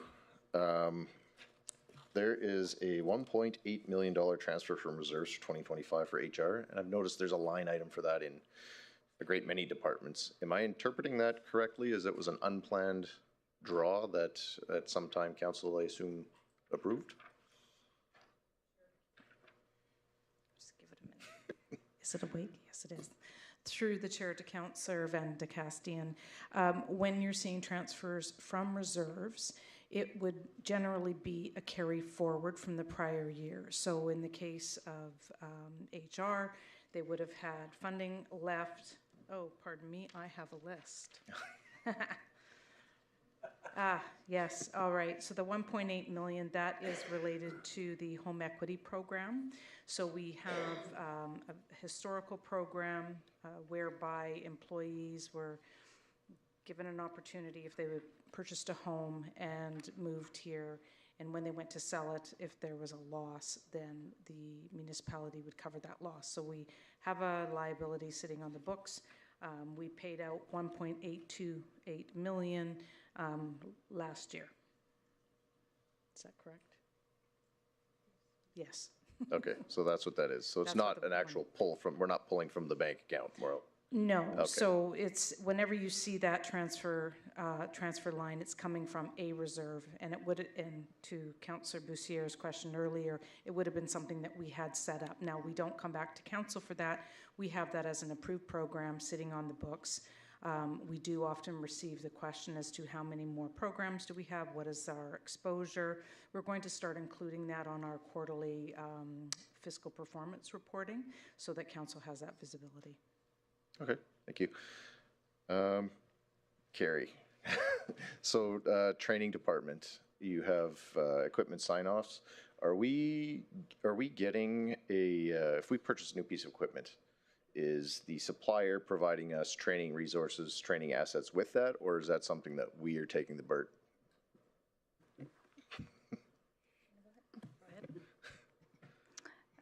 Through the chair to the question, in some cases, we are looking and exploring. We get what's called an orientation on the piece of equipment itself. The training department does participate in that, but it is on us to develop an ongoing training program to assist with new hires and renewals and so on and so forth. So I see where the question is coming from. Typically, you would get a full program that does come with equipment, but we do not get that. No, not at this time. That seems like a fairly substantial gap from my point of view. When we buy OEM large equipment, usually there should be something in that contract that says we get training with it. So, or do we have equipment, like, do we have an equipment expert? Somebody that's, I'm the grader guy and now I'm doing the training and creating So the supplier does send someone up, but it's an initial orientation on the actual controls and the equipment itself. Okay. But we don't get like a full program that helps us sustain training through the life of the equipment, no. Okay. That's all I've got for now. Thanks, Councilor Van Castian. Councilor Brandt? Yes, thank you, Mr. Mayor. Same topic, actually, for training. So we have 3 full-time training staff currently. You'll have to excuse my ignorance. I'm new to the municipality aspect of the work. I'm coming from site, so I know when we're dealing with training, there are constantly like CBLs and things that need to be completed for training. Do we have something similar to that? Through the chair to the question, that is correct. We are working on updating what that looks like, but all 3 are dedicated to the CBT component, so the theory component, as well as the practical and hands-on delivery component. So further to Councillor Van Castian's points, I do know that when you purchase a new piece of equipment, it does come with training. It usually comes with simulator access or things of that nature. If you purchase from Brandt or Finning, those are things. I don't know where we procure our equipment from, so again, you'll have to excuse my ignorance on that subject, but when it comes to the actual training aspect, that's usually given to us. I'm kind of surprised to hear that it's not. It's disappointing, actually. Like to look into that a little deeper, and I'll do that offline. The other aspect is for 3 trainers, we're dealing mostly with public works, I assume, or is that also translating to environmental services with garbage trucks and loaders and things like that, or is it just like road maintenance and things like that? Through the chair to the question, at this time, so the training department does deliver a service across the whole organization. However, our primary focus is our public works folks. We do deliver and support our collections teams as much as we can at this time, but from a capacity standpoint, this is the other reason behind the ask for an additional FTE to allow us to essentially develop and build out some of the environmental services work scope as well. Is the ask for another trainer? Is that additional trainer? Correct. Okay, so we're going to go 4 full-time trainers. Correct. Okay. Again, I'll preface it like Councillor Boussieres did. When I say efficiencies, not looking for someone's job, just trying to understand a bit more aspects. Did I hear correctly? We have 19 safety personnel, safety officers. Are these like NCSO? No, through the chair to the question, we have 18 in our safety department, and that includes our equipment training team. So the trainers are included in safety. Okay, correct. Sorry. So we're talking. Okay, so 14 dedicated safety people, 4 trainers. And through the chair to the question, there are some supervisory positions included in that. So we have, how many safety? 7. We have 7 safety advisors. Okay, are they dedicated to certain departments? And is it, I haven't read the policy, so again, excuse me. Do we have 1 safety per 75 employees, or how does it work for us? Yeah, so through the chair to the question, our safety advisors are portfolio based, so they are dedicated to specific departments that support them consistently. And so they are distributed through the whole of the organization. Yeah, that's it for now. Thank you so much. Appreciate it. I'll look into my other stuff offline. Thank you. Welcome. Thanks, Councilor Brandt. Councilor Vardy? Thank you, Mayor Bowman. Thank you, Carrie and team. My question is around recruitment. So first, how many full-time positions are currently vacant within the municipality, within all the departments? Wow, that is a big question. Did we have a full? I'll just defer to my colleagues in finance. They're just going to look for that number. Sure, I have another one. I can fill time, don't worry. Sure. My second question is, so I see in your budget recruitment is 171 over the last few years. Carrie, you were here when we talked to the fire department talking about recruitment and the need for more individualized strategies. So do we use the same strategy for all departments when it comes to recruitment? Through the chair to the question, we don't.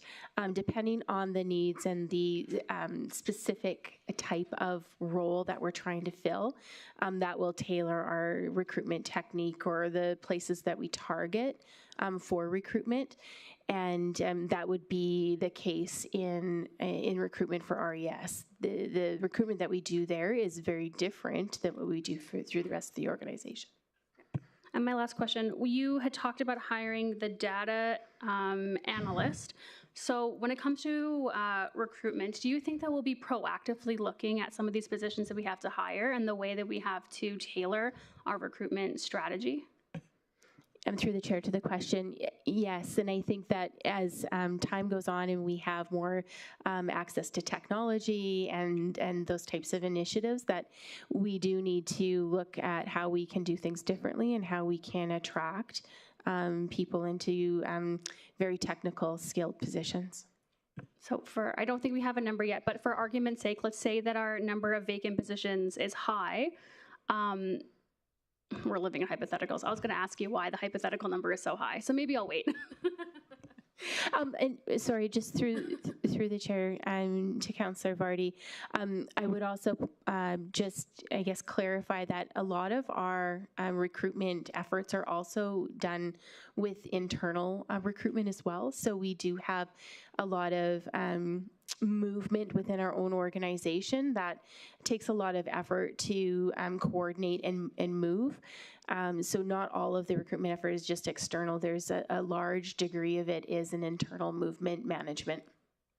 Awesome. Thank you, Mayor Bowman. I'm happy to go to the next question until we have an answer. Sounds great. Thanks, Councillor Vardy. Councillor Weigel? Thank you, Mr. Mayor. I'm confused. I'm just gonna ask a bunch of kind of rabbit trail questions, and didn't necessarily, I'm just gonna land it on you because I've heard it all day, and I just wanna make sure I'm getting an understanding. Is that when we say that say we're asking for $200,000 this year, and we say this is a decrease of $50,000 from 2025, we're actually talking about 2025 budgeted numbers, not actual numbers. Through the chair to the question, it is talking about the budgeted numbers, correct? Right.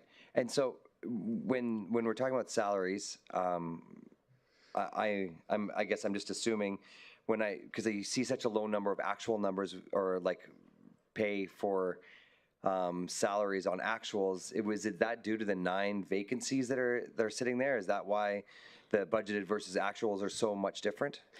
Through the chair to the question, there could be a couple of different reasons for that. Vacancies is one of them. The other is if there's leaves. And then the other possible impact to that is how the funding was done through finance. So if a position was only filled a partial of the year, then we were only funded partial of the year for the salary. So there could be an impact from one of those 3 areas. Thank you. So would the projection then be that we're filling all those vacancies and everybody's coming back full time? That's why the full amount, because we keep on asking for this, but some of the salaries is drastically different, and so are we just? I guess the idea is that we're going to fill all those vacancies, but are we actually? Is there a program going on right now to actually actively fill those, or do they hold vacant? I know that when we talked a lot of vacancies lots over the last 4 years. A lot of them never got filled, and so I'd assume that if they haven't been filled over 4 years, they're actually not actively trying to be filled. And so are we still budgeting for vacancies we don't plan to fill? May I answer that question? Yeah. Through the chair to the question. So at this point in time, to Councillor Vardy's question, we have, at the end of December, we had 150 vacancies out of 1,500 and something in total. Now, I would like to speak to Councillor Weigel's question. There's a huge amount of work that goes into calculating the budget requirements. Back in 2025, we had done the full cycle. We were directed to cut. If we did not have a person sitting in a seat, there was no funding for a vacancy. So we actually brought the budget down by almost $9 million. Now, there's a risk in doing that because if you have approved positions on the org chart and then we go to then fill them subsequent to that, then you're running a potential deficit. So As it turned out, we did have some areas that weren't able to staff up and others that were. So that's one of the main reasons for those big swings, right? Is people had positions and then they weren't funded. We filled them in 2025, and they may have only gotten 6 months worth. So we didn't. This year, for 2026, we're trying to be more proactive. What positions are vacant? Are you going to fund them? If you are, like for some of the positions that are being asked for here, we're assuming they won't be filled until May. We're not suggesting that they'll get 100% of that budget, but when it comes to 2027, we're going to be presented with the same issue. You're going to see, okay, they got an additional person. Now we need more funding because we didn't give them 100% of their budget in 2026. Okay, right? and so the legacy, maybe the wrong word, but the legacy vacancies that have been there for a long time, the departments were asked, are we actually going to fill this position? Because I would assume that a lot of the issues, and again, I'm just making an assumption here, is that we've reorganized the organization, 4 times in 4 years? And so we hear a lot of, this came from this department, this used to be in corporate services. We're talking about, sometimes we're talking about departments that don't even exist anymore. Mm-hmm. And so it's really hard to go from year over year, line from line, because the departments aren't even the same. And they're not even the same in the same year, right? We've moved departments halfway through a year. Yes. And so you guys are doing a great job. I'm not trying to dismantle that. Just as we're going along, trying to compare apples to apples, I've got bananas and grapes, and we're trying to go through and trying to figure it out. Yes, and one other variable, pardon me, sorry to interrupt. If we moved an entire group, we call it a lift and a shift, then the whole budget and the bodies went with them. But if we moved one person, and this happened in my division, you're going to see huge swings. It's because we piecemealed. I got several positions from all over the organization to build the asset management team. Right. So that impacted other areas. Asset management is significantly underspent because we actually didn't even fill the positions till September.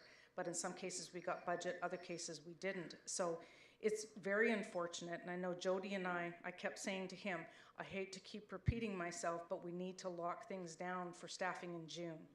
That's the reality. We need it locked down in June, no changes, so that we could have a clear picture for 2026. These constant changes, my poor staff, I can't even imagine the hair pulling and gray that's happened with the constant shifting and changing. So it's a ton of work for the HR team as well. So, and to speak to the overall reconciliation, we have a massive reconciliation. So Carrie's team reconciles that on a regular basis. I've got one that goes back to 2014. Right. And I can tell you that I lost 89.5 people with all these changes over the years, but I have gotten a few back. So. Right. No, I appreciate it, and I appreciate all the work, and I think that's where a lot of the questions come from, because we can't, you can't really judge a year from year, and then when you're hearing different departments, we're trying to mentally shift people across and figure that out. So I do appreciate that, and I think Councilor Vardy had a great question with the vacancies, because I was thinking the same thing. Kind of back to the safety, and I know, again, I think I just got more confused instead of clarity as we went through. With the safety department, there's only 2 departments that would really use mostly safety, right? Would be Public Works and then Environmental Services, for a large of our staff. I'm sure that there's other onboarding and other training. Why wouldn't they hold that a training department in each area versus HR holding all of it? And I guess I'm questioning the organization of why we brought safety into HR, but just an explanation on that would be great.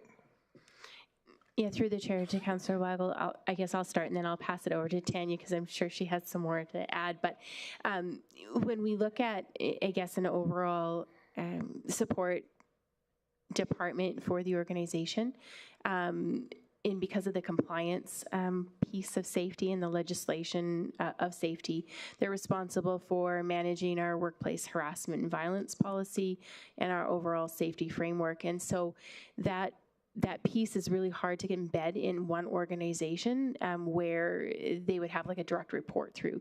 So organizationally, it makes sense to have it in a corporate group like Human Resources, just from the compliance perspective. So you're going everywhere from psychological safety to physical safety all the way through, and that's one department? Correct. Okay, that's great. I don't need a further explanation. Thank you. Thanks, Councilor Weigel. Councilor Boussier. Thank you, Mayor Bowman. Thank you for the presentation. Mine is along the lines of what Stu was saying. I'm struggling to follow where everybody moves or where budgets move. So your training budget is huge. Is that holding other departments' training as well? Because I noticed throughout the budgets, there's departments that they still have a training budget, but you have like a really, really big one. Yeah. Can you explain that to me, please? Yes, through the chair to the question. So I have a line item under my administration budget that speaks specifically to my own department staff training, but under our corporate learning budget, under the talent development and program development budget, we do hold a large line item for corporate organizational training, and the same under safety, where we have a very large line item for corporate safety training. And those two items were held in corporate finance in 2025. And in 2026, it has been shifted into my department to manage the overall organizational training. Sorry, I'm still confused. So probably because I was looking and only have so you have training for, when you say corporate, do you mean corporate lorry corporate? Through finance, yeah. Finance held the budget in 2025 for the organizational training. There was no department in 2025 that had an individual training budget. It was held through corporate finance.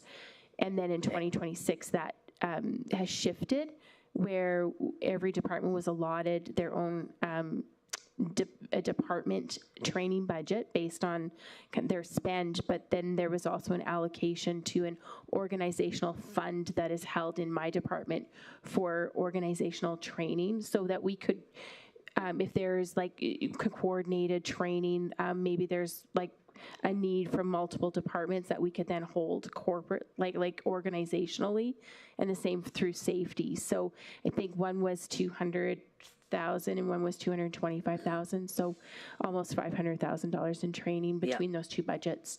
That has come into my budget where it would have been held in finance in the previous year. So what would be, because you have I think it was 250,000 in mandatory training. So that would be mandatory training that is necessary across the organization. Everybody has to take it. What would be an example of that?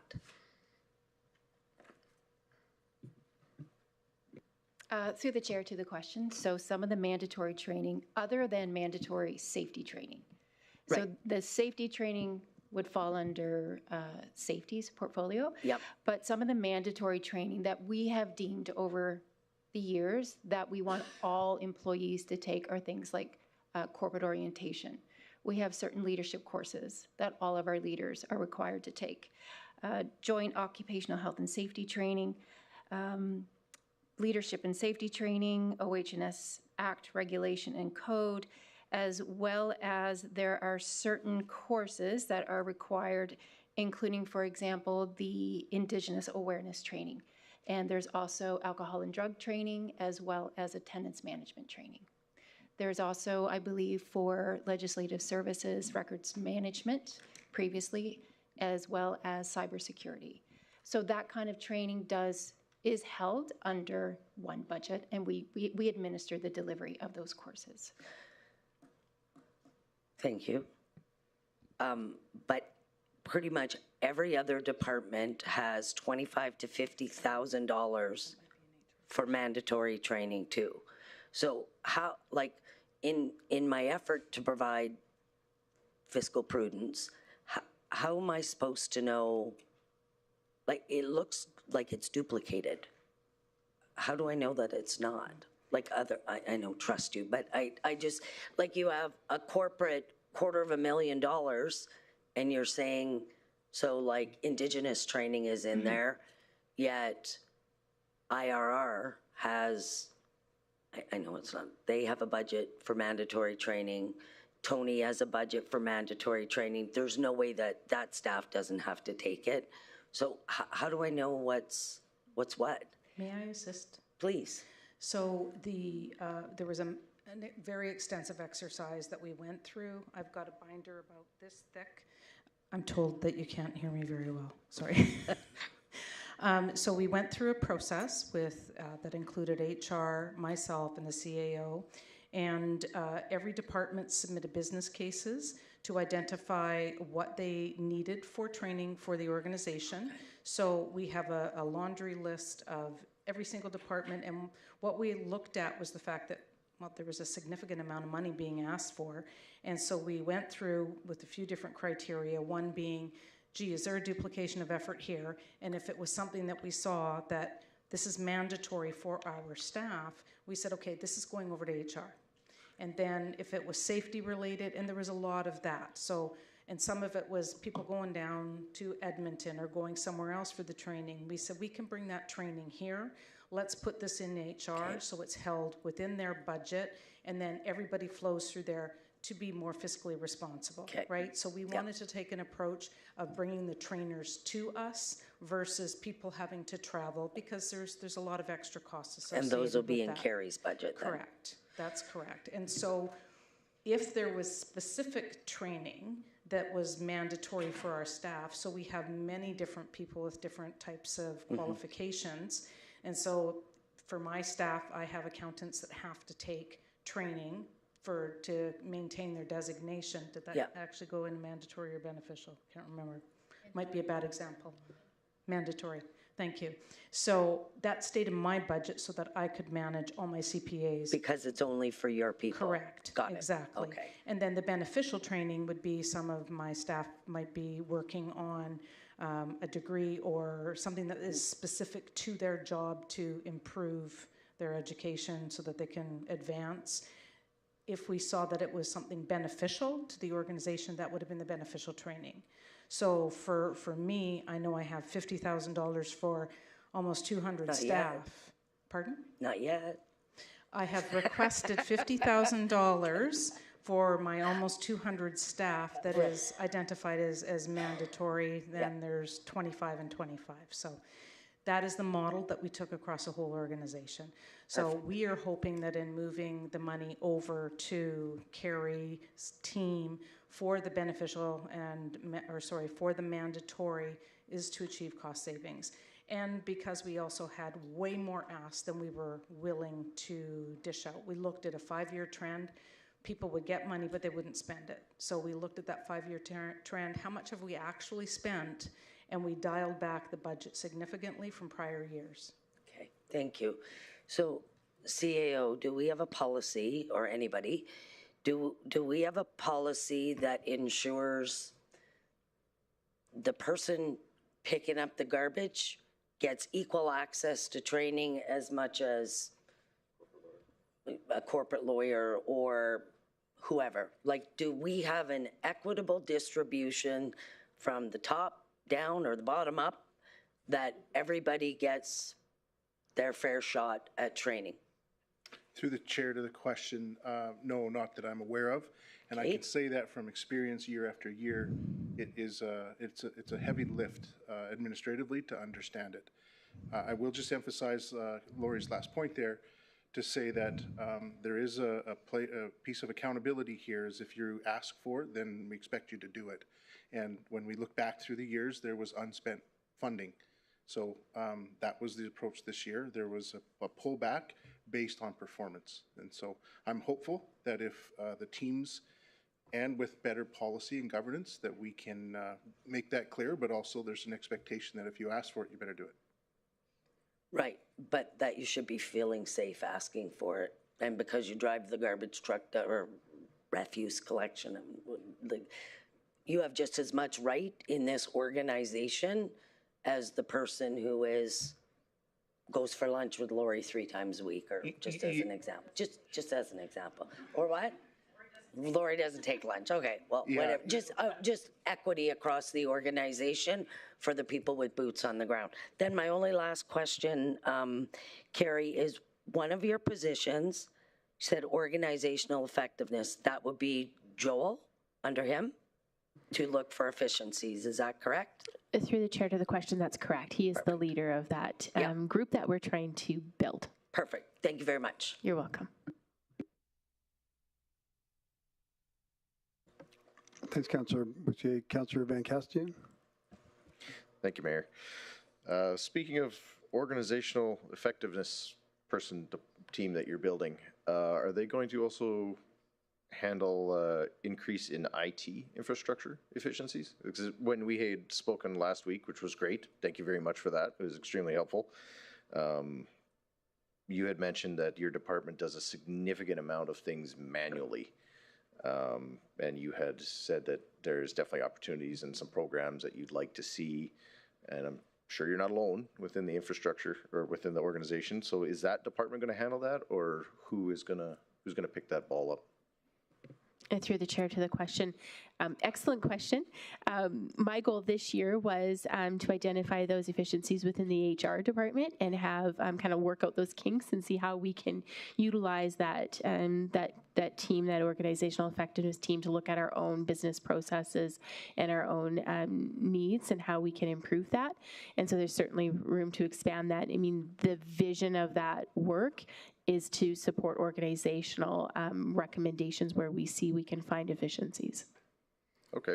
And just as a go forward for 2027, not to create extra work for finance or any department, but if we could perhaps get a line within all of this that shows IT infrastructure improvements and a budgeted amount for that. Software costs money. Just as a follow-up for all of us to see that it's actually happening and we're not still combing through 1,500 line spreadsheets to do things. Through the chair to Councillor Van de Castian, IT has everything in their budget, either within their operations or capital, to support the entire organization. So if anybody is needing some form of process improvement or an application, it would be in their budget already. And Anne-Marie Hintz is the senior manager of that team in my department, so she will be here to speak to some of those questions when we present, whether that be today or tomorrow. Okay, so as a go forward with that department recommending efficiencies, that cost will then be put into ITs? Correct. Okay. Yes. Awesome. Thank you. Thanks, Councillor Van Castian. Councillor Vardy. Thank you, Mayor Bowman. Two questions. My first is, could you give me the number of people on leave currently, either health leave or maternal, anything like that? We are right around 169. Awesome. And then my second question is, so Lori had talked about the beneficial training and being able to use that money to support people in post-secondary and enhancing. My question is, do we use that to enhance qualifications, specifically candidates in the role? What we're hearing is they apply for positions. I have one open right now, a general laborer, and one of the requirements is like a SWANA course or something. If we have the right candidate, can we use that beneficial training to be able to support them to become the right candidate and not just pass over them because they're missing one or two of those qualifications? Through the chair to the question, are you referring to someone who is applying as an external candidate into the organization? External, internal would, yes, both. Both. So it wouldn't be something abnormal to where we would see that in an area such as solid waste to extend those training opportunities within the group. I would say that from an external perspective, we would be using the budgeted amounts for external candidates to come into the organization. Okay, I have to figure out what I'm trying to say. I appreciate it, thank you. Yeah. And the number was 169 for leave? Yeah, okay. Yes. And just, I guess, to Councillor Vardy, just, you know, we do work with Dennis in Indigenous and Rural Relations in terms of what other types of creative programs and opportunities we can. And I think, you know, we recently had done a youth summer program that demonstrated kind of that creativeness to kind of go away from, you know, those standard types of programming to support some different needs. I appreciate that, and I wish Anderson was here, but hopefully they're bringing forward two positions for bylaw for our rural areas, and they were very explicit in saying that they want to support in the training, and they have HR support in that. So I do see the work. Thank you. Thank you. Thanks, Councillor Vardy. Councillor Weigel. Thank you, Mr. Mayor. I'm just looking for clarity on a couple of things when Councillor Luana was talking. ICO, but so you're talking about pulling back training based on performance. So is that the way I understood it? I just want to make sure I was understanding it right. But you're talking about performances like you've asked for budgeted training, didn't use the budgeted training, so why keep it there if we're going to continue not to use it? That's correct. Okay, yeah. And then the second part was when you ask for it, you're going to do it. I guess that's how I put those two together, is that if you're going to ask for it, then actually go do the training and go get it done. That's right. Put a plan in place, commit to the employee, make sure that they have their year planned out, and then execute it. Okay, thank you. Thanks, Councillor Weigel. Councillor Scott. Thanks very much, and thanks for all you do, you and your team. We had some presentations this morning discussing the challenges that the firefighters are having recruiting folks. I think you probably heard some of it. Is there anything this council can do to assist with that? I made a note just that we need a more aggressive recruiting strategy, and I would just appreciate your views on that and what your department does to try to recruit aggressively, so to speak, or whether a more aggressive approach is on the table. And through the chair to the question, certainly I know my department has dedicated one full resource to RES to assist with program planning and building this academy as part of the overall recruitment strategy to try to do something creative and different out of the box. So we have given up one of our resources purely dedicated for that, and so the work continues there on a regular basis. In terms of what I think council could do is just continue to support our efforts as a human resources department, the efforts that we make, and from our recruitment team and through the budget where we go and we do go to those career fairs, that we go visit schools. And I think that you'll hear through the RES presentation later today or tomorrow about some of those efforts that are ongoing, that is being driven collaboratively through the two teams.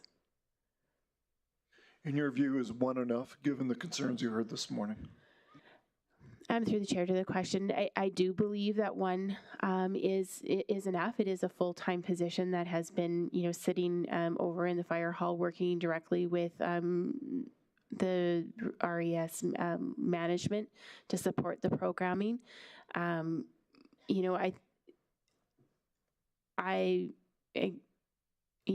From what the presentation was this morning, I do see that we do have the ability to attract candidates to the region.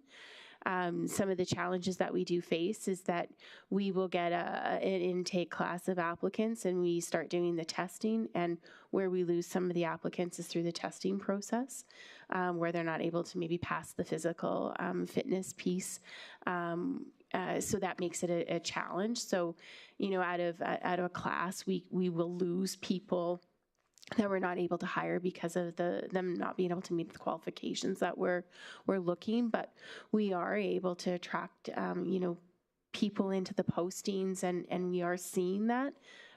So I think it's, some of these cadet programs, like we're trying to launch right now in this academy program, and trying to look at, kind of peer fitness and looking at other ways to try to support these folks so when they try to pass at the end that they're more successful. So it's just trying to look at it differently. Thanks, Councillor Scott. Councillor Vardy. Thank you. CAO Butts, so looking at the numbers that we were given for vacancies and leave, we're looking at 11% of vacancies in our positions. What does that do to service level? Through the chair to the question, it certainly impacts the workload of our staff. And we continue to, whether it's emergency services or maintaining our streets, that there's an expectation on those service levels, and our staff are remarkable in making sure that those service levels are met, as we've seen through the recent snow clearing. But it does reflect in the overtime from a budgetary perspective. You can see that in the overtime, and you can also see that in the amount of leaves. It's kind of a compiling effect. Yeah, what I'm seeing is the 11% of work isn't going undone. It's actually the current employees are picking that up, and okay in the short term, but for the long term, and if I'm understanding these vacancies have been there for a long time, I don't know what we need to do, but we need to do something. Thanks, Councillor Vardy. Councillor Roussier? Thank you, Mayor Bowman. Sorry, can you confirm for me whether psychological safety is one of the mandatory courses?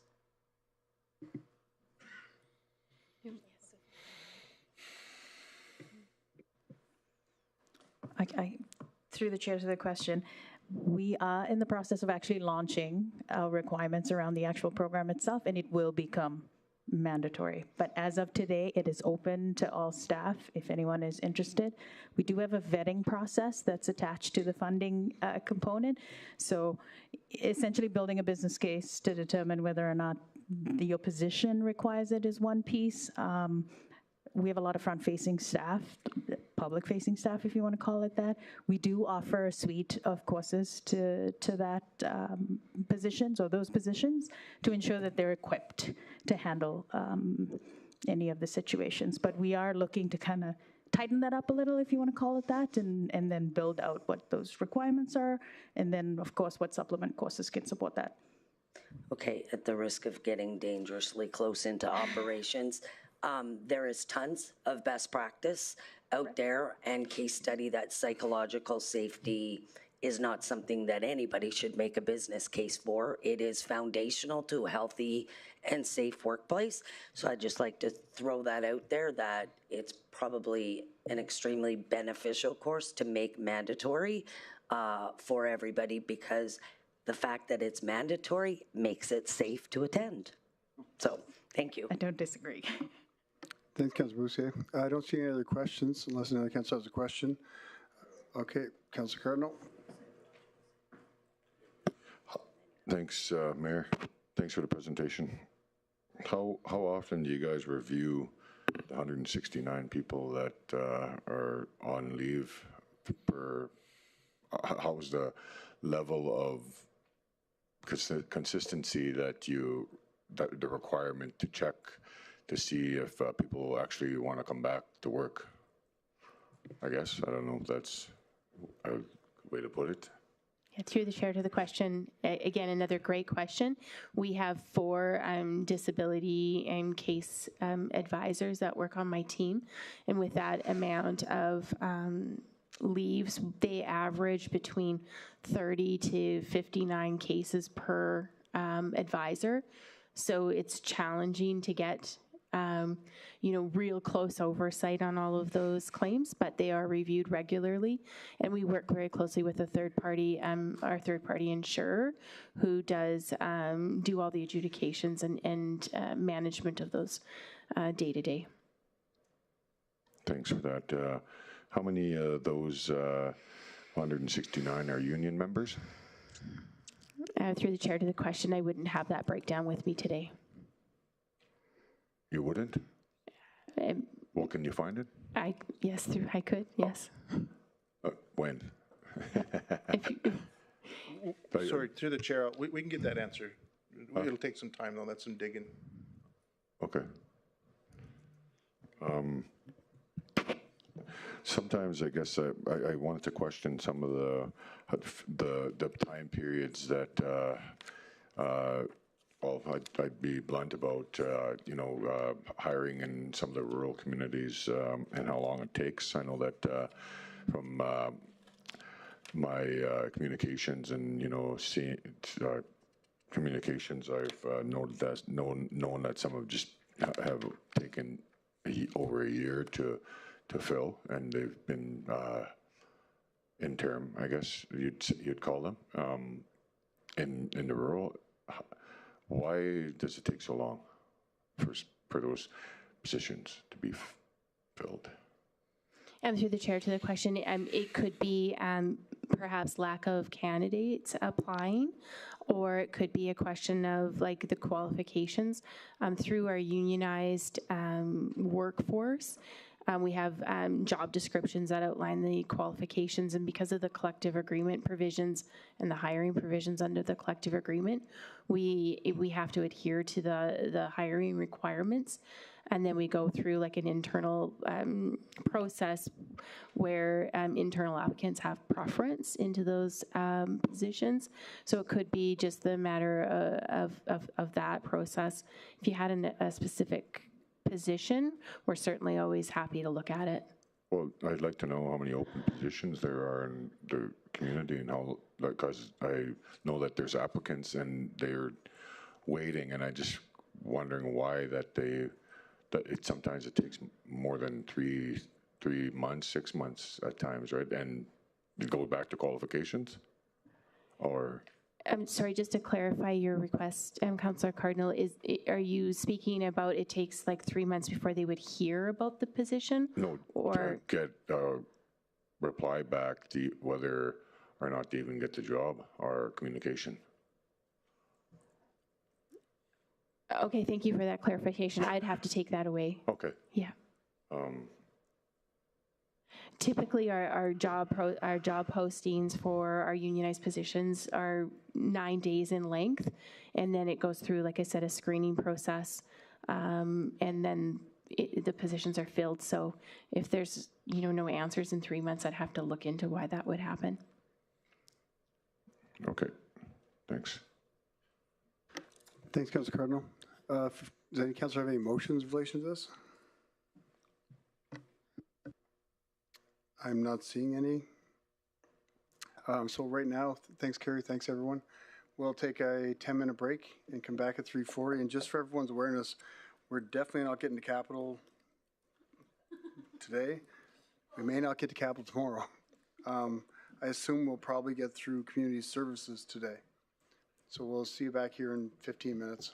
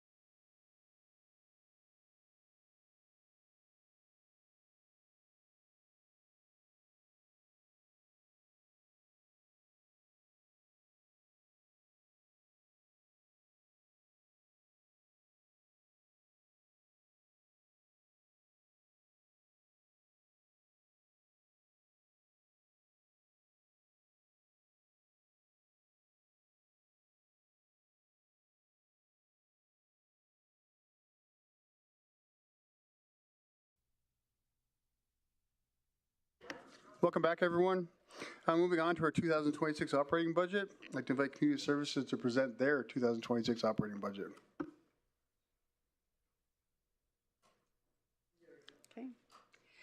Good afternoon, Mayor and Council. For the record, my name is Tony Elliott, Director of Community Services.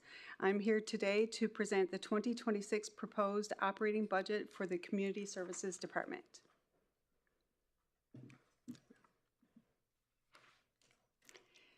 Community Services has 3 branches: the RCMP Support Services, managed by Nicole Schwinnard at the end, Customer Service, managed by Janine Merchant, and Community Partnerships and Initiatives, managed by Janelle Fleury. The mandate of Community Services is to enhance the quality of life for all residents through partnerships with and service to residents, community groups, and nonprofit organizations. This encompasses community development initiatives, social programming, regional customer service, and operational support to the RCMP.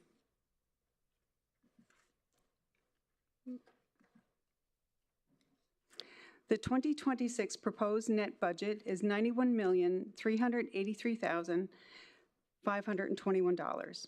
This request is an increase of $122,182. We will break down this slide further as we present the details for each branch. The proposed operating budget for salaries, wages, and benefits reflects a net increase of $706,676. As of September 30th, 2025, the Community Services Department had 122 full-time employees and an approved addition of 1 new employee, a Victim Services Coordinator in the RCMP Support Services branch.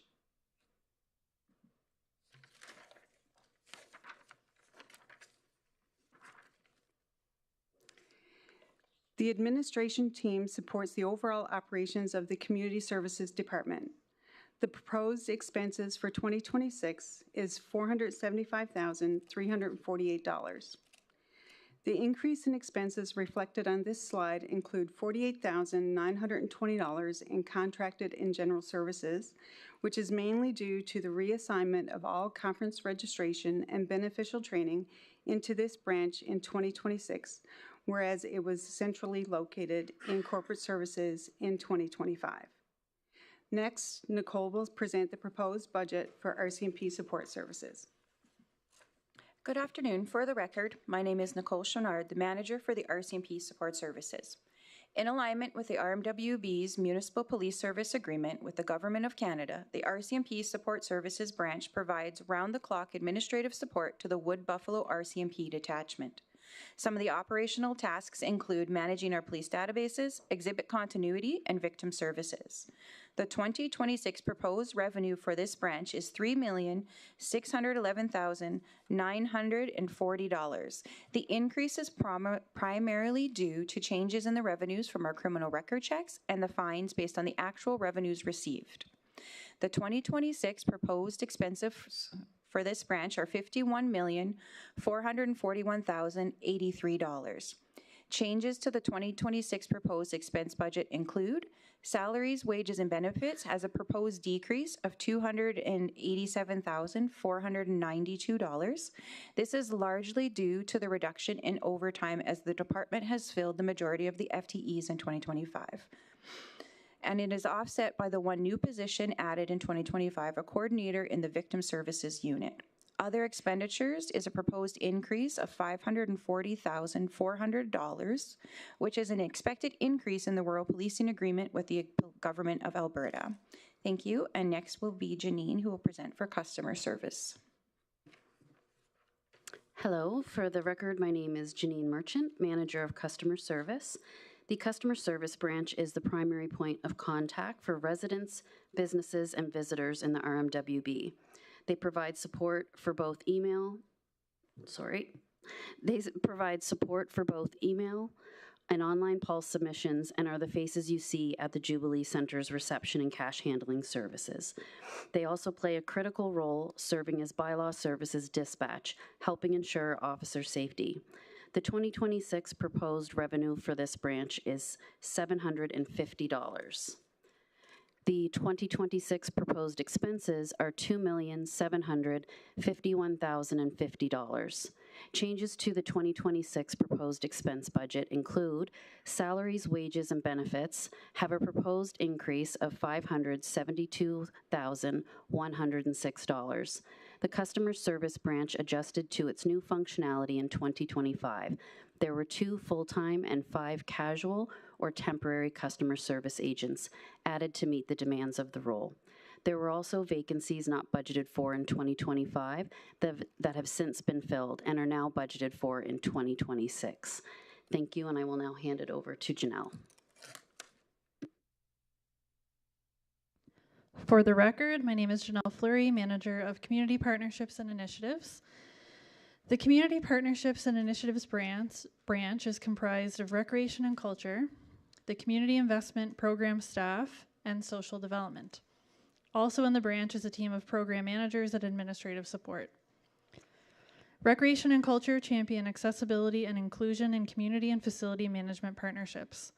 The team develops and delivers arts, culture, heritage, and recreation-based initiatives and signature special events while implementing and maintaining council-approved plans, such as the Public Art Plan and Heritage Resource Management Plan.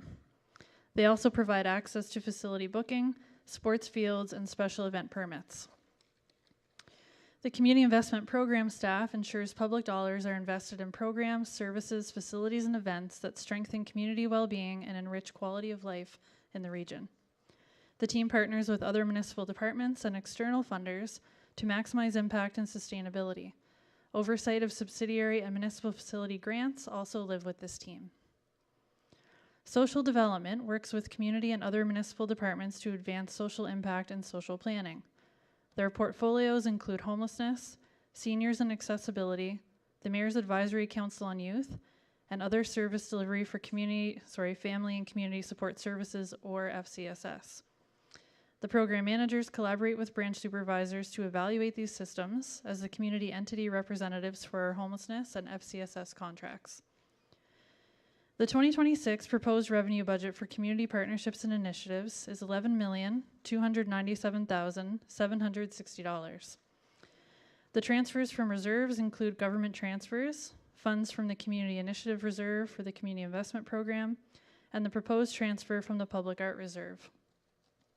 Effective April 1st, 2025, the RMWB transitioned out of its role as the community-based organization for the distribution of provincial homelessness funding, known as Outreach and Support Services Initiative funding.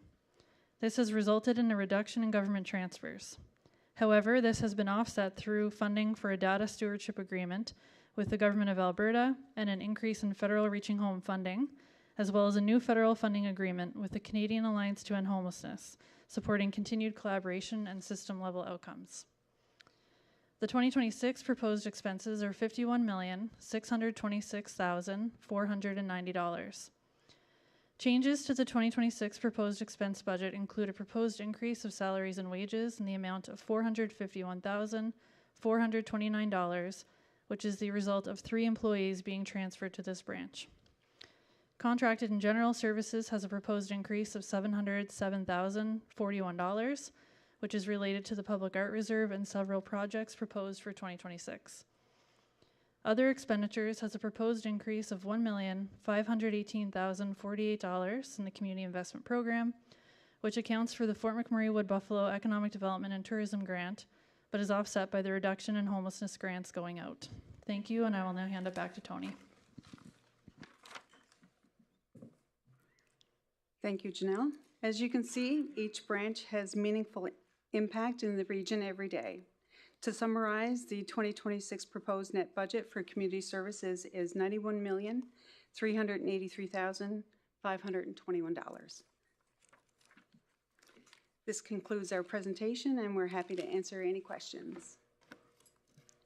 Thanks, Tony. Thanks, everyone. For a question, actually, myself first for Chief Superintendent Hancock, if we can get a mic.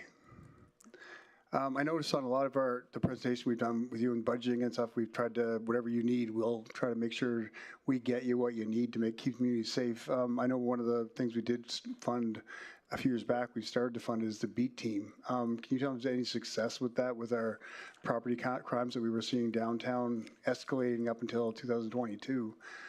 When we started the BEAT team, how we're doing there? So we've created those teams, Mr. Mayor, working with bylaw and RCMP hand in hand with a corporal and 4 members, as well as 4 municipal bylaw officers working together in 2 different teams. So they're down there a lot. You see them. I don't have the actual numbers with me of the crime statistics, but they're significant, and they are doing a great job. And I want to continue with that program. There's many programs we're doing, but the downtown beat is, I think, is really reassured people downtown that we're out and about for community safety, and utilizing the downtown office has also been beneficial. So just that presence downtown, I kind of initiated that in dealing with yourself and everyone, because people really were complaining they didn't feel safe downtown, and I think it is making a difference. Perfect, thank you. Councillor Scott? Yeah, thanks for all your team does. I just wanted to ask a quick question. You heard the piano discussion this morning and where the asset would end up. Is it your view that would be better brought under Elliott's team and to become an asset of the municipality, or under the CIP as part of this ask, if someone brings a motion? Through the chair to the question, there's 2 options. One option, as was discussed this morning, that if they applied probably for the 2027 fiscal year for the community capital grant, it could be an eligible expense. The caveat there is that the community capital grant does also require 50% contribution from the applicant. So that might be a barrier for that organization, I'm not sure. The other option is if it became an asset owned by the facility through a community, through the capital program, then it would be ours and affixed to the amphitheater. So it could be also not necessarily what the organization is specifically looking for. Yeah, and I'm sure you heard the discussion regarding the funding of for counseling. What is how much money was left over from the allocation that was provided to the CIP committee that was not allocated? Through the chair to Councillor Scott, there was approximately $3.5 million left unallocated from that $11 million approved in December. The Community Initiatives Reserve bylaw does currently restrict it, the access to it once the CPAC committee allocates it. It's set aside then until the next fiscal year and drawn into the community services budget then. Yeah, I don't think it's going to take anyone by surprise that I'll be bringing a motion in relation to it to increase your budget to deal with that so that it doesn't flow through CIP, obviously. Are there any other points that you don't believe came up this morning that you wanted to get out? And I don't blame staff, obviously, for any of this. I know it's a difficult process but are there any other points you wanted to say in relation to that? I don't, but perhaps Janelle might. Sorry, I don't know if you can hear me. Through the chair to Councillor Scott, I just wanted to put forward a point of clarity. The counseling that's funded through the Legacy Counseling Center is FCSS. It's Family and Community Social Services funding, and it does have to be preventative in nature. So we've heard a lot about the gaps in mental health counseling in the community. The funding for these positions is not intended to fill crisis counseling or intervention services. It is intended to be preventative in nature. It covers 3 to 5 low-cost or no-cost sessions for individuals or families. I just wanted to provide that clarity for the community that there are other ways that the FCSS funding has been diverted to ensure that mental health is still a priority. Yeah, and maybe you could just go through the history for the last 5 years and just indicate the amounts that were allocated, if that's available and handy. Sorry, can you specify specifically for the Family Christian Center? Yeah, for counseling. So annually, what we saw was that we had 1.8 million to allocate for FCSS. 67% of that 1.8 million went to counseling over 2020 to 2024 in the amount of $800,000. Within that time frame, $400,000 was returned to the RMWB because the services couldn't be rendered. So we had worked to, I guess, reduce the number of service providers to make that funding more efficiently invested. And so what the Family Christian Center had brought forward for legacy counseling was ballparking around $350,000 per annum. And I don't know if you would have the numbers handy, but do you know what they received, the Family Christian Center, for counseling in the last 5 years? I can pull that information up. I know that annually it ranged between $250 and $350.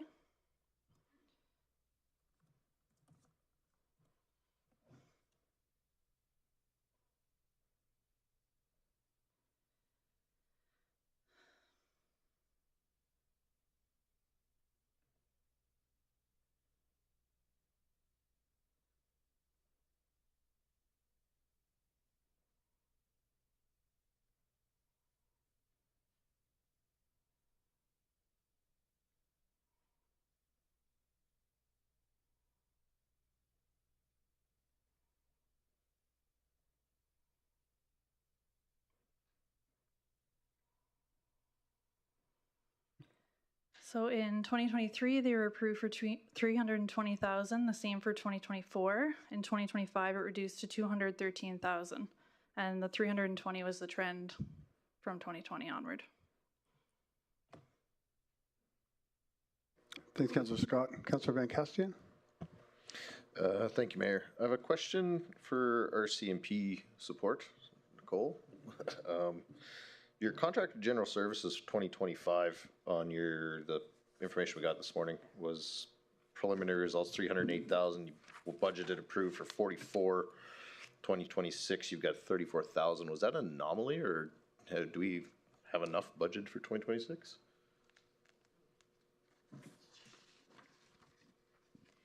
So just to confirm, we're looking at our contracted and general services. So that's typically the operational requirements that we're using to maintain the detachments, the parking lots, the items, including such things. And everyone laughs because I have to budget specifically for chairs for the RCMP in accordance to our MPSA. When we're looking at the RCMP's contract, that's going to be falling under purchases from other governments, and that's where the large portion of our RCMP support budget falls. Okay. So in 2025, you spent 308,884, and you budgeted for 2026, 34,000. It's a pretty big delta. Purchases. I'm looking at this. No, this is the updated we got this morning.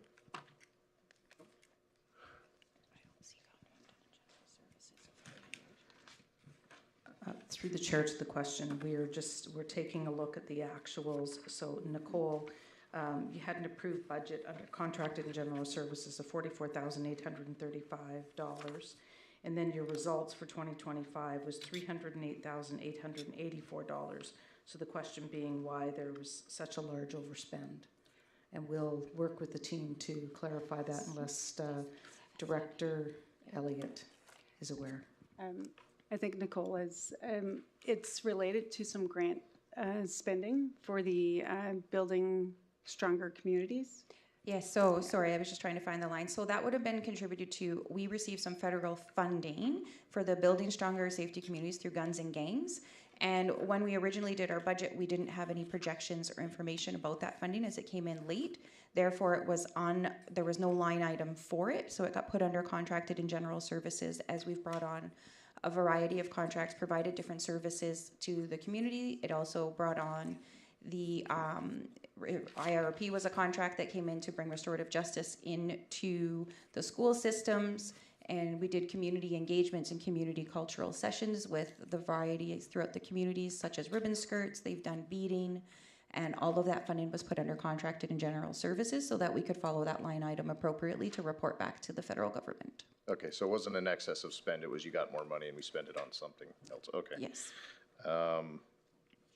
And Tony, Janelle, with our the Community Partnership Initiative, I'm just going to start calling it carry forward. So our transfers from reserve, you've got a continual increase.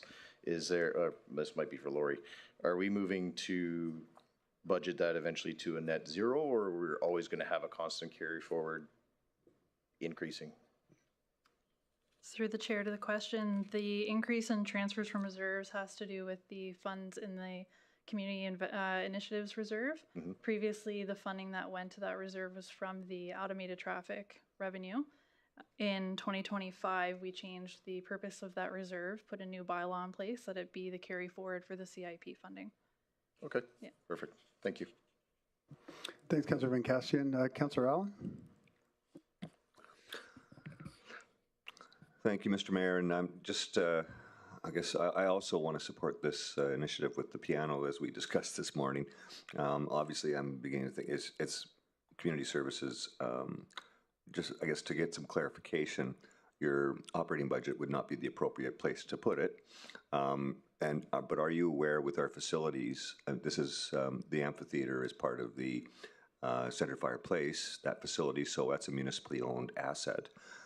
So therefore, the amphitheater is also a municipally owned asset, correct? And then they're just empowered with the operations of that and maintenance of that. So would it be more appropriate for us to put in an ask, which would be a capital ask, for the Northern Alberta Athletic Association to add to their capital, or would that be separate as well? Because this is an operating grant that we gave them this morning. Or yesterday. Through the chair, it would not be, it would be in the facilities capital budget, I would suspect. NAAA does not receive a capital allocation per se. Their capital, it all goes through our facilities group. Okay, so all right, so we would do that as a facilities, and then we can designate ownership at that point as well. Okay. As far as I know, the existing piano is owned by, it was a donation to the Friends of Music Association, operating as the Oil Sands Rotary Music Festival. So can I just, point of clarity, I guess the question is, who is the intended owner? If the municipality is going to be the intended owner, it would be through the facilities grants, or sorry, capital budget. If the intended owner is going to be the organization, it would need to go through community services budget as a grant. As a CIP grant. Exactly. Correct. Okay. Thank you. Thanks, Councillor Allen. Councillor Boussier? Thank you, Mayor Bowman. I'm asking to Janelle, and I think I missed it, but under the revenue for your community partnership and initiatives, you have a budget of 7.3 that was approved, and this is revenue, but the drop, and what was that from? Through the chair to Councillor Boussiers, we had a reduction in funding from government because we lost the status as a community-based organization for the outreach and support services initiative funding. So that's provincial homelessness funding. And for the homelessness? Yeah, we previously received upwards of 3.5 million through that grant. Oh, okay. That's now being funded directly by the province to the community. That was when they were anointing different cities, right? Like the old 7 cities, and then, okay. Okay, thank you. Thanks, Councillor Boussier. Councillor Cardinal. Thanks, Mayor. Thanks for your presentation. I got a question for, maybe this might be Mark. Where does the funds go for fines for speeding and all that stuff? Councillor Cardinal, I'm going to give that to Nicole. Okay. drop off my fine. No. So it just in regards to when those fines are laid, honestly, it's a convoluted answer, but the short answer is parts of it come to the municipality and parts of it actually go to the province. So if they're provincial fines, part of it does come back to us, and then that goes into other revenues and fines that you'll see on there, and then it's distributed throughout, however, through the municipality. And the rest is actually parts that funds the victim of crimes funding, through which we also receive a grant from. So other fines and revenues that are paid out through the province go into the provincial government, and that's where the victims of crimes come from for victim services and other services that they provide there. Oh, perfect. That's great. I didn't know that part. Cameras. Our cameras do we have a path forward for the speeding cameras?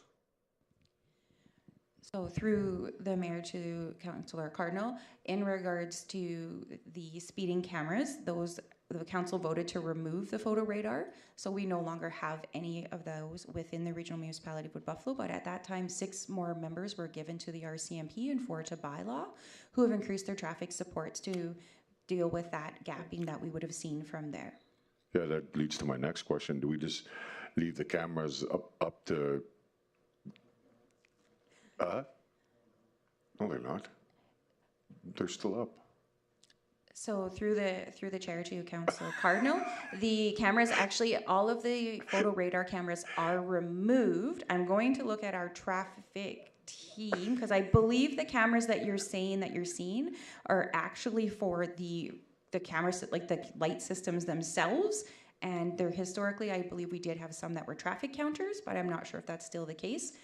But what you're seeing on top of the lights isn't the photo radar cameras. That's to do with the traffic light systems. And I would have to ask the roads and parks team to tell you exactly what they do, but it's definitely not photo radar because those have all been capped off. Those were actually sitting on light poles that would catch the behind of your plates, okay. not when you were coming through. Okay, thanks for that. No worries. I just I was wondering because we had this discussion last council about removal of the cameras, and it wasn't unclear to me. I was just curious as to what we were going to do with the cameras that are up now on the light systems, but I guess they're there for a reason. So it's a common misconception that they're still there, but yeah, they can confirm that Global Contracting did take back all the equipment and it is gone, removed from the community. Perfect. Thanks. My next question, I guess, would be for Janelle or Tony and all your team there. There's no appeal process, I guess, for CIP, right? No, right? I can't remember hearing that this morning. Through the chair to the question, that's correct. Under the current policy, there is no appeal. Okay, I needed to hear that for clarity.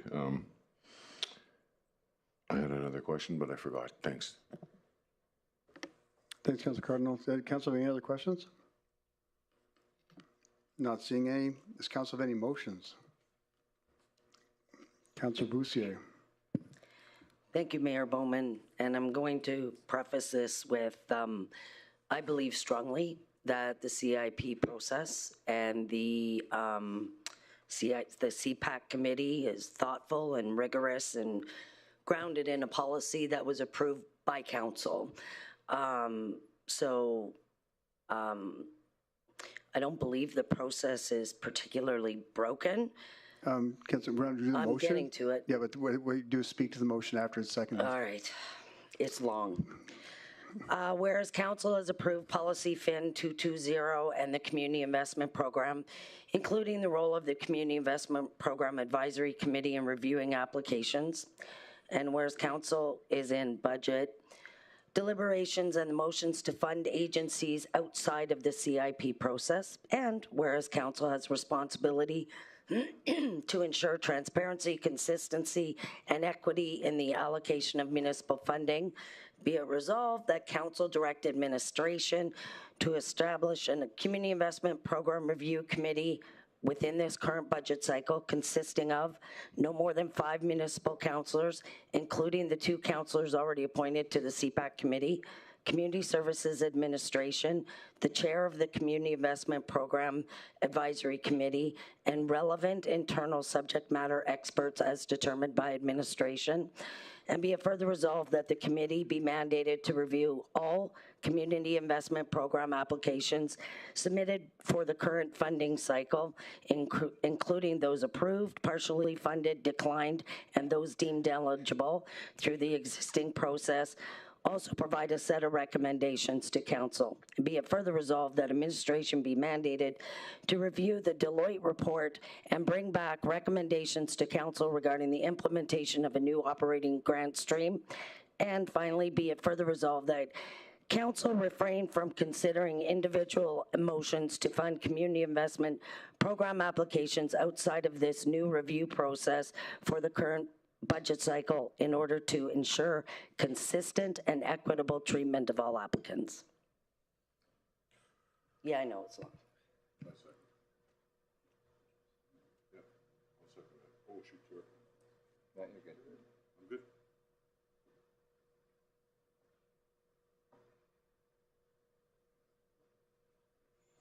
Never came up.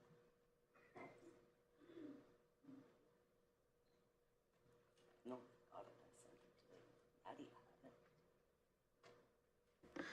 Thanks, Councilor Boussier, and thanks for a second, Councilor Bencastian. Councilor Boussier, I'd like to speak to your motion. Yeah, well, just as I was saying, I support the process that's in place. It is far better than the years of coming before, was actually when Councillor Scott was mayor, and I remember agencies getting funded, getting money after they were declined, leaving the community with outstanding debts, taking off.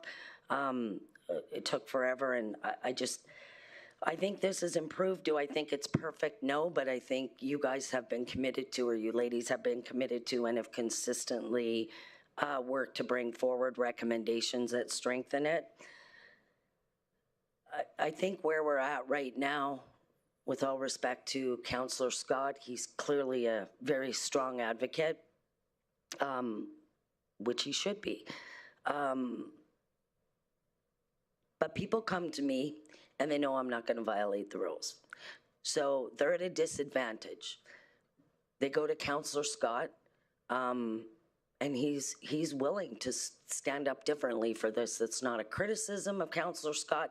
I know he will say the process is broken, and he has far more political experience than me. And so maybe I'm naive to the process, Don, I don't know. But I think we all want the same thing. But I just think it becomes even more inequitable when it's about who you know. And that has been a common complaint across this community, that we're not transparent. Council isn't transparent, and it's all about who you know and quote unquote the old boys network. And while I don't particularly like this, I think it's the most equitable way to deal with it and give everybody a fair shot. And ladies, if this passes, my apology, I am well aware of the amount of work that lies ahead if we do this. And so my apologies, because I know how much work has already been invested. So I'm sorry, but I think it's the fairest way to proceed. So I guess as an addendum to this, to put in the money in your budget that was allocated, that was just put into reserves. Would that be the way to go about it, Jody? I think after it passed, you could do that. Okay. Or something to that effect. Or maybe that's what Councillor Scott was going to do too. Could be, I don't know. Yeah. Sorry, through the chair to Councillor Boussier's, the funds that were moved to the Community Initiative Reserve are bound by that bylaw, that they have to go after the allocation. So we would need to consult legal on accessing those funds. All right, Councillor Scott might have a more experienced way around it than me. I don't know what the answer is, but So the lights went on for other people, lights went on. Are they wanting to comment, debate, or question to this motion? So they went on as soon as we turned this on. Councillor Scott? Sorry, I always want to stand up when I start these. I totally understand what's going on. I mean, it's a great way to review the policy and block any motions during this period, which is exactly what it would achieve if it passes. which unfortunately would have the impact of exacerbating what has been described to me, what has been confirmed by many to be a mental health crisis. So if no action is going to occur on that, then this is a great motion to support. If you believe action should be taken, then support a review, but do not support this motion as it stands. A motion for a review is great. I think I'd be the first in line to say, yeah, it definitely needs a review. It probably needs more than a review. But if the goal of this approach is to simply come up with a technique to block supporting an organization that does great work in this community, then what drives me crazy about politicians, and I'm not singling out anyone here because I haven't heard it here yet, is when people come to me and say, you know what, we really support this initiative, like whether it's supporting animals in the community or whether it's supporting counseling services, and then they take steps that will have the exact opposite effect and not support votes that would actually achieve that aim. So we know that there's a community mental health crisis. I believe that needs to be recognized, and it needs to be dealt with now, not when we're good and ready, when we've made lots of changes. We've inherited the current CIP policy. We didn't draft it. And that's the same thing for a lot of the different policies. We inherited them. And a lot of the policies we inherit, just like the next council, will not be perfect. They're going to need to be changed. And I would recommend that, and I'll bring a motion, to delete everything after review. And I support a review. I do not support everything that follows. So Jade will have to advise council on that, but I recommend to amend the motion by deleting everything after the word review. Thank you, Councillor Scott. Councillor Allen? Thank you, Mr. Mayor. And I kind of question this as well. I think I said it before that this is it's certainly a policy that we inherited as a council this term. I'm more apt to, because I have been through the process where we have gone and listened to every proponent. You were there many occasions, and I think I told you as well. It's when you're sitting here and you have a presenter in front of you, it's really hard to say no. And I've seen a lot of cases where we've given money and then it's backfired on us, or it's not really been as effective as we thought it would have been, or there was duplication of services, or there was a multitude of outcomes from it. My personal view right now is that we have a policy and we should stick with that. And decisions were made, and they weren't made lightly. And I can't say that I agree with all of them, but it is the policy. Rather than going through that process, Councillor Boussier, I'd far rather direct administration to bring back the policy for us to review in the second quarter, and let this council create our own policy that we can live with, and then stick to that policy.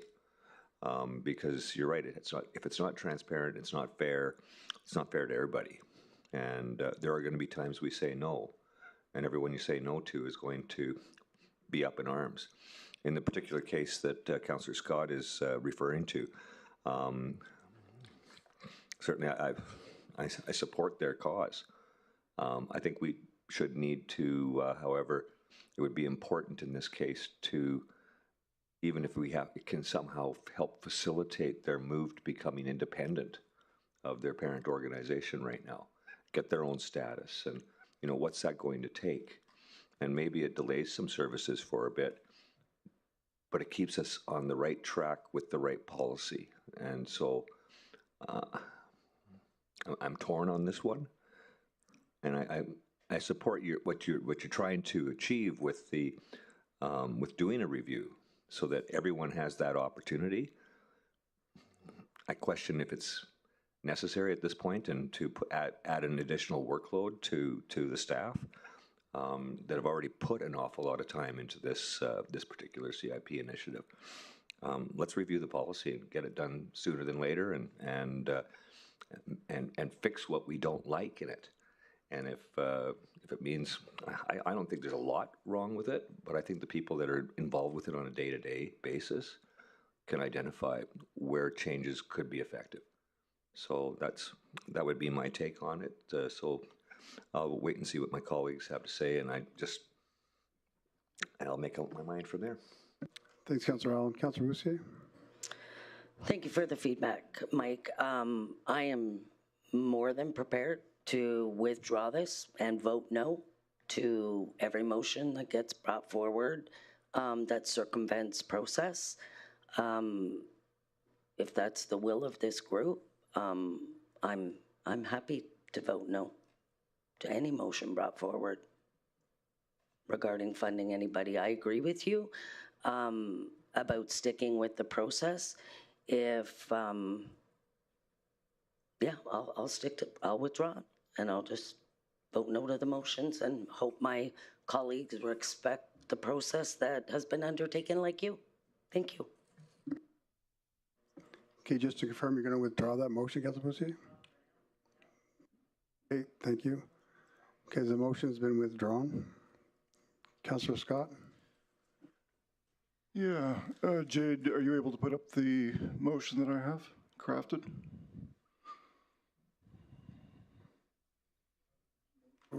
Which motion do you have, Councillor Do I have Scott? that many?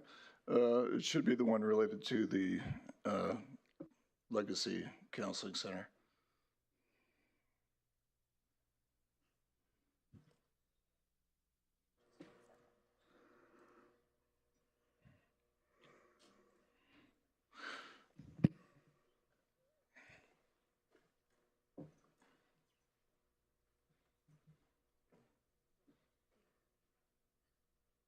Still have,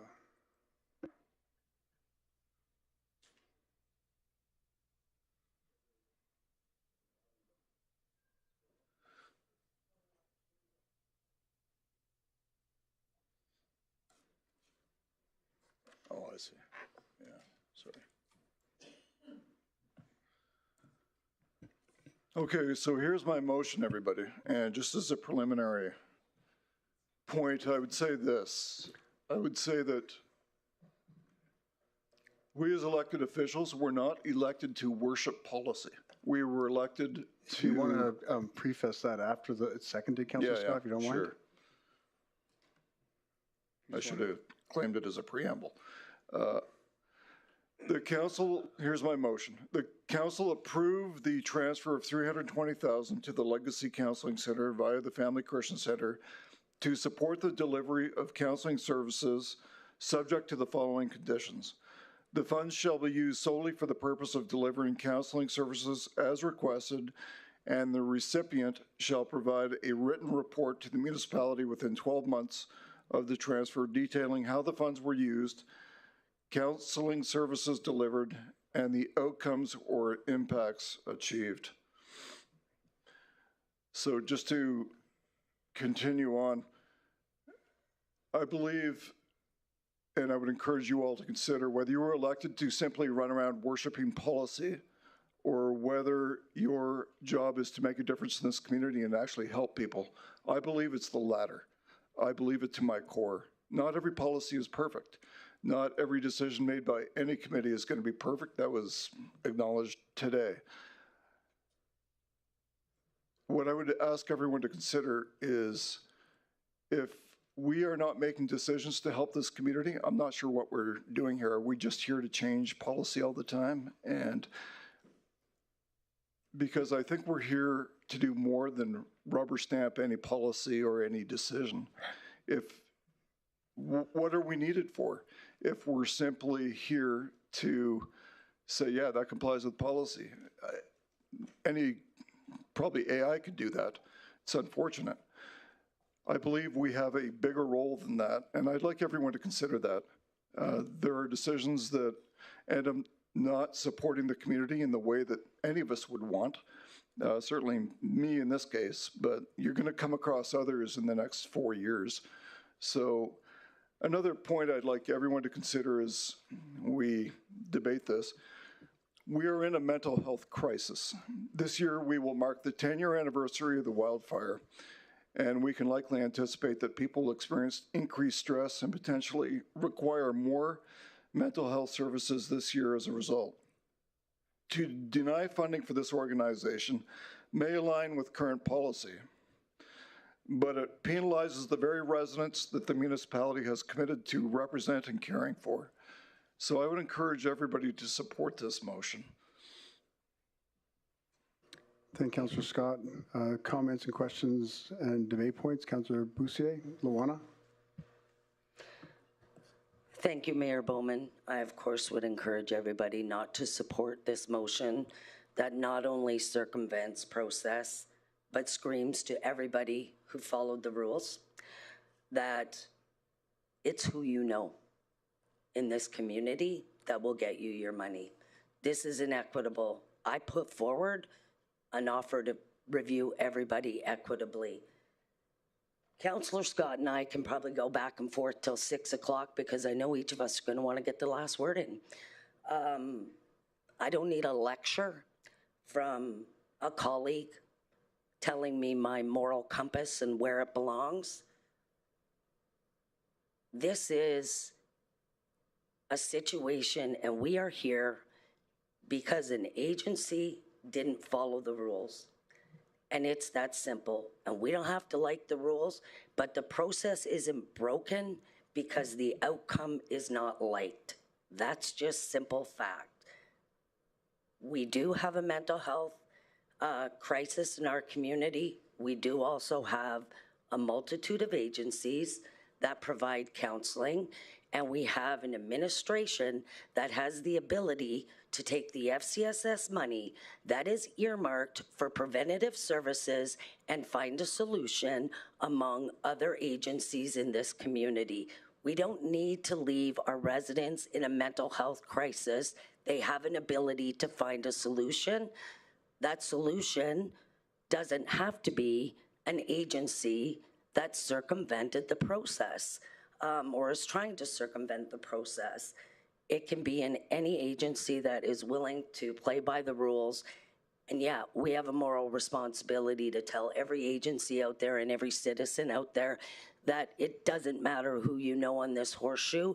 It matters that you follow the rules and you play by the rules and you provide the services that you're given money to give, and you just do that. That's it. And I'm sure I'll put my light back on. Thanks, Councillor Boussier. Councillor Weigel.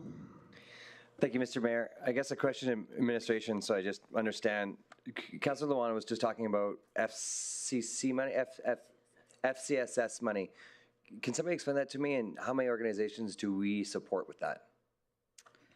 Through the chair to Councillor Weigel. So we are the community entity for family and community social services, which means through the assisted living and social services ministry, we receive funding that we allocate to the community for preventative services. We've had that contract for over 50 years. So when applicants apply for CIP, the way that our organization treats that FCSS funding is to provide a piece of their allocation from the FCSS funds if they meet the criteria. And I'm just going to pull up how many organizations that we currently fund with that. So we have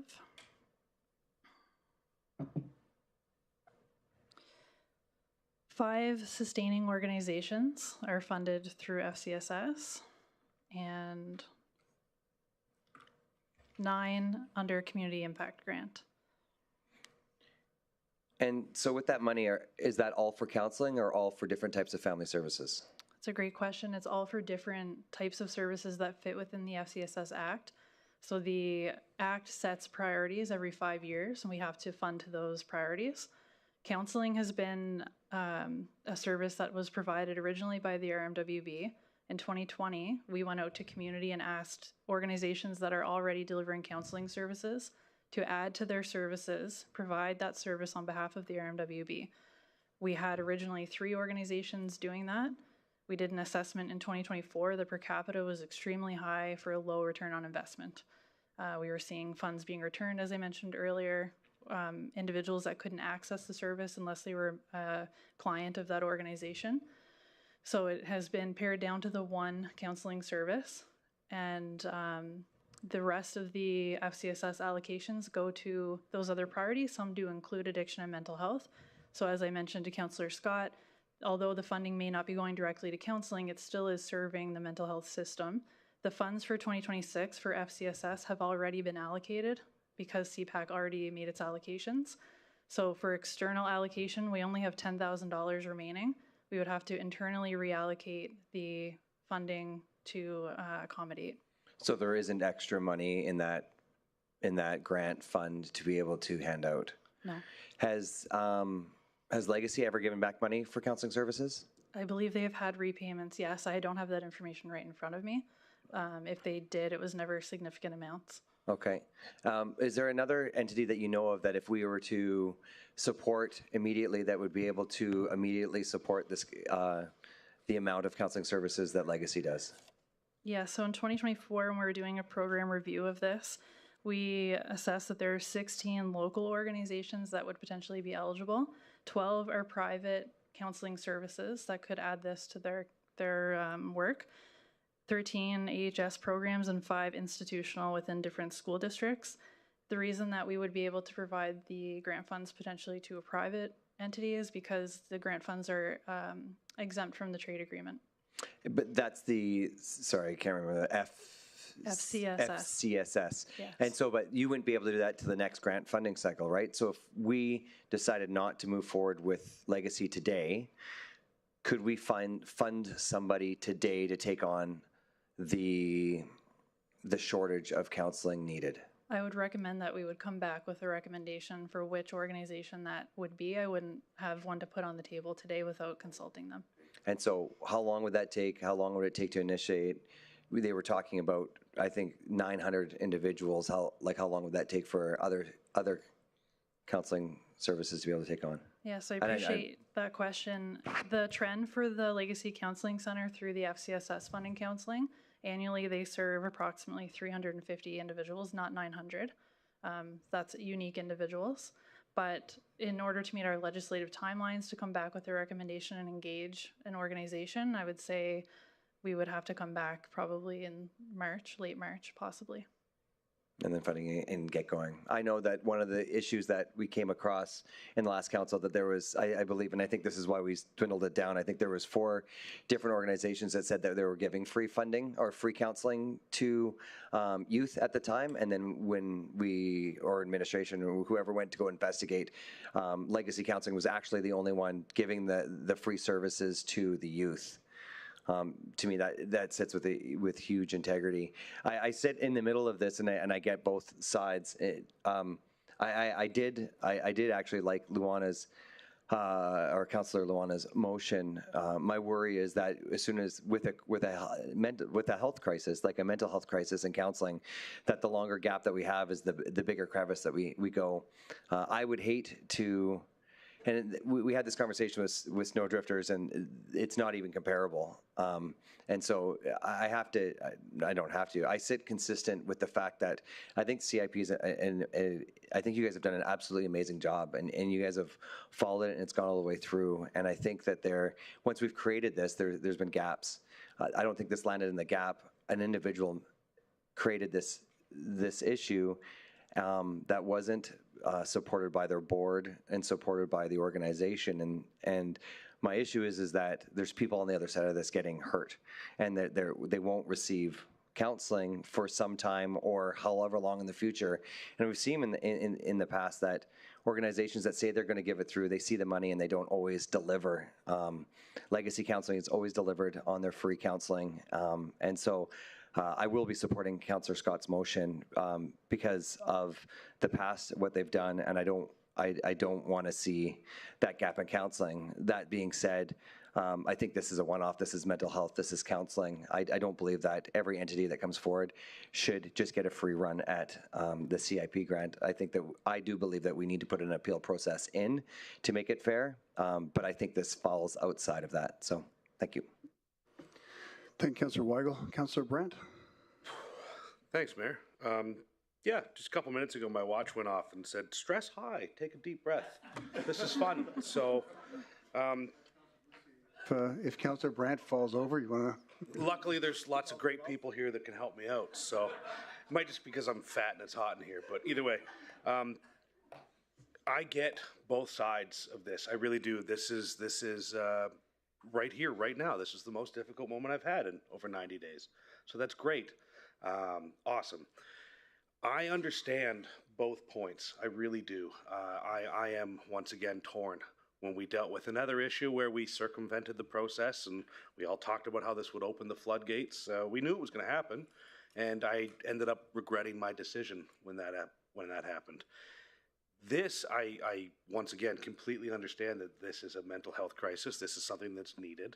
If we're going to have this gap until this new process is brought into place or not, I mean, we are a council that has inherited a previous policy, and we are making decisions on a previous policy that, you're right, maybe it is who you know, but these are things that I don't agree with. These are things that Don doesn't agree with, or Councillor Scott doesn't agree with, and Councillor Weigel doesn't agree with, and you don't agree with on certain aspects. Like, we understand the need for this exact process, for this counseling. We get it. And I understand your concerns for it. If anyone else has been paying attention throughout the last few days and what's going on, I also want to bring forward a motion to circumvent this policy because I'm not happy with the results. This is the problem I'm dealing with. I see everything as an urgency, and I'm learning that my urgency isn't everybody's emergency, and same vice versa. So I won't bring forward my motion, but I do think that we're going to have to change this policy somehow quickly, whether that's now or that's in the next 6 months when we're all meeting here again for budget and we're doing this all over again.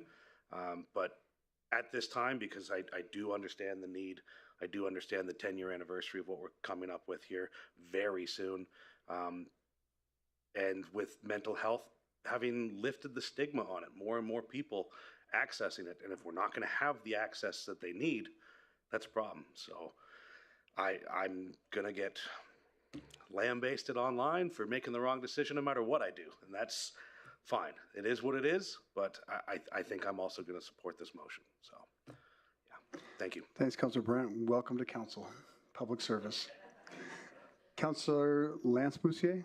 Thank you, Mayor. I struggle also, but is there a motion that we can bring?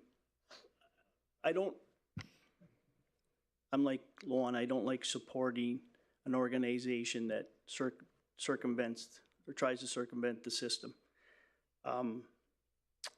Is there a motion that can be brought forward where the same amount of monies can be distributed to another company that can do a different organization that can do the same work as FCCS? Through the chair to Councillor Boussier's, we could actually review that without a motion. We have oversight of the FCSS contract, so we can evaluate if there's a gap and if another organization should receive the funding. Okay, because I'm much like Luana. I don't support.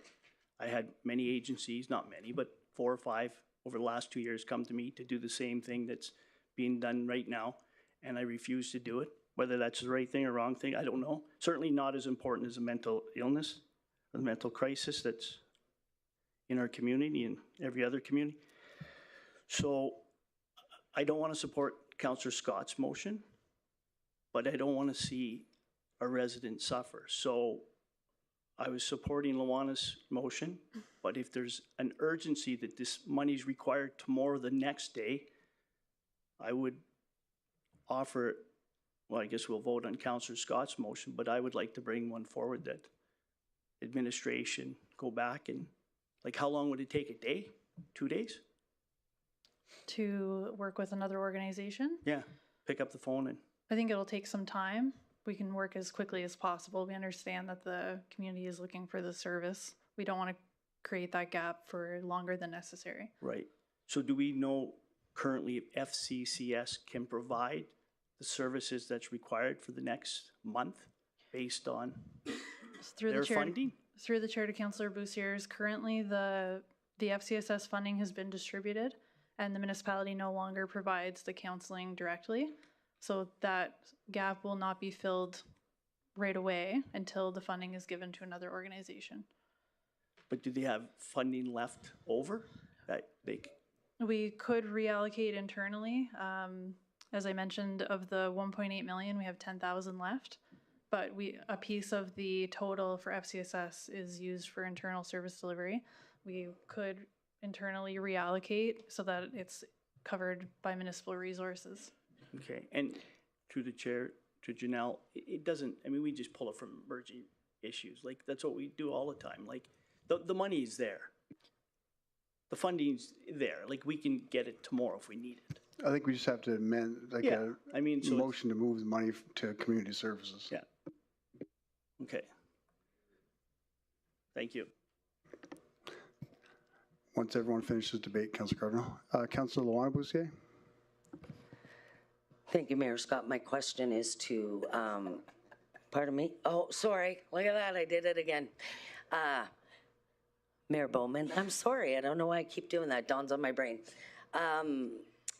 My question is to you two ladies, just further to, can you just really quickly review the process for setting up a contract with somebody who doesn't have one, like a counseling contract? Through the chair to the question, there's two methods that it could be accomplished. If it's going to be a grant, we will work with our legal team to draft a new grant agreement.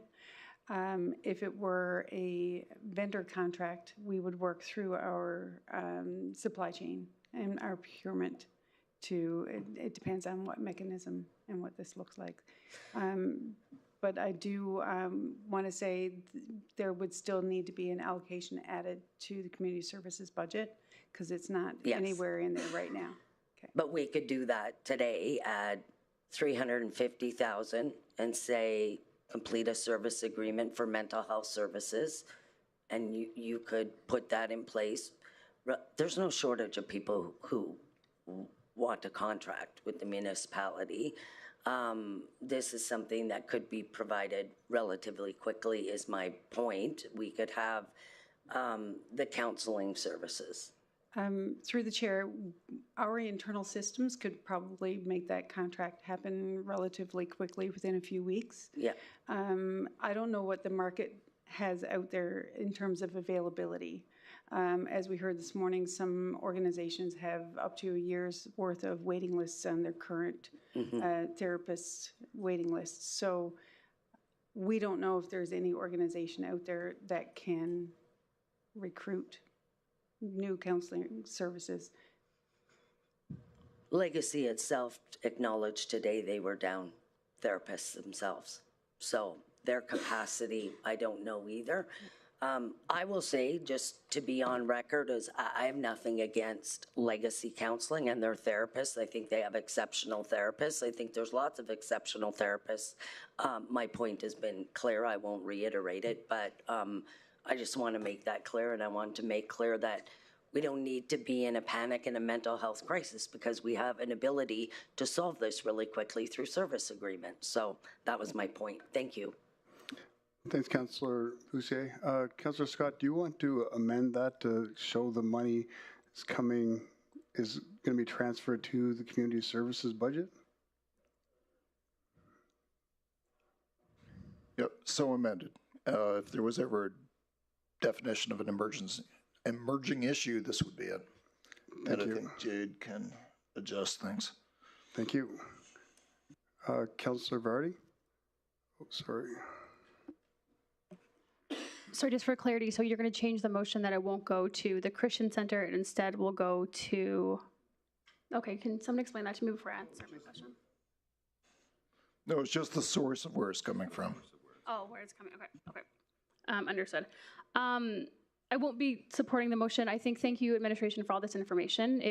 I was led to believe that if this specific organization did not receive this funding, that there would be a huge gap in mental health services. But with your explanation, we do have providers to be able to fill the gap. We have reviewed quite a few, and there's a couple of organizations who were very vague in how they broke policy. In my opinion, the break in this specific policy of this organization was very intentional, and it happened deliberately over multiple times. I am, unfortunately, a stickler for policy, and I think that we need to stand true to what we have, and if there is an amendment needed, it doesn't come through circumventing the policy, it comes from fixing the policy. Thank you. Thanks, Councilor Vardy. Councilor Weigel? Thank you, Mr. Mayor. I think he made a good point, and I just wanted to reiterate it, that when I was talking about the gap, it could take a month or two to get anything back online once we get the funding and once we get a service agreement. But as was stated this morning, that there's already long year waits at every other place. And so they would have to go out and they'd have to hire more people. There would have to be that kind of movement. And so nothing would move fast. And so the one thing, the advantage with the Legacy has right now is this is continuous funding, that they're already doing the counseling. And so they're not looking for more counselors. There is a gap. They did say they are looking for more, but they're already providing the services. And so all we would be doing is pulling the services from somebody who is already providing it and able to do it. So thank you. Thanks, Councilor Weigel. Councilor Scott?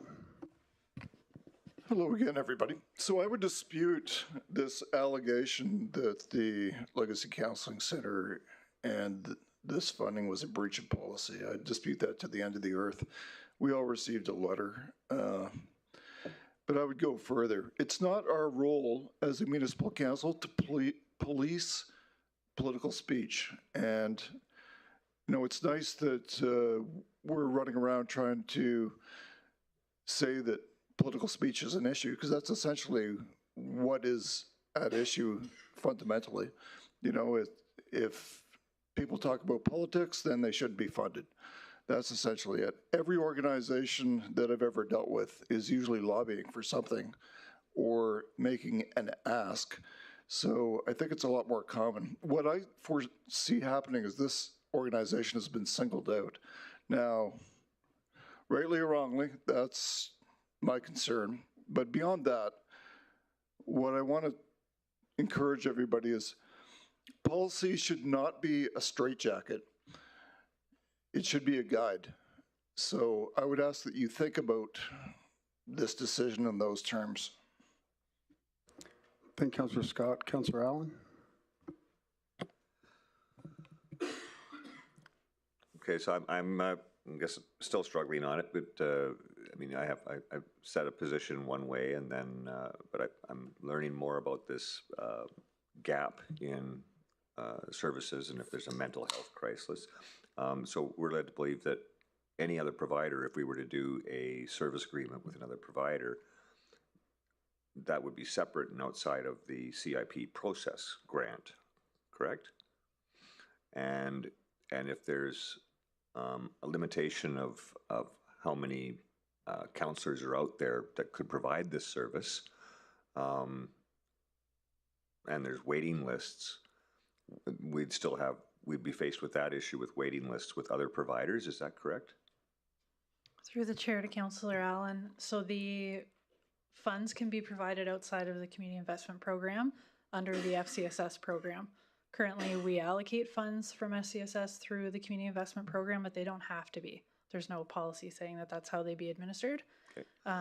The wait times for mental health therapy that you're hearing are for crisis or intervention services. The FCSS counseling is preventative services, so it's short-term counseling, 3 to 5 sessions at low to no cost, and that is to prevent someone that's approaching a mental health emergency from reaching that point of needing emergency services or needing the interventative services. It is we're talking referrals, mentoring, building life skills. That's what the sessions are meant to do. Okay, so but based on the other discussions, I'm not clear. Does it mean that if we did try to outsource and go to make a service agreement with another provider, they would or would not have the capacity to fill the gap that what this other center was doing? It would add to the new service provider's capacity. We would be giving them the funding for additional counselors, not taking on the caseload without taking on new staff. Yeah, so if they've got a backlog, then the ability to provide that additional service might be hampered as well. So their services would remain. We would fund them to hire additional counselors for this service. So we wouldn't be serving that backlog because the FCSS funding isn't intended to serve intervention counseling. This would add to their service complement. Okay. And I guess, is there any other precedent as far as, I guess I'm going a couple of different ways. The reasonings that the funding was denied under the CPAC, I really didn't care. I don't, with the actual, the reason that it was denied, and whether I was involved or not, whether my name was on a list or not, I really don't care. My intention with all of this funding would be to make sure that we get those services out. So at this point, because we've declined the application for CIP, would it be out of policy for us to maybe enter into a service agreement with that same agency to provide those services until such time that they are an independent company?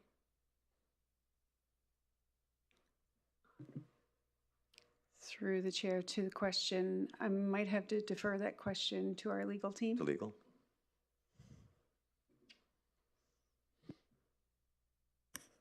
Sorry, I'm actually lost with this whole thing. I don't know where to start, okay? I don't know what the facts are.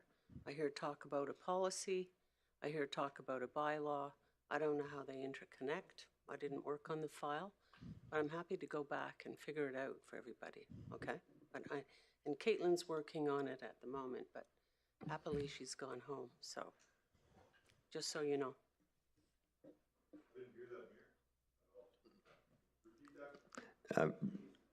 Director Trelinsky said that she's got Caitlin working on it right now as to see what the relationship between the bylaw and the policy is.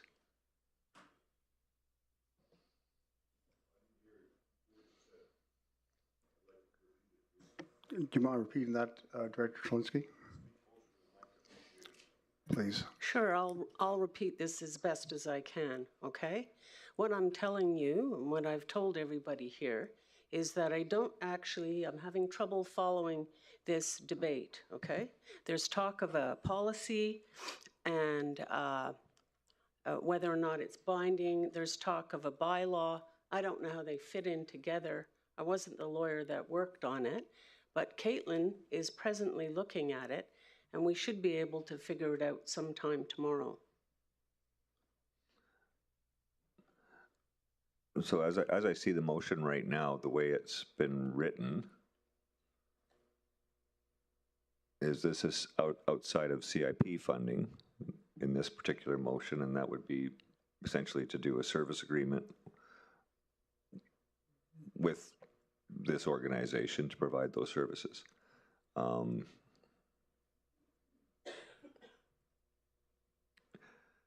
With, I guess, funds coming from emerging issues for additional FCSS funding. So I would prefer to defer this discussion until the legal opinion comes back. Thanks, Councillor Allen. Councillor Boussier, Lance? Yeah, thank you, Mayor. I have a downtown revitalization meeting in 25 minutes. And I think this is going to go on all night, because I think Councillor Scott and Councillor Luana are going to continue to put on their buttons for the rest of the evening. So I don't disagree with you, but my plan was for Councillor Boussier Councillor Boussier has her light on, Councillor Van Castian does. I was then going to give Councillor Scott a chance to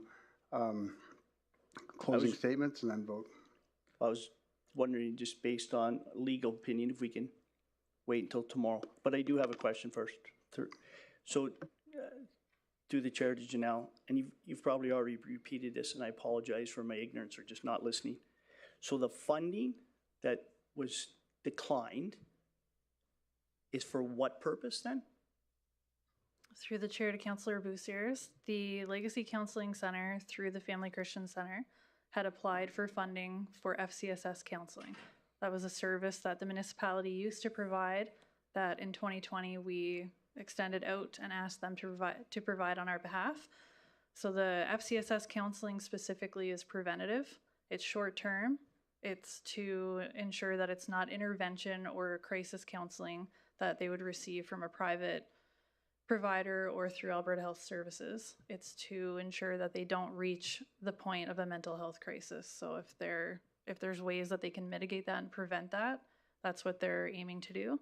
I believe Marissa provided a statistic today that 40% of adults will have gone through a mental health crisis by the time they reach the age of 40. This prevents that from happening if done correctly. Okay. Having said that, there are other service providers that provide the same service that these funds were allocated, that were not allocated or were supposed to be allocated for, correct? There's no other service provider funded to do the FCSS preventative counseling, but there are 16 other service providers in town that could be eligible for the funding to take on the program. Okay. Yep. So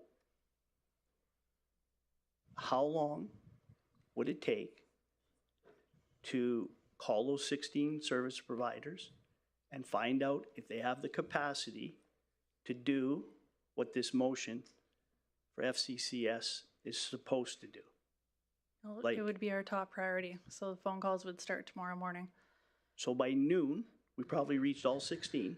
Hopefully, yeah. And by 1 o'clock, we could probably allocate the money to 1 or 16 different service providers to perform this, correct? That would be our goal. Okay, so 14, 16 hours from now, we could probably do the same thing. Sure. Okay, thank you. Okay, thanks, Councilor Bussier, and that will be a different motion. For today, we're over time. If council's okay, we can defer and continue debating tomorrow morning at 9 a.m. If council's good with that? Okay, so we'll, everyone have a good night. We'll see you tomorrow morning at 9 a.m. And as I mentioned, we'll probably get into capital by Friday.